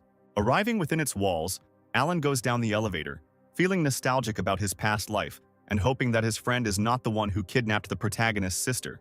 Finding himself in the right room, he goes inside and sees in front of him that same little girl who turns out to be the woman who kidnapped Michael's sister at the very beginning of their journey. They greet each other, and when the girl asks why he is not on a mission, Alan replies that he was just passing by and decided to see an old friend. She asks him to stop the useless talk and speak directly if he has any questions. He says that nothing can be hidden from her and asks Juno to look through her list of tasks, as he is curious about something. The girl is surprised. I hope that he finally decided to help her and that the headquarters mission is also good. She hands him a stack of documents, giving him permission to look through everything he needs if the situation requires it. Ala begins to scroll through the lists of documents in search of the name Sylvia, because that is the name of the main character's sister. Unexpectedly for himself, he finds the personal file of little Anya and remembers that he saw this girl in the company of the main character. He is quite surprised that she is also Juno's target, as she is on her task list. He returns the documents to her, and the girl asks what happened to him and why his facial expression changed so abruptly. And he tries to change the subject by explaining that everything is fine with him and asking why she is so late in fulfilling her assigned duties. Juno explains that her superior is putting a lot of pressure on her because there are 9 targets found so far and 1 is still not on the list, so she has to work a lot. Having heard the information that the general staff wants to get the last victim into their own possession, the puzzle in Alan's head begins to come together into a single picture. At this time, our main character is combing the surroundings of the place where the task assigned by Alan was supposed to take place. Looking through the ruins of multi-story buildings, he hopes that the search will not take much time and that he will be able to find information about the disaster that occurred. Making his way deeper into the ruins, he finds the infected caught and chained up, which is already a sign that he is on the trail of the mysterious events taking place in this area. Michael is about to deal with the low-level mutants when, thanks to his innate senses and reflexes, he realizes that someone is attacking him from the shadows. Thanks to his phenomenal speed, he manages to dodge the attack without receiving serious damage. An intelligent mutant comes out to meet him, who is a demon of an organization called Catastrophe, who also knows how to talk. The girl says that she feels the aura of someone named Thorn in the protagonist's body, and apparently he absorbed some part of it. I don't understand what you're talking about, but next time your companions will also feel your aura emanating from my body. At this very time, somewhere in another place, in an underground prison with a huge number of cells, someone is being held prisoner. Making his way through the corridors of the punishment cell, Alan stumbles upon a cell behind which sits a fragile, gray-haired girl. It turns out that this is the main character's sister, and she immediately asks not to waste time on her, because she will under no circumstances join their organization. I didn't come to convince you, but to find you at someone's request, and that person's name is Michael. Sylvia immediately jumps out of bed, runs to the bars not believing her ears, and is glad that her older brother is alive. After which she immediately starts coughing because her body is very wounded because she was forced to work for Skynet, and she did not want it. Alan immediately starts to bare his teeth, saying that Skynet is a bunch of scumbags and assures the girl that her brother will definitely get her out of here. Little Sylvia clutches her tattered clothes, and her arms show multiple cuts and bruises from very long torture.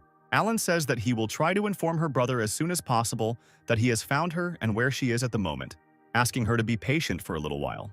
I ask you to forgive me, but now I can't help you because I'm quite weak and I can't get you out of here alone. Sylvia, I ask you not to be sad because as soon as your brother receives information about where you are, he will come here as soon as possible. The girl immediately begins to cry hysterically, saying that from that very day she felt guilty for her brother's death. But just the thought that he is alive gives her hope.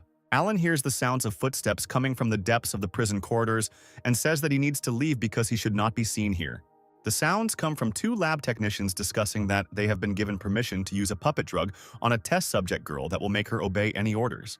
Alan hears their conversation and how they smile, justifying their behavior by the fact that they simply have no choice, because the impudent girl does not want to cooperate with them. He can't believe his ears, and the fact that the people imprisoned here are treated so cruelly that even the price of death is not an obstacle. Literally 1 minute later, a powerful explosion occurs and flames spread to all corners of the cells where the prisoners are sitting, reaching Sylvia herself. Alan approaches the bars with burning and hate-filled eyes, declaring that he will immediately pull her out of here himself. Otherwise, he will regret for the rest of his life that he left her here. At the same time, an alarm sounds on all floors of the complex and a loudspeaker announces that the S-rank target Absolute Zero has escaped. Juno immediately grabs one of the workers trying to find out who did it, to which she receives in response that it was some kind of mercenary. The girl can't believe her ears and the fact that it was her friend, when suddenly a huge big guy appears, who promises to personally sort everything out. He says that he just returned from a mission and really wanted to have some fun, because he is the commander of the group of the complex in which they are located. Juno only asks to stop them and not kill anyone, to which he receives the answer that he does not promise anything, but will definitely punish the violators. At this very time, Alan tries to leave the laboratory territory unnoticed through the ventilation ducts. Having made their way to another part of the complex, they get out together with Sylvia and hurry to escape as quickly as possible. Having walked several dozen meters forward, Alan is immediately hit in the face with a powerful punch from around the corner. The impact is so powerful that his body simply flies to the opposite end of the room, creating a powerful explosion and a pile of debris. The menacing man says that he overdid it a little, and most likely this puny boy is already dead. He is upset that he will have to find an excuse for Juno, who asked to leave all the violators alive. But unexpectedly for him, his thoughts are interrupted by a powerful stream of flame burning the right side of his face. Alan, who has risen from a pile of rubble, orders not to approach the little girl while he is still standing on his feet. The man grins, and after a few moments he takes on the appearance of a bear, as he has an A-rank ability and can transform into a beast with his skills and agility. He immediately attacks him in the form of a bear, declaring that the ability to control fire is quite good and he wants to find out which of them is stronger. But he tries to keep an acceptable distance and attack with long-range attacks, because he is significantly inferior in physical strength. You're trying to hit me with these pathetic and insignificant tongues of flame? Let's see how long you can hold out. When in a confined space, the Alan still has to use brute physical force to defend himself from enemy attacks. At the same time, he uses the flame power of a long-range attack to knock the enemy aside with a powerful explosion. A squad of fighters comes to the aid of the commander, who is rushing to help, but he asks not to interfere as he wants to deal with him himself. The soldiers who arrived in time could not believe their eyes that someone inside the headquarters dared to start a riot. I repeat for the last time, don't even dare to get involved in the battle because none of you have the right to go after my glory. From the conversation of the laboratory workers, he also understands that before becoming captain, Alan had applied for his place, but for some unknown reason decided to leave the organization. He immediately rushes into the attack with even greater fury, leaning his entire body and pushing away the ranged fighter. Alan's body begins to give out and he begins to cough up blood, since close combat is not his specialty. Without thinking twice, He immediately uses his speed and reaction to step back in order to close the distance. Sylvia asks if everything is okay with Alan's condition, to which she receives the answer that everything is fine, and she needs to find a safe place and under no circumstances get into trouble. Having gathered his strength, Allah's body begins to emit a huge amount of energy, and his flame takes on a completely different form. One of the fighters says that since Alan was applying for the role of commander of the headquarters, he had incredible strength in the past. After these words, they see him concentrating a huge amount of fire energy in his hands, about to launch a powerful attack. This information infuriates the group's commander, causing his ability to transform into a beast to reach a new level due to the desire to prove his invincibility. The half-human, half-beast form evolves, and he completely transforms into a huge, enraged mutant. In this form, his skin becomes much thicker and stronger, and Alan's fire does not cause him significant damage. The strength and power of the attack after evolution also increase significantly, and Alan barely manages to dodge the attacks. You understand that he cannot avoid close combat. He decides to respond to the bear's attacks by adding powerful explosions of fire to his physical attacks. The bear man declares that this is his victory and he will prove that he did not become the leader of this headquarters for nothing, despite the fact that Alan claimed this place much earlier. After these words, a powerful explosion occurs that throws the bear's body to the side, causing him to be surprised. In front of him stands a completely wounded and bloody Alan, whose blood begins to turn into fire, making him much stronger. He says that it is his turn to show his true strength and reveal to him the technique of furious fire. The headquarters commander rushes to attack him, sincerely not understanding why such a powerful, gifted person decided to leave them and become a mercenary. And he produces a powerful flame attack, explaining his actions by the fact that Skynet only disgusts him with its goals and methods. A mysterious man watches their battle through CCTV cameras, smiling at what is happening. The white-haired man orders the subordinate standing next to him, calling him the King of Swords, to go there and end this mess. Taking advantage of the short respite after the battle, Sylvia uses her ice powers to try to freeze Alan's bleeding and wounds a little, thereby helping him. He thanks the girl for the fact that, being in such a wounded state, she still uses her powers to help him. Grabbing her hand, he runs with her through the corridors and complex, trying to get to the nearest exit as quickly as possible to leave this ill-fated place. While there is still time, Sylvia decides to ask why Alan decided to risk his life to save her at this very moment. Because Skynet is starting to get on my nerves, and if something bad happens to you, I won't be able to resist, Michael. I am so grateful. When we meet, Big Brother, we will thank you properly. After some time, they still come across a strong iron door, behind which there should be a building leading directly to the exit from the laboratory. Alan hurries to try to open the door as quickly as possible, but in an instant a sharp blade passes through it, cutting through the steel and piercing the body of the wounded Alan. Behind the door is the same subordinate saying that he is one of 12 warriors with S-rank abilities called the King of Swords, and since they betrayed Skynet, they must die. Try your best to stay on your feet. Alan says he couldn't imagine that such a powerful warrior would be sent here to capture them. I advise you not to make unnecessary movements. At least I can allow myself to die with less pain. Please forgive me, I can't die. I have to take this little girl to her older brother and get out of here. At that very moment, the red-haired man appears behind the wounded Alan, declaring that he is too confident in himself. Even though it's funny to you, in your current state, I don't even need to use my abilities. Alan immediately tries to react and attack his opponent, who, just by looking at him, is incredibly stronger and faster than he is. Using only one blade, the King of Swords inflicts a huge number of dozens of small cuts, causing colossal damage to the body of his opponent. From such a number of blows and improved rolls, Alan almost loses consciousness, but at the last moment he barely manages to stay on his feet. Sylvia, watching the whole picture that is happening, cannot just stand aside and using her ice abilities tries to help her new friend. The attack turns out to be not so powerful considering the girl's condition, and the King of Swords manages to cut through the blocks of ice flying at him without any problems. I'll give you one more chance to join Skynet. Think about it carefully before you finally die. I have already said 1,000,000 times that this will not happen under any circumstances, and even if I die, I will not join this organization. Well, in that case, I will also regard you as a traitor, and after these words I will be forced to eliminate you. Having completely forgotten about Alan, the King of Swords is distracted and does not notice how he approaches him point blank, and his body is again covered in scarlet flame. The words he said seriously angered Alan, and in a fit of anger he shouted that he should not even think about harming this defenseless girl. The King of Swords manages to dodge the attack, but the flame becomes much stronger to such an extent that it begins to melt the steel, and the enemy himself notices this. Looking at Alan, He realizes that he is starting to burn his own blood and using his life force as a source of energy. A large fiery tornado begins to circle around the King of Swords, trapping him and preventing him from escaping. Sylvia, with you in my current state, I am no match for him and I can't just attack him head on. I'll hold him back and you run. Our only hope is to wait for your brother to arrive. If he gets here, you will be saved. Until he comes, I will try to drag out time with all my might. And if my life runs out, then please take care of my body. Without waiting for the attack from the King of Swords, the little girl gathers the rest of her strength and manages to freeze the enemy into a huge block of ice. You will say these words to him personally because I will not allow someone to die just like that because of me. Alan is shocked because given Sylvia's current state, using abilities with such power could seriously harm her. He agrees with the girl, saying that they will try to work as a team to hold off this beast as long as possible until reinforcements arrive. At that very moment, someone's voice is heard from the depths of the ice and they realize that the King of Swords is still alive and has almost regained consciousness. Having crushed the ice, Alan does not understand why his strength suddenly increased so sharply and significantly in a few seconds. It seems I underestimated you because I never thought that you guys would force me to use my ability, which allows me to turn any part of my body into a blade. Every part of his body is permeated with the feeling of approaching death. Although Sylvia's energy has slightly recovered, but its level is too low and my own body is also at the limit.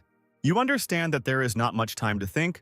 Alan nevertheless decides to launch a frontal attack out of desperation. They begin to whirl in a passionate whirlwind, exchanging pleasantries in the form of blows and lunges, trying to kill each other with each of them. In parallel with this, the King of Swords tries to explain that joining their organization is the greatest thing one can do in this life. This so-called reinforcement of yours won't help you anyway, because I don't care how many ants I have to crush on my way. At this point, Alan realizes that he can hardly fight anymore because his entire skin is completely burnt and his life force is running out. This is also noticed by the King of Swords, who notices that his opponent's speed has slowed down and apparently he has reached his limit. After these words, Alan falls to his knees, trying to stay conscious with all his might and holding his bleeding wounds with his hands. At the same time, Sylvia, without wasting time, collects and concentrates the remaining strength little by little, turning the life force into huge blocks of ice. She tries to attack the King of Swords, but all attempts are in vain because his skills are on a completely different level, and such attacks do not cause him any particular problems. At the same moment, Alan uses the fragments of huge ice masses as a source of water and, with the help of his fire, creates huge clouds of steam. After this, he immediately grabs Sylvia and, using the steam as a smokescreen, tries to escape from the battlefield. I understand Sylvia's concerns. He says he is fine, and now is not the time to worry about the number of his injuries and get out of here. On their way to the exit, they encounter ordinary rank-and-file fighters of the organization, with whom Alan tries with all his might to deal. Gathering the last remnants of his fire, he manages to resist the ordinary rank-and-file warrior. But in this situation, even this knocks him off his feet. He falls to the ground and Sylvia, realizing the state he is in, helps him get up. At that very second, they hear the grinding of a blade, and the metal understands that the King of Swords is still breathing down their necks, following in their footsteps. Coming almost point blank, Sylvia tries to stop him with small pieces of ice, while simultaneously shouting that he should not dare come closer. The King of Swords says that since the girl wants to die so much, he will finish her off first and is already swinging his blade. A moment later, the sword pierces the soft flesh and a huge amount of blood falls to the floor. Sylvia, closing her eyes at the last moment before the blow, does not understand what is happening since she does not feel pain and decides to open them. She sees Alan in front of her, who at the last moment managed to protect her from the blow with his body. Looking at Sylvia, he asks her to run with all her might because she must survive and her brother will definitely come and save her. I can't run away with you, please forgive me, but I can't fight anymore because my strength is completely exhausted. No, please hold on, you can't die like this right here. Help will arrive soon. Alan grabs the blade protruding from his body with both hands and says that he will try to hold him off as long as he can while she runs away. The King of Swords is furious and says that these are all useless tricks and their seconds of life are already numbered and nothing will help them. And at that moment, immediately after his words, a powerful explosion occurs and shadowy traces are visible among the smoke. When the smoke clears, our main character stands in front of him, having managed to save Alan. At the same moment, we see what happened in the complex about 40 minutes ago and how Alan and Sylvia met someone on the way to the exit. Moving along one of the corridors, he stumbles upon Juno, who begins to scold her friend, not understanding why he did it. And he says that he understands perfectly well what he is doing, but he is still perplexed as to why his girlfriend deliberately steals other people. Juno tries to justify herself, which makes Alan even more angry. And he says that he understands perfectly well that she also does not want to do such things, but for some reason continues to work in the organization. Just look at this little girl who is kept locked up. She is given weakening drugs every day, and if I had found her a few days later, she would already be dead. You think you can save her alone? This is a sure road to the grave, and before you do this, think about what will happen to you and your team. Skynet has already recruited 9 people with S-rank abilities, although most of them have gone on a mission. But the King of Swords is still at the base, and if you encounter him, you won't have a chance. I have a chance to get out, but I need your help. Contact one of my team members and tell him to find Michael in the area where the mission is being carried out and give him our coordinates. Juno does not understand why she should try to convey information to one person, since he will not be able to do practically anything. At the end, Alan manages to tell his friend that this man alone is capable of incredible things and that they need to hurry. After these memories, we return to the battle site where the King of Swords is shocked why the man standing in front of him is so strong, since he has the lowest rank of strength. Before you can react, he receives an incredibly powerful blow from the main character, which knocks him off his feet for a second and sends him flying towards the nearest wall. Looking at this, Sylvia is both happy and shocked that her older brother came to help and that he is so strong. Michael hurries to his little sister, hugging her tightly and starting to apologize for being late and for coming so late and for everything she had to go through. Sylvia begins to cry and says that all this time she considered herself a burden to her older brother, but at the same time she is incredibly happy that he is still alive. She clutches his shirt tightly in her hand while he tries to calm her down and tells her that there is no need to remember the past because he will always protect her. The girl asks to pay attention to Alan, who risked his life to protect her and he must be saved. Michael asks him to hold on a little longer because he will definitely get him out of here and help heal his wounds. At the same time, behind them, the King of Swords comes to consciousness, clearly unhappy that he was treated so lowly and was able to hit him. He tries to attack the protagonist from behind, shouting that he will beat him until there is not a single piece of flesh left of him. The protagonist turns his head, looking at his opponent with a withering gaze and orders him to shut up immediately. The energy that comes from the main character makes the King of Swords immediately retreat for a moment, which allows him to avoid imminent death. But even the speed of reaction and reflexes still do not allow him to avoid the damage that he begins to feel with his entire body. Not realizing that he was wounded, the King of Swords sees in front of him a shadow clone of the main character, who, despite all this, managed to make a pact with him and take control of his blade ability. Michael says that even though he had to spend a fragment of his ability on these blades, it is now much more important for him to defeat the enemy with his own weapon and thereby humiliate him. This turn of events greatly angers the King of Swords, and he swears that no one will leave here alive. He tries to attack our heroes, but the Shadow Clone, using the abilities of the King of Swords, reflects all his attacks, which further infuriates him.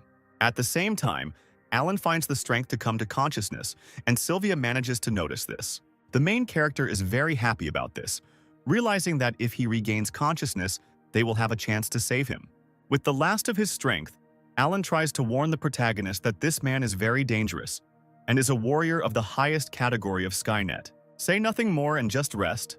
I will ask Sylvia to stop the bleeding and freeze your wounds. After these words, Michael returns the Shadow Clone to his possessions, saying that he is now ready to personally take on this battle. This time, you came to your own death, which is very convenient, although I don't know how you managed to get your ability, but it's just a fake. At that very moment, the protagonist combines his skills and covers the entire space around the King of Swords with a shadow curtain, combining it with his blade ability. He invites him to personally see how fake this ability is and begins to pierce his body with a huge number of blades from all sides. The King of Swords still manages to escape from this trap, but his body becomes weaker with each blow and he will not be able to maintain his energy for long. He immediately launches a frontal attack on the protagonist, trying to put all his strength into strengthening his blades and cutting him into small pieces. In a fit of rage, he screams that this cannot be true and that he will never lose here. Noticing how Michael looks at him with disdain, he begins to get even more angry and attack even more. The main character, in turn, without taking risks or straining himself, carefully dodges and blocks all attacks flying at him. Watching the progress of the battle, Sylvia decides that her brother is forced to defend himself because he is much weaker than the King of Swords and begins to worry about him. But despite all this, she understands that she cannot help him, since all her energy reserves are spent on maintaining Alan's vital energy. At this time, Michael decides to ask with an arrogant look, "Is this really all that the King of Swords is capable of?" He literally mocks and taunts his opponent, trying to humiliate him, and then begins to attack while simultaneously cutting off all of his opponent's attacks. The King of Swords is amazed at the speed with which his opponent moves and, without having time to dodge, receives serious damage from the protagonist's attack. He begins to curse and call Michael names, saying that if it weren't for his ability to sneak attack, he would still be trash. Without any problem dodging all of the Sword King's attacks, Michael continues to mock him and states that he still doesn't fully understand how big the difference in strength is between them. The protagonist says that he will make the King of Swords feel real despair and a sense of humiliation, and we see how a slight reflection of bright light appears on his face. In literally one moment, his body is thrown by a powerful stream and jet of flame into the nearest wall. The protagonist uses Alan's fire control abilities to defeat the King of Swords with his help. This fact irritates his opponent even more, and he, in a fit of hysteria, begins to shout that it is unfair to have so many abilities. While his opponent tries to swing his blades in all directions, the protagonist, with a feeling of unshakable confidence, declares that the outcome of this battle has long been predetermined. Using a powerful stream of flame, he begins to burn everything around him, intending to finish everything right here and now. Inside the flames, the King of Swords begins to scream in pain and shout that he will never, under any circumstances, lose to such a worthless person. After some time, his charred body falls to his knees, signifying the victory of our protagonist. The evolution tree informs that since the contract target died, the S-rank blade ability is now lost, and also that 50% of the ability fragment has been returned back. Not feeling any threat, the main character turns to his sister and says that they need to deal with this place as soon as possible.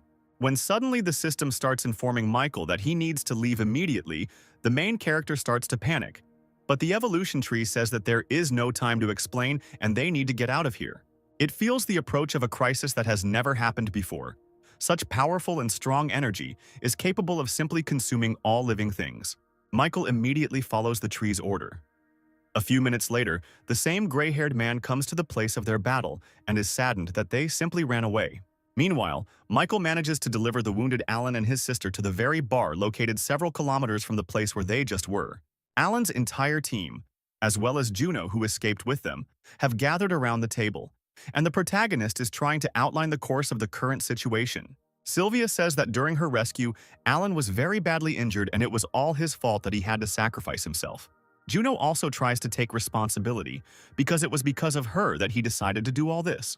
Alan knew it was you from the start and hid it. It looks like he was trying his best to protect you and doesn't feel any anger. I don't hold a grudge against anyone and now we have to save him. But before that, I need to know who you are and who you obey.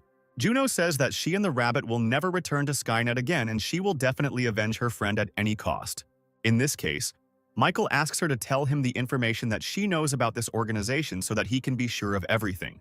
The girl provides him with information and personal files of those people who have S-rank abilities, and they all match the protagonist's past memories.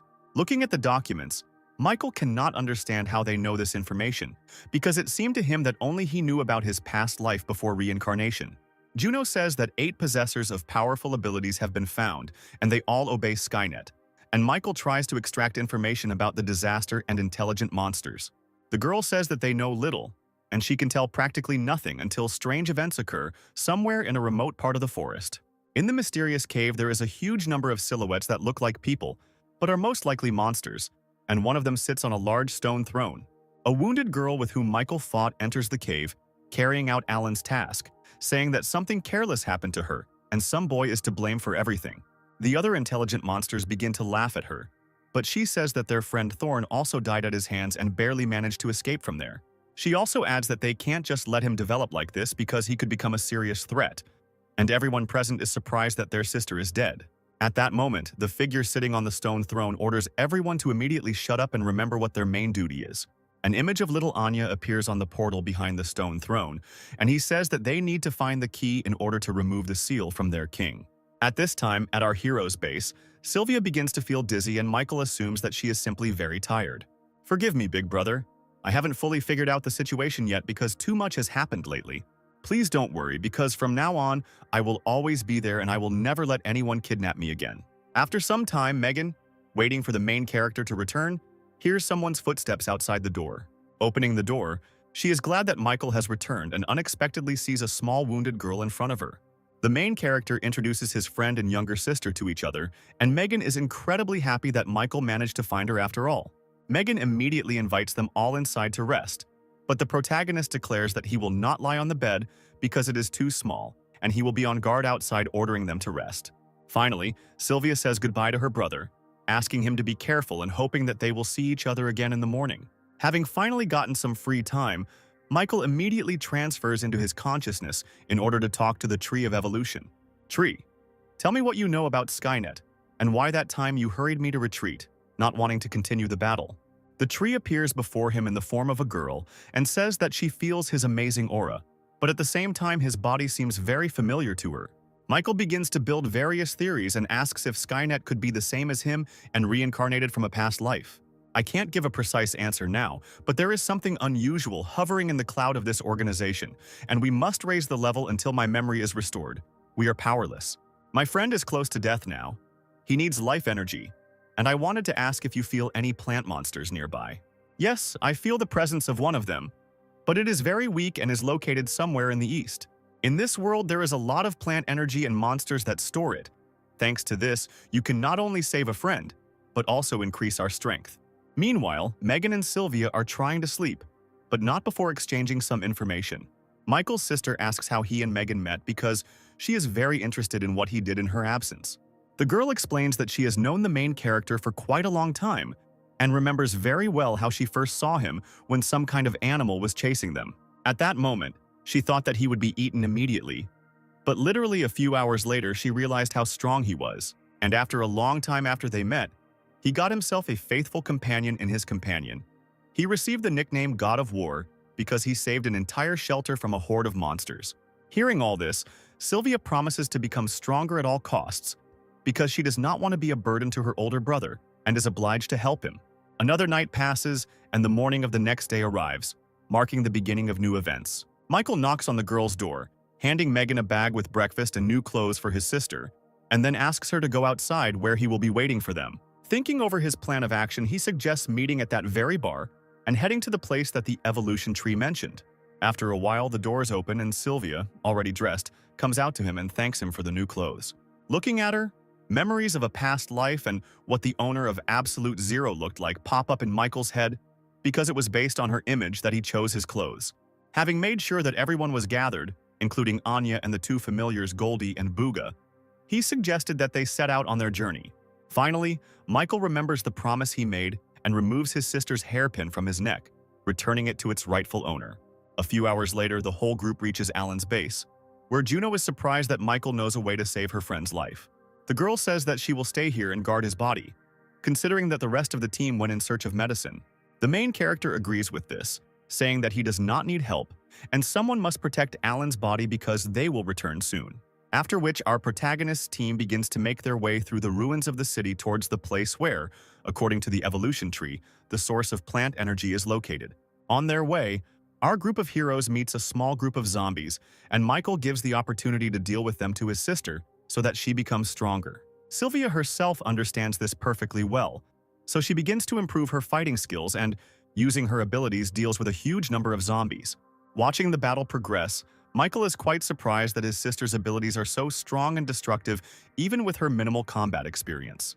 Having managed to deal with a small horde of zombies, she increases her level to E rank. All the team members present begin to praise her for her good work, and little Anya does it the loudest. The protagonist suggests moving forward, alternating battles between each other so that everyone gains experience and becomes stronger. At some point in their journey, they come across an area where there is not a single zombie or trace of any battles, which makes them very wary. Little Anya says that she had already sent Booba on a flight in advance so that he could fly over everything from above and provide intelligence data. After receiving information from the bird, she says that a small number of zombies are heading towards a cave near a wild mountain located nearby. Michael immediately realizes that this is exactly the place they are looking for, because only plant monsters can spread the smell throughout the area, and thereby lure people and other mutants inside. A few hours later, they find themselves in the right place and see crowds of infected walking towards the cave, not paying any attention to them because they are intoxicated by the hallucinogen. Michael suggests going alone and scouting out the situation, but the girls insist that he take them with him, and he has to agree. Megan states that they will definitely help him in the battle with the plant zombie and will make every effort to become at least a little stronger. Michael also slightly stipulates that defeating the monster will only allow the girls to become stronger, but not him. Having discussed our plan of action, the heroes enter the depths of the cave and begin to make their way inside, hoping to find the monster as soon as possible. The girls start to move forward, and Sylvia urges her older brother, who in turn asks them not to hurry so much. Michael notices that everything around him has become too quiet, and at the same time his teammates are walking faster and faster, moving away from him, not reacting to his words. At that very moment, his reflexes tell him that danger is lurking somewhere nearby, and he comes to his senses at the moment when he is attacked by an intelligent plant.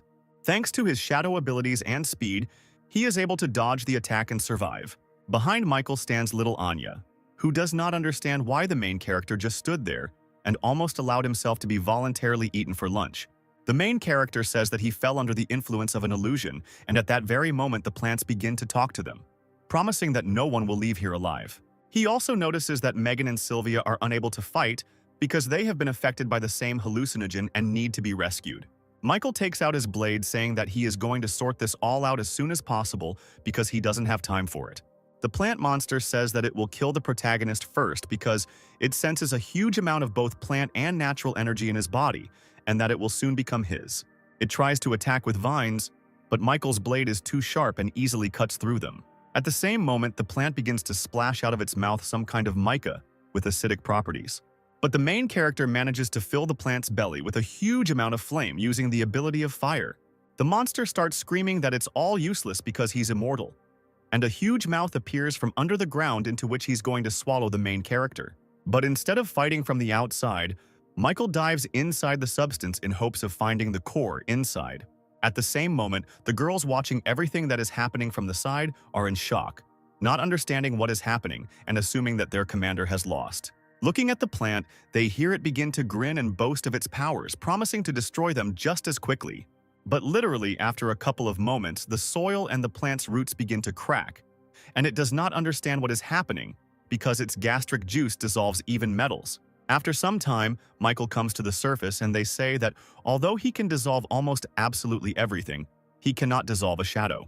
The main character also holds the core of a plant monster in his hands, leaving his opponent stunned as he does not understand how he was able to find it. Without further ado, the protagonist immediately absorbs the plant's core, absorbing all of its powers. Megan and Sylvia, standing behind him, are checking to see if he is okay, because they were very scared and worried about him. Michael says that everything is fine, and the tree's life essence has been absorbed and now they can use everything else. Just like last time, a pool of life essence appears in front of them, and Michael says that he will take some for Alan, and the rest will have to be absorbed by them themselves. Having collected some essence for Alan, Michael also thinks about the fact that Skynet and the Disaster are two organizations whose activities still remain a mystery. He needs to become stronger. At this moment, little Goldie starts pestering him, and the main character apologizes to him because lately he has been devoting too little time to him, although he is the first member of his squad. After some time, the girls undress and begin to absorb the essence of life. But at the same time, one of them is clearly worried. For some reason, Megan is very embarrassed, even though she is the oldest of them, but she thinks about the fact that she offered Michael to absorb the essence together while being completely naked. Having finished all the business on the spot, they return to their base and inject the drug into Alan's body so that he can finally come to his senses. Gathered together in front of his bed, they eagerly await the moment when he begins to open his eyes and come to his senses. When he regains consciousness, he realizes that he suffers from mild amnesia and has a vague memory of what happened to him. Michael asks him not to move because, even though he got out of the other world, his body is still too weak and needs a lot of time to recover. I understand everything that happened to him. Alan is trying to find the words to apologize to the main character for having to deceive him. The protagonist says that he does not hold a grudge against him because everything is in the past, and first he will send him to his shelter where there are professional doctors who can get him back on his feet. After these words, everyone present is surprised because many of them do not know about the existence of the shelter. At this very time, somewhere nearby in one of the neighboring cities, the military is trying with all its might to defend itself from another horde of infected. The man at the control post is informed that the light base is under attack by a horde of zombies and is requesting reinforcements. He immediately rushes to report this to the commander, who does not believe his ears, because they are just a small base and simply cannot do anything to counter it. Meanwhile, in the main and last stronghold of humanity, an emergency meeting is held under the leadership of Winston. All the assembled captains receive fresh information that a request has been received from the light base and a colossal horde of monsters is moving towards them. The current forces are only sufficient to protect the central shelter. There are no additional forces to send reinforcements, and I propose doing nothing. This question is not so simple. The scale of this horde exceeds those we have encountered before. If the city they are currently in falls, their next target will be us, so it will be to our advantage to deal with them before it is too late. True, in 3 days at most they will reach us and there will be many more infected, so we must help the city despite our situation. Winston realizes that the commanders are divided and suggests sending 70% of their unit to help the light base. Do you think that sending 70% is too risky? Because if the scale of the wave is not so big, then we can remain without protection for some time and fall under attack from the enemy.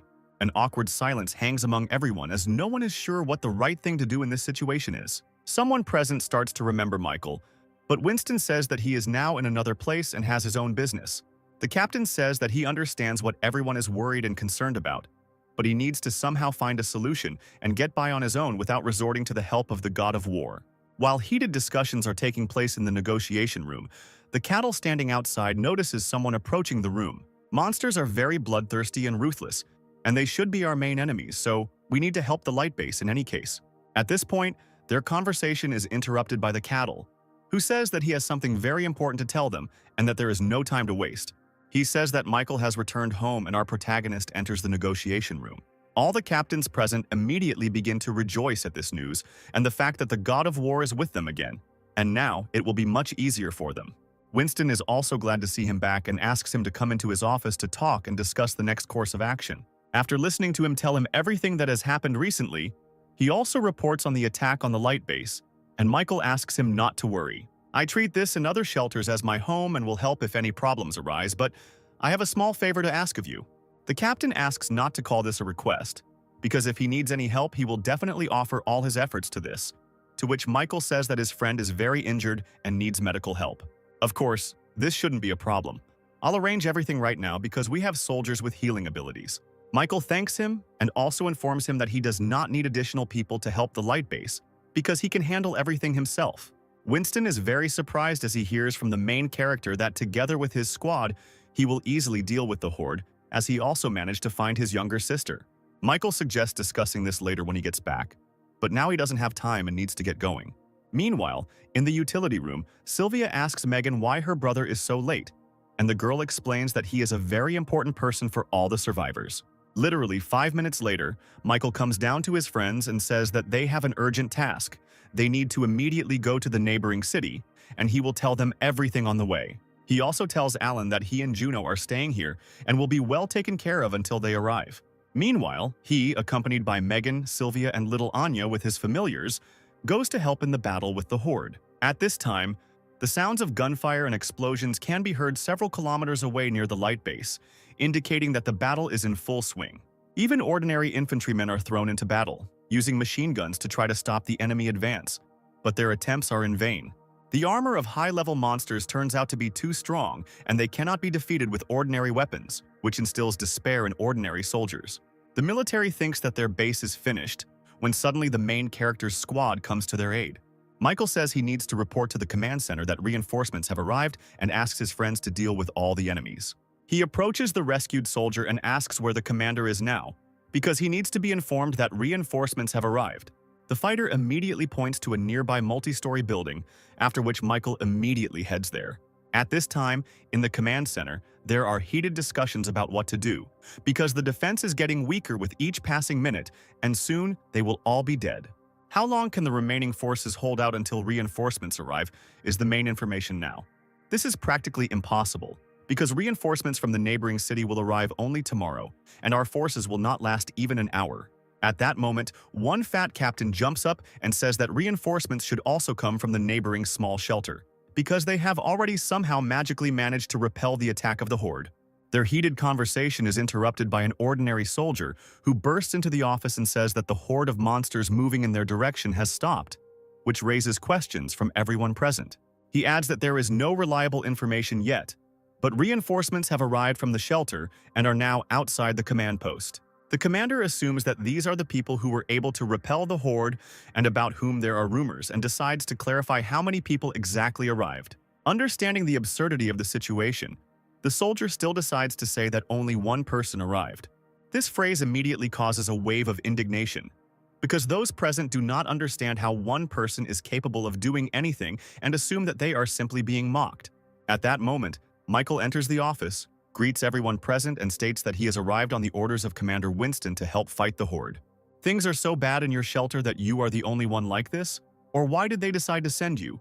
Probably Death Guy. I didn't come alone. My small team is already fighting on the front lines and successfully stopping the advancing wave.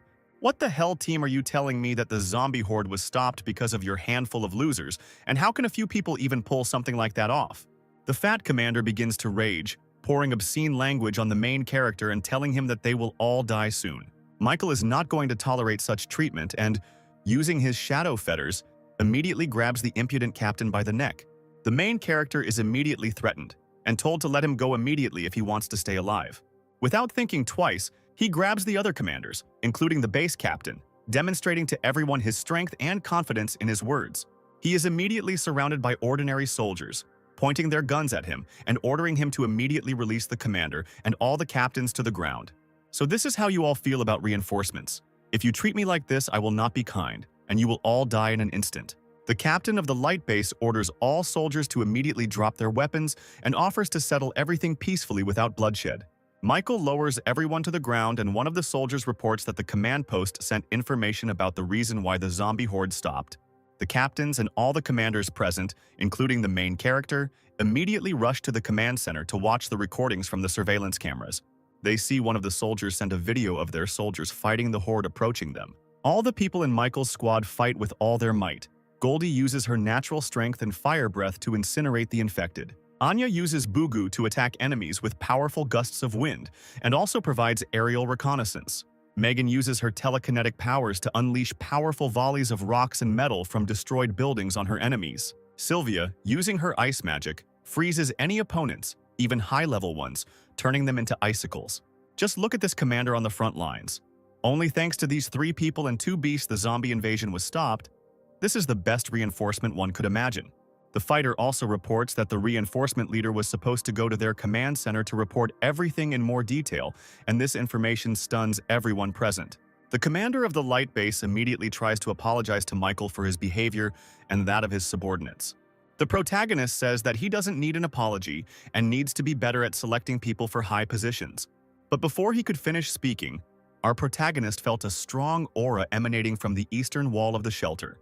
The base commander reports that their best units are at the eastern wall, and they themselves will be able to cope with the attack. Plus, there is an impenetrable wall there.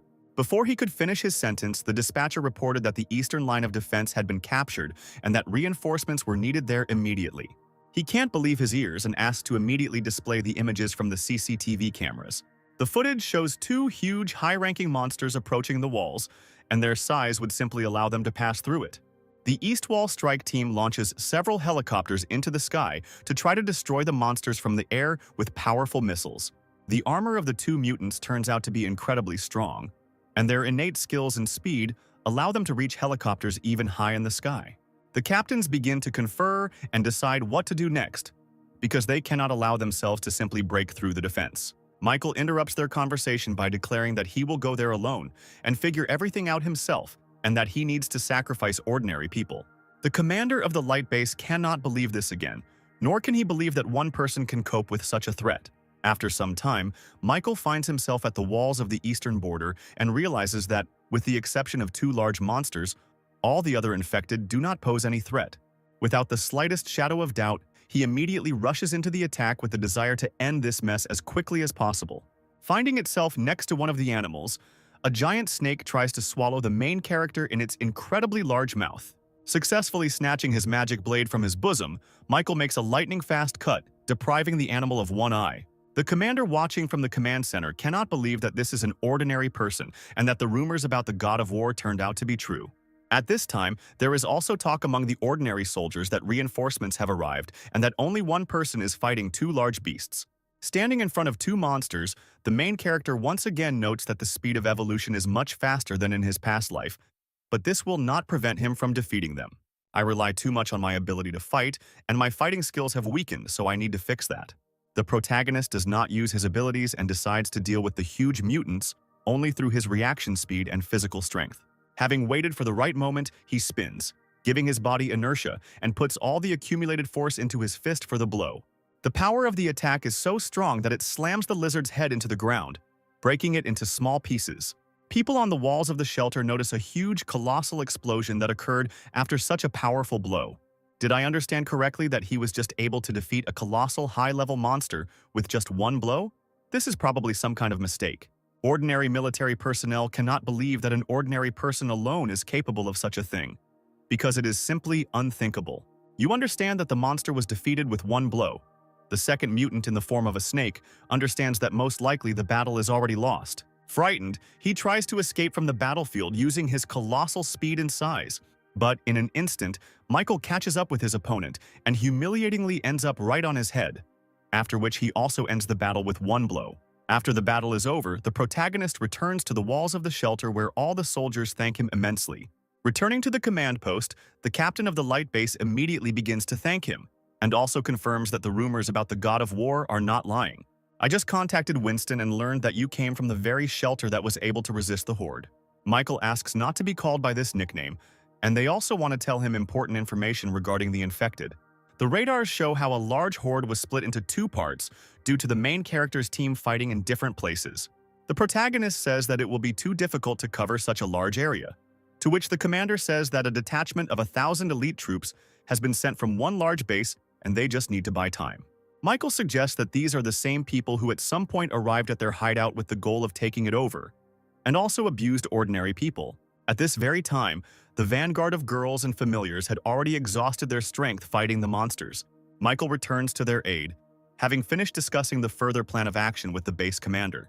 And at that very moment, they see several dozen helicopters above their heads and, apparently, this is the very same elite reinforcements.